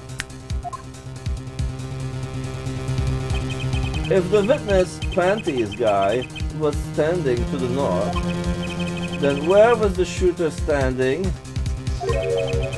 From what location did the your shooter shot the victim? But wait, if the witness was standing there, how could anyone shoot the victim in the right temple? I merely laid out the fact for us. It is up to the one possessing the shiny forehead to show us. Oh, okay. It's close to my theory, but yes. She was hiding inside the noodle cart. Walkie Tiki was standing at the killer mark, Wesley Stickler at the witness mark, and of course Bob Maractus was at the victim mark. Let's hear what the defense has to say. Where was the killer standing when they shot the victim? Someplace else. Not at the killer mark, not at the witness mark, but someplace else. As the fact stands now, we can't explain this crime without contradicting ourselves at some point. But I know why. The real killer shot from an entirely different location. What are you talking about? I don't see any other place. Apparently, Mr. Justice does. Let's hear it. Where in the park did the killer shoot the victim from? Objection! It's time to raise the roof and the stakes, eh? Penalties are such frightening things, don't you think? But what if they were a bit more terrifying? I only have a bit of life left. I don't know what you're talking about.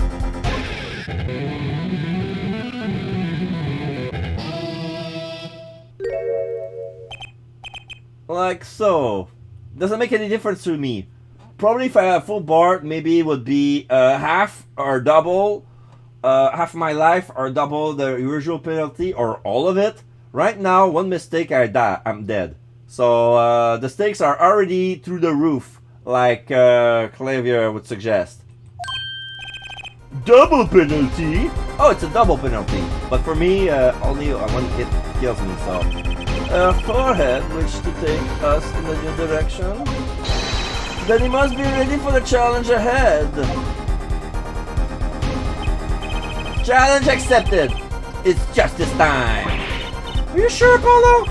The key is the witness, Mr. Sticker's testimony. If we believe that, and we know where he stood, and the victim turned when shouted, there's only one place the killer could have been. The killer shot the victim from here, from inside the noodle cart. So the killer was never Walkie, it was Talia.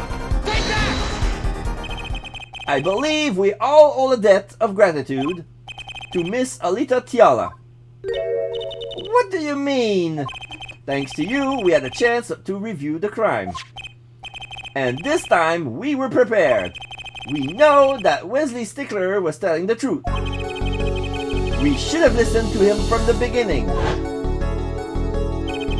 Wesley Stickler was standing next to the trash can when he saw the two men.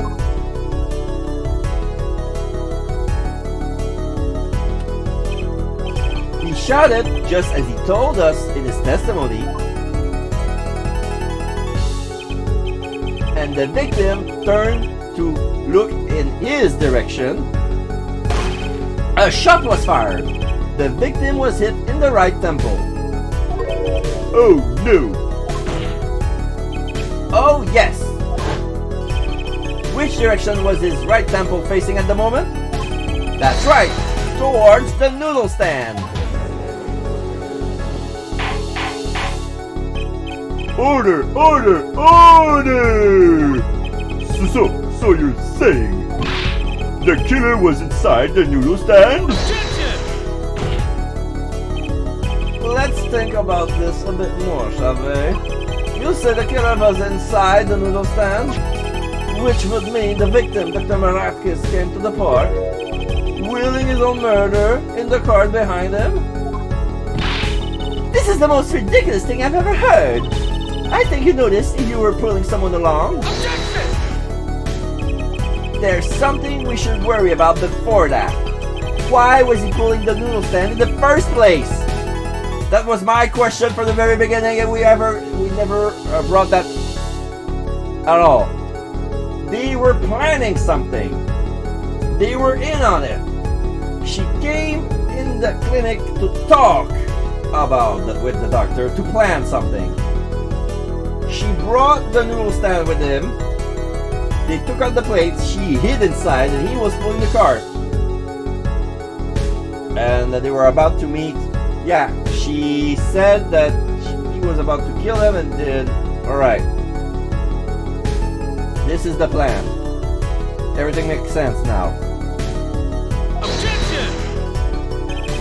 Let's deal with our problems one at a time, shall we? Someone was hiding in the stand. We have to come this far to talk about possibilities. Let's talk about proof, baby. Show us evidence that proves someone was in that stand.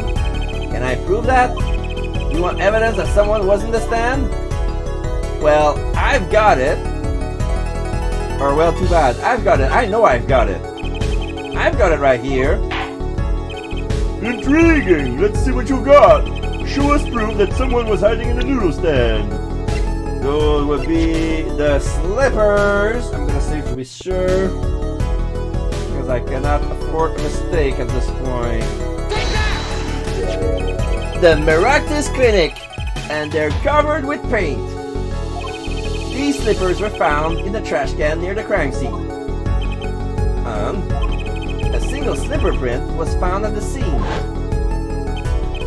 right next to the noodle stand.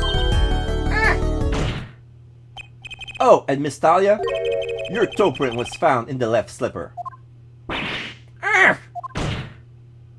In other words, this is proof you were inside that noodle stand. Objection!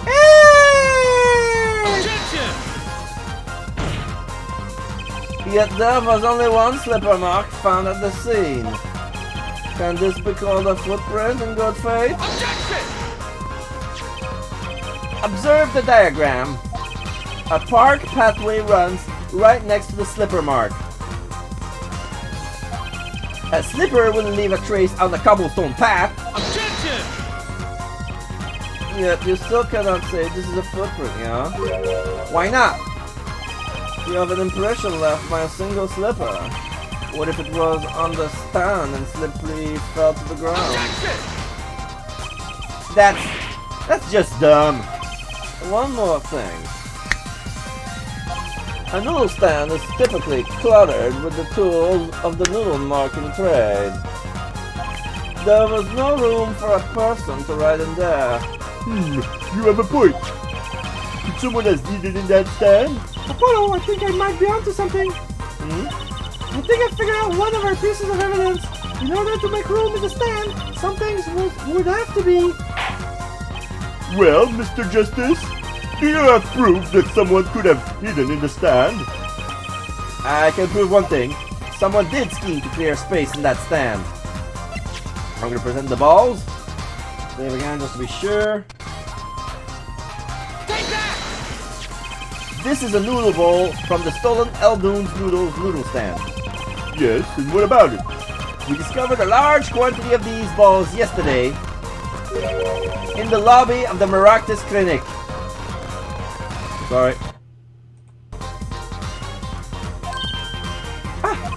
A large quantity of noodle balls in the victim's clinic? Mr. Eldoon was very clear about those balls. Well, I don't care who did it. Without that stand, I'm finished. All my noodle bowls were in there too. Yet the balls were removed. That night, there was space inside that noodle stand. Space created at the Maractus Clinic, no less. Right around the time that you were there, Miss Alita Tiala. Stop! I won't listen to any more of these wild fantasies. No, not fantasies. They're worse lies than that spoiled brat's pickup lines. I would like to remind the witness of our current status. This court does not consider you entirely innocent. Show me an innocent. I'll show you a fairy tale. In any case, the defense has somehow made its point. The witness has both a motive and an opportunity to kill Dr. Maractus. More fairy tale. This whole trial is a fairy tale. Then please pull us back down to reality, Miss Tiara. I'm giving you one last chance to explain yourself. This is it. Why was Dr. Maractus pulling that stand that night? And what was Alita Tiala doing inside of it? Time to get to the bottom of his case. Tiala's explanation. That night, I went to ask Dr. Maractus for the chart. I had no intention to ever letting that chart fall into the Kitaki family's hands. But Dr. Maractus didn't understand. For some reason, he thought the Kitakis sent me. So I gave up and went home. All I did was talk to him. You knew about the botched operation, so you tried to get rid of the chart to save yourself. I won't make excuses. And I did warn the good doctor. I gave him a chance. I told him that Brett got his health checkup report and that he was coming to settle the score. I see. Very well. Mr. Justice, begin your cross-examination. Yes, Your Honor. This is the last testimony. Either I perceive the truth or it's over. Tiala's explanation. Ah! The necklace is working! That night, I went to ask Dr. Maractus for the shard. Yeah. I had no intention of ever letting that shard fall into Kitaki's hand. But Dr. Maractus didn't understand. For some reason, he thought the Kitakis had set me. So I gave up and went home. All I did was talk to him. This is my last chance. Apollo, any word from your bracelet? Yeah, actually. I felt it respond. I couldn't see a thing. It's up to you, Apollo. Time to perceive the truth. Here comes justice. I have some statement I can check because there are some moments when she could have touched her ring. I'm gonna check those. I'm gonna save just to be sure. More than one actually. Could have been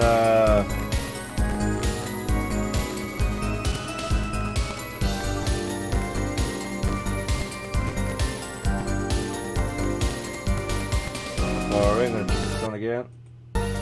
Alright.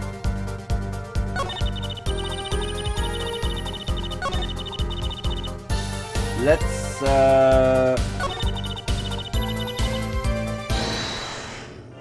see this statement here.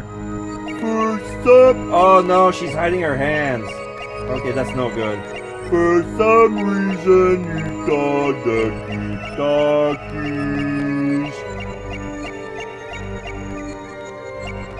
upset me.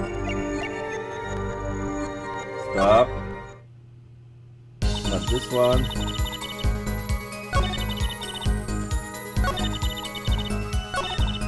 Maybe the first one.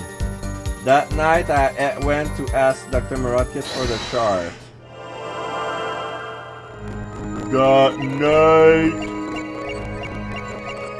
I went to ask Dr. Maratkis for the chart. Nope, nothing is moving.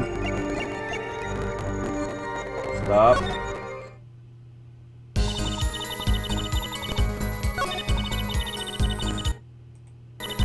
I'm gonna...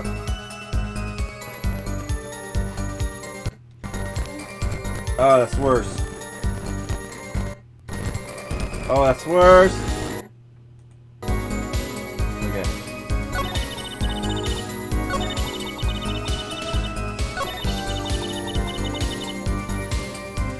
Okay. Maybe this is where she lies. So I gave up and went home. All I did was talk to him. So I give up and went home. All I did was talk to... Wait. Because I was looking at 3 different places at the same time. I'm gonna focus on one hand. Went home.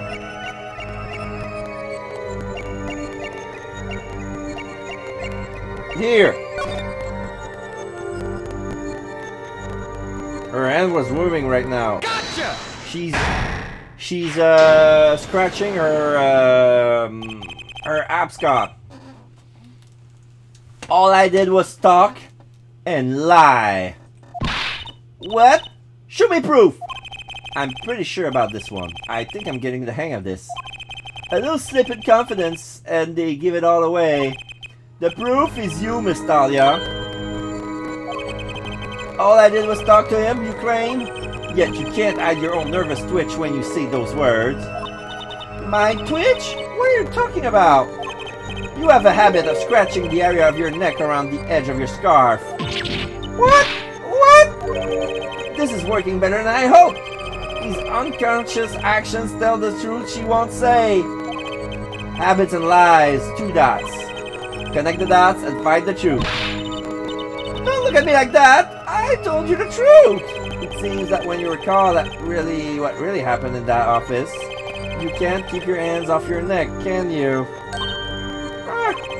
It seems that nervous habits are unconscious reactions that manifest when someone is trying to hide something.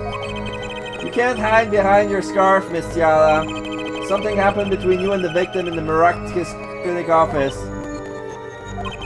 And I've got proof that shows exactly what happened. I did? The lamp?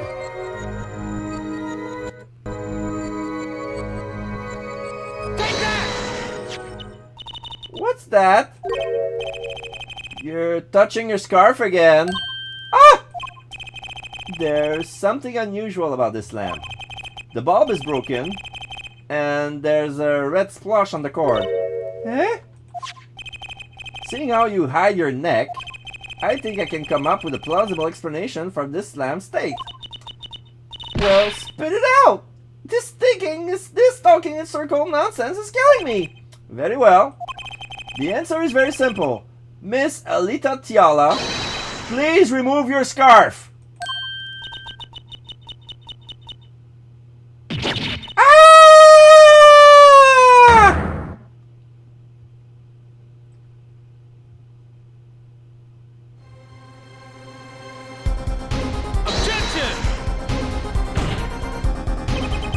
This is a trial to determine what happened at that park. Yet we seem to have drifted off target. Objection! We'll find out soon enough if we're drifting as soon as the witness removes their scarf. I won't do it! This is insane! I'm an unrelated third party! You can't order me to remove the... Miss Tiara, I'm afraid you've forgotten what's already been proven. What? You're hardly unrelated. Please remove your scarf. Oh, no! Not an order from Judge! I knew it! So I was right, wasn't I, Miss Alita Tiala? She's been strangled, your neck! That isn't what I think it is. Your neck! That isn't what I think it is. There's been a fight and she was strangled. There's a big red marks all around her neck. She's been strangled by the doctor. Something did happen that night at the Maractus clinic. You needed to get that chart back no matter what it took, even if you had to steal your fiance's pistol to do it. But wait! Looking at this laugh in the witness' neck, it looks like the very opposite happened. Exactly. The victim is in the clinic that night was this witness. Specifically, you tried to threaten Dr. Maractus and he attacked you. That's what happened that night at the Maractus clinic.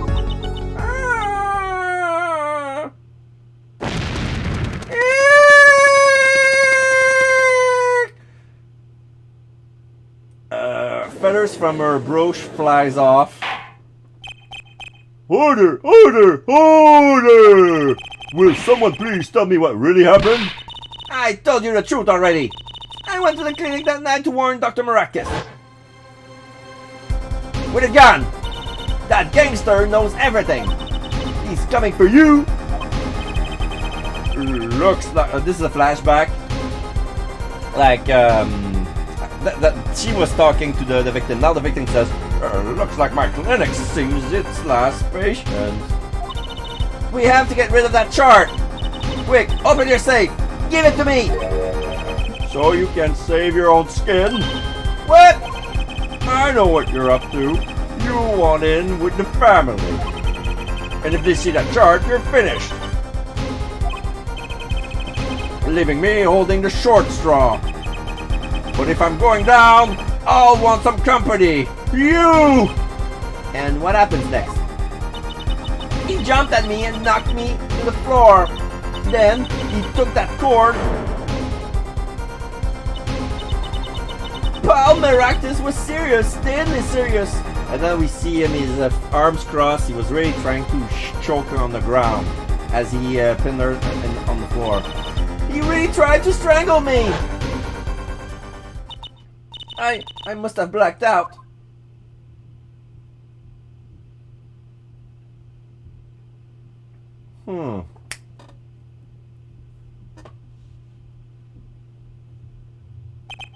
So, you were the victim. And the red splashed on the cord was your lipstick. I didn't want to remember that night. That's why I didn't bring it up. There, are you happy now? I was at cold, almost killed. And you claim I then snuck into that noodle stand. How could I? Ah! She makes a good point. Well, one thing is clear. We now know what really happened at the Maractus clinic. And it would seem that our victim was not entirely without blame himself. I'm sorry. I get so nervous just thinking of it. It's hard to breathe. I've told you everything. Can I go home now? You bear some responsibility for events that day, true. Yet, if you were also a victim, this court would owe you some sympathy. Well, Mr. Justice, I believe this clears up the remaining question for Miss Tiala. When does this happen? Suddenly everyone's sympathizing with her. I don't know what to think of anymore, Apollo. I mean, is that it? Do we know everything we need to know about Miss Tiara? Very well. This finished the cross-examination of this... Objection!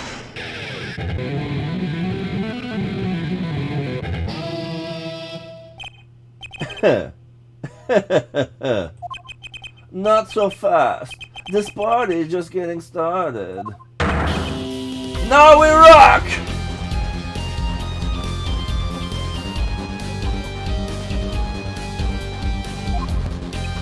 What? Those spikes on your head are softer than they look. Or do you not have the stomach to go all the way? Prosecutor Gavin? Paul Maractus choked Alita Tiala. She fell unconscious, but what happened next? He's right! There is more we don't know! But she was choked hard enough to leave that mark. She would have been out for a while. Even still, what if it was her in that noodle stand?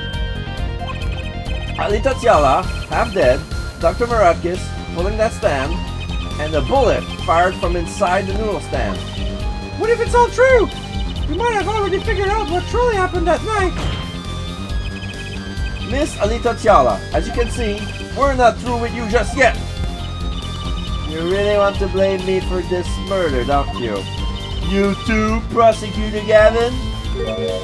Me? Fräulein, I only wish you to know the truth. Well, let's go back over what we learned up till now. On the day of the murder, Walkie saw his checkup report, from which he learned about the bullets still inside it. So, he took a pistol from the family stash, and with the intent to give Dr. Maractus some of his own medicine, And Miss Tiala heard about this from Walkie, so she went to the Maractus clinic ahead of him in order to get rid of the chart with her signature. but then something happened. Sounds like you're figuring it all out. But remember, I was the victim. I was out cold. But what about the Maractus? That seems to be the problem. He had just strangled Alita Tiala. Perhaps he thought to death. What did he do after his crime? I was just knocked out, not dead. From the state of his clinic and the scene in the park, I think it's clear what the good doctor did next. Well, Applehead, care to guess? Well, Mr. Justice, what did Mr. Maractus do? Maybe he did think he killed Alita Tiala. Do we have evidence to show what he did next? Well, he moved. She put the body in the stand. So I'm gonna present the noodle shop. Take that! As his next move, Dr. Maractus stole Guy Eldune's noodle stand. What? Killing me disturbed him that much? So much he randomly stole a noodle stand? It wasn't so random. Remember all the balls in the clinic's foyer? Balls that belongs inside that stand? I think it's pretty obvious, don't you? That stand was at the clinic. However, the question is, why did he remove the balls? Maybe because the stand was heavy? Or he wanted to put something in the stand in their place. Ah, wait, you don't mean... I do! Dr. Maractus did replace those balls with something. Your corpse, Miss Tiala! My corpse? Dr. Maractus panicked. He thought he killed you. His next move would be to dispose of the body. That's crazy talk! You're all crazy! Objection! Then let's think about this, logically. The doctor had a place to dispose of you in mind, but on his way there, who should he run into but the defendant, Walkie Kitaki? Objection! I question your logic. What's this, Prosecutor Gavin? The park is a dead end. Why would he head in that direction to begin with? That's right, he had no reason to go there. Oh, now I get it. It was a trick. That's why Brad made him do it. He made the doctor steal the stand. Objection! Tell me, why would someone go to a dead end? Unless the park was his destination. What? Apparently, the defense has an idea. Tell us where Dr. Maractus was heading with the stand. Here. Please show us on this diagram. To where exactly was the victim dragging that stand?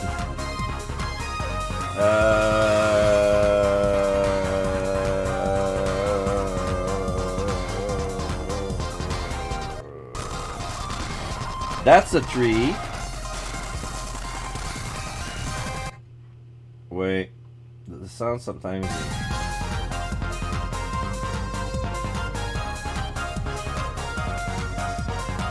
The way it was going, this looks like a river. This looks like a lake, but it could be a tree.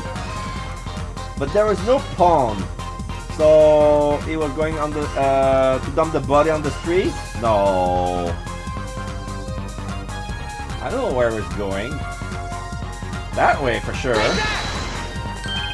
There, that's a river. That's a river? I thought that was a street. Okay, that's a river. Yes, Your Honor. I scarcely need to explain why. Ah, perfect place to dispose of a body. He was going to throw me into that river? He didn't have many other options for a line. I believe this clears up all of the remaining question. The victim pulling up the stand. Oh, okay, now I see. Yeah. It's like of those Japanese river. Yeah, because there's a hangrail on one side, hangrail on the other, and the picture is in black and white. But that's clearly a river. The victim pulling the stand and the defendant before him. I'm gonna check the map. There is a river. I can see on the map. Yeah, there's the bridge, the park, and the river. I should have noticed it. There was a river all along!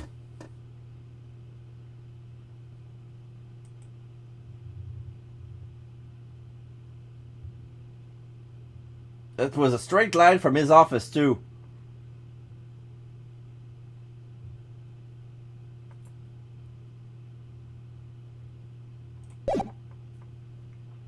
Alright. The victim pulling the stand and the defendant before him. And inside the stand, you, Miss Alita Tiala. Arrgh. And then, the denouement. Wesley Stickler of panty snatching fame walks up. Seeing the two men, he shouts. In that instant, he didn't have a gun, but oh yeah, probably, but irrelevant. She woke up and then she shot him. So I shot him from inside the noodle cart. You were the only one who could have stolen Walkie's pistol.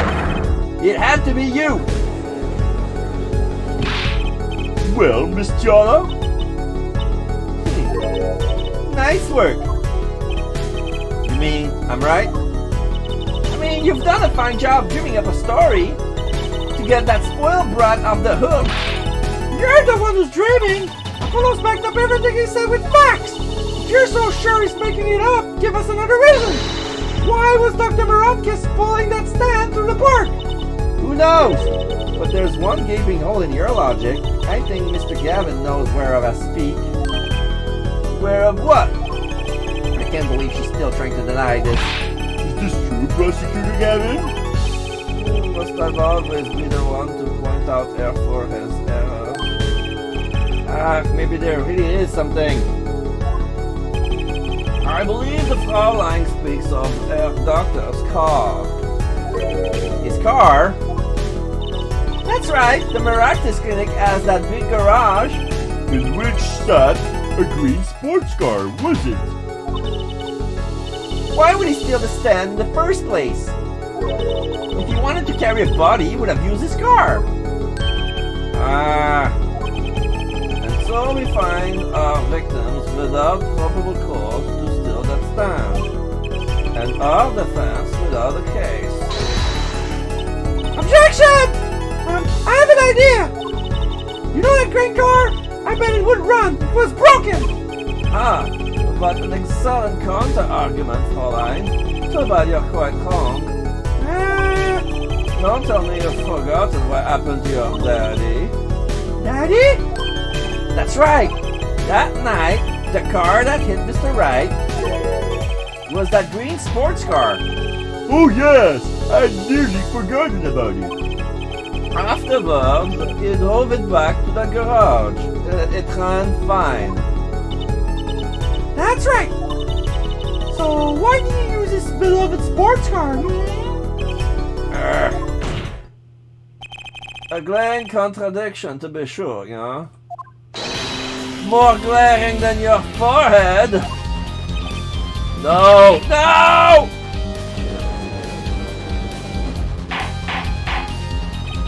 Order, order, order! Well, Mr. Justice, why didn't Dr. Maractus use this car to carry the body? Maractus.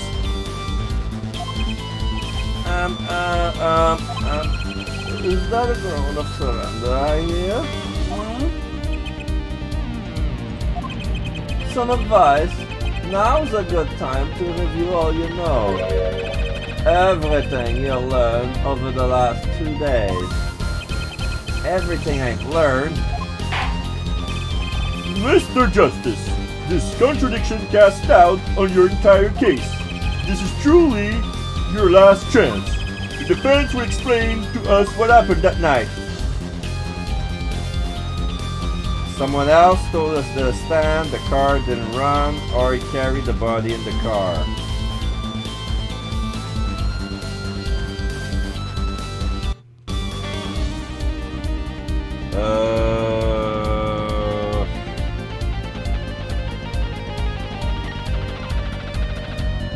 I don't know.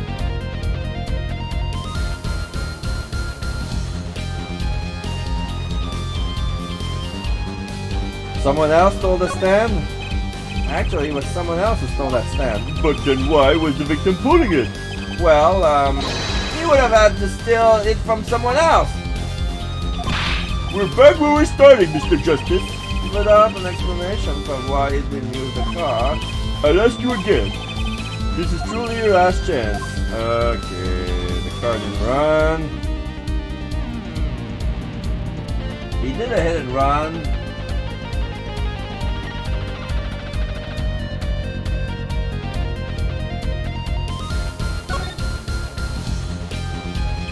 I have an idea. It's all coming together. That night, Dr. Maractus couldn't use his car. Now you're even making less sense than usual. Not according to my information, Miss Tiala. Put one and one together and the explanation is simple. If it's so simple, perhaps you can show us some evidence. Show us proof why the car wouldn't run that night. Broken mirror.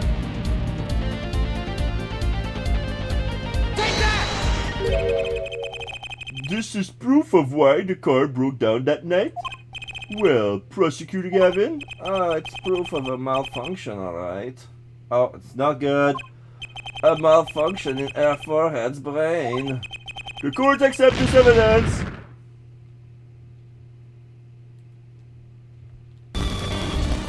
Okay, so the car didn't run. Okay, sorry.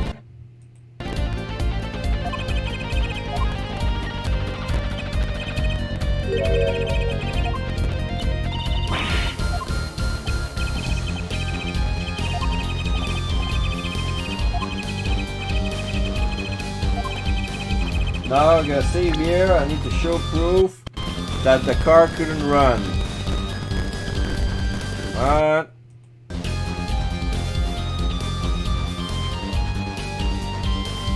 The panties? They were stuck on that exhaust. No, those panties were shoved. Oh yeah, they were.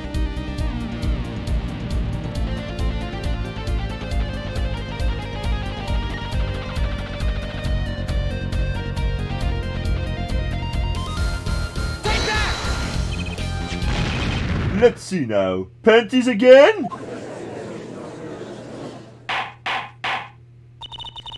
All sorts of things come out of my panties. Even the truth. Another crime was committed the night of the murder. The theft of these panties. The latest in a string of similar thefts, actually. But that night, the snatcher was caught in the act. A brave young girl chased the thief until he hid. In the Maractus cleaning garage. What? The snatcher hid the panties there before running. Perhaps someone in this court remembers where he hid them? Why, weren't they found in the cart's exhaust pipe? Exactly. By the way, I learned something yesterday. A very important piece of information. And I learned it from you, Prosecutor Gavin.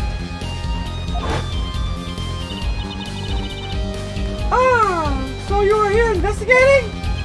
And I was on my way home, but when my hog gave up the ghost. Your hog? My motorcycle won't start. A clogged exhaust pipe. Too bad! He looks like such a nice bike too! Hard to believe they could break just from tap! Cars, motorbikes, they're all the same. Clog the exhaust and they won't run. My, how interesting! While Miss Talia and the doctor were struggling, the panty snatcher snuck into the Maractus garage. From that time, only that time we found these. That car wouldn't start. What? That's why Dr. Maractus asked to use the newsstand. It was the next closest thing he could think of.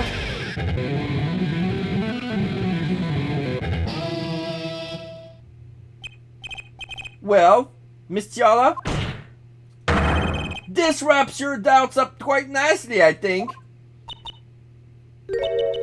So it does.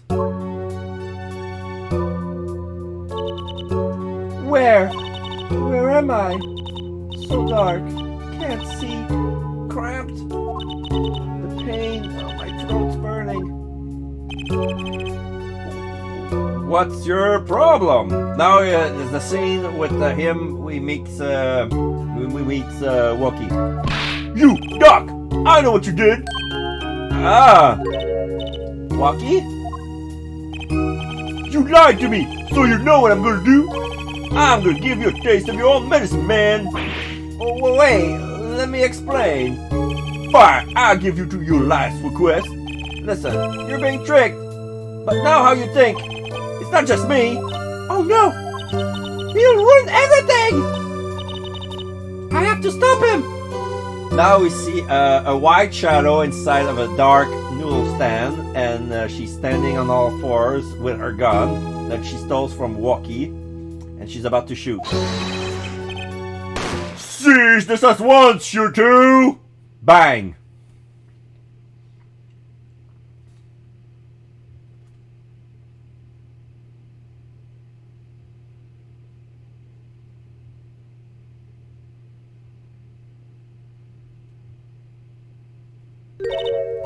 Funny. This isn't the way it was supposed to turn out. Oh well, too bad.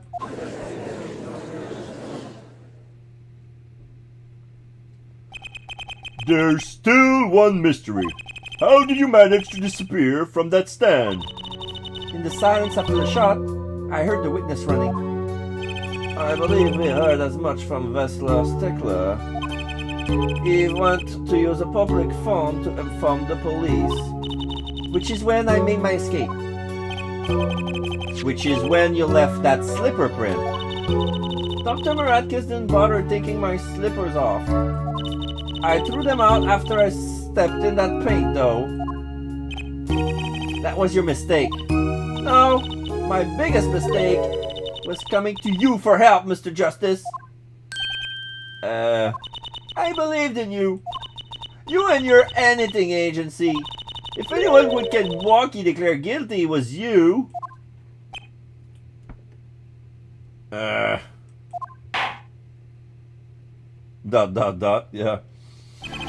I believe we reach a conclusion of sorts. Prosecutor Gavin, how is Miss Alita Tiala doing?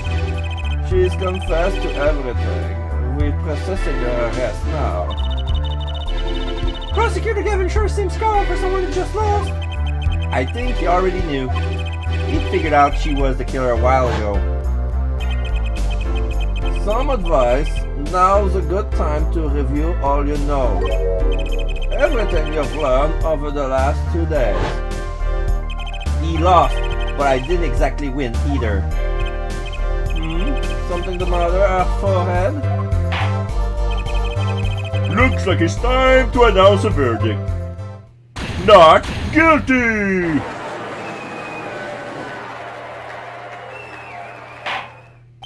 Court is adjourned.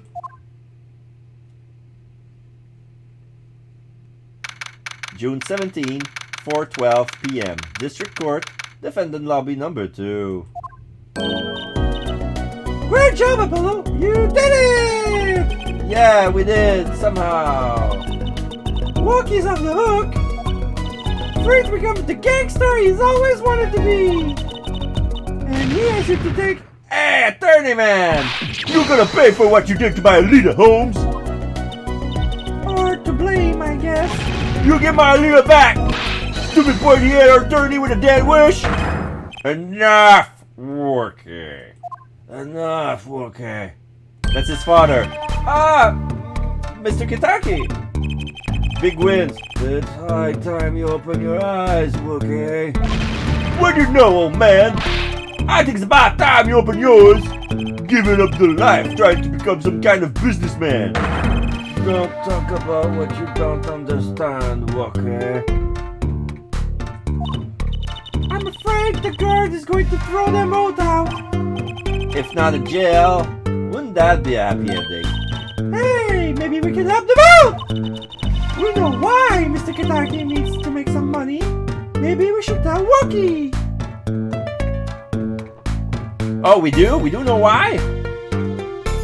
Oh, this is the final piece of Wookie, Apollo has something to tell you. Huh? I do? Way to put me on the spot. Huh? Who's that? Show him the reason why, Apollo. Why is Mr. Kitaki trying to become a businessman?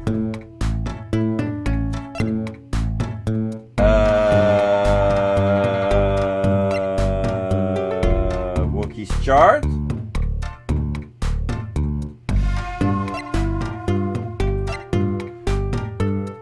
The thing he didn't want... No. Not this. That would be, yeah, the checkup report. Because they found... Ever since... Yes, Wookie's chart from 6 months ago. Ever since he got hit by a bullet, he realized that the gangster life would be too hard for him since he's not gangster no matter how hard he believes he is. So he wanted to be good so he could have a safe future. But I hope that this chart is gonna be proof of that. Take that! Think about it, Wookie. Think about your condition. I talked with your mother, Lil Plum, yesterday. It pays, but we need a lot of money right now. Clean money, that is. For the operation. Huh? She doesn't mean... You aren't really... Are you? I searched the globe, and I found one. A doctor can take that bullet out of you, Wookie. But it's an expensive procedure. Man! Well, you got plenty of money already, don't you? I won't use it. Huh? It was the gangster life that did this to you, Wookie. I want to help you and I want to do it clean. Oh, we see sympathy in his eyes. Oh, he's opening his eyes. Please understand, Wookie. Alright. All along, we thought that he had very, very deep eye skull, so we couldn't see his eyes, and we never see his eyes, and all along those were his eyebrows. And now he opens his eyes for real, and now he has tiny little beady eyes, but tiny, gentle eyes. They're kind. Now we see them for real, because, yeah, without his eyes, those big brow look like shadow, and it looks like menacing, but that's, Okay, Please understand, Voke. Dad! Man, I see how it is, old man. Always you look out for. Wookie? Listen good, old man. One day, I'm gonna become a Kage. I'm gonna take you out. Then we'll see who's the OG. You try to hide in your business suit. I'll find you. Stupid little geezer. You thought I was about to cry, don't you? Sucker. Fuck this, I'm going home. My! Wookie! No, it's all as it should be. Mr. Kitaki, I liked him more without the puppy dog eyes. I'm glad to have met you. I'm not so good with words, but I know a professional job when I see one. Thank you. Who, me? I don't think. Someday, I'll bake you one of our latest, the Kentucky lime pie. He's opening a pie shop? So long. We're gonna get paid in pie. We're gonna get paid in pie. We're gonna get paid in pie by our former mafia boss. Yeah. Key lime, yummy. Personally, I prefer cherry, but key lime, not bad. And he was gone. Well, let's head back, Apollo! To the right anything agency! Hey, since when do I work at your agency? We make a good team! Don't just stand there, let's get going! Why not? She did help me out. And there's a few questions that still needs answers. Like this power of mine that she showed me. And my bracelet. If anyone can help me figure it out, it's her.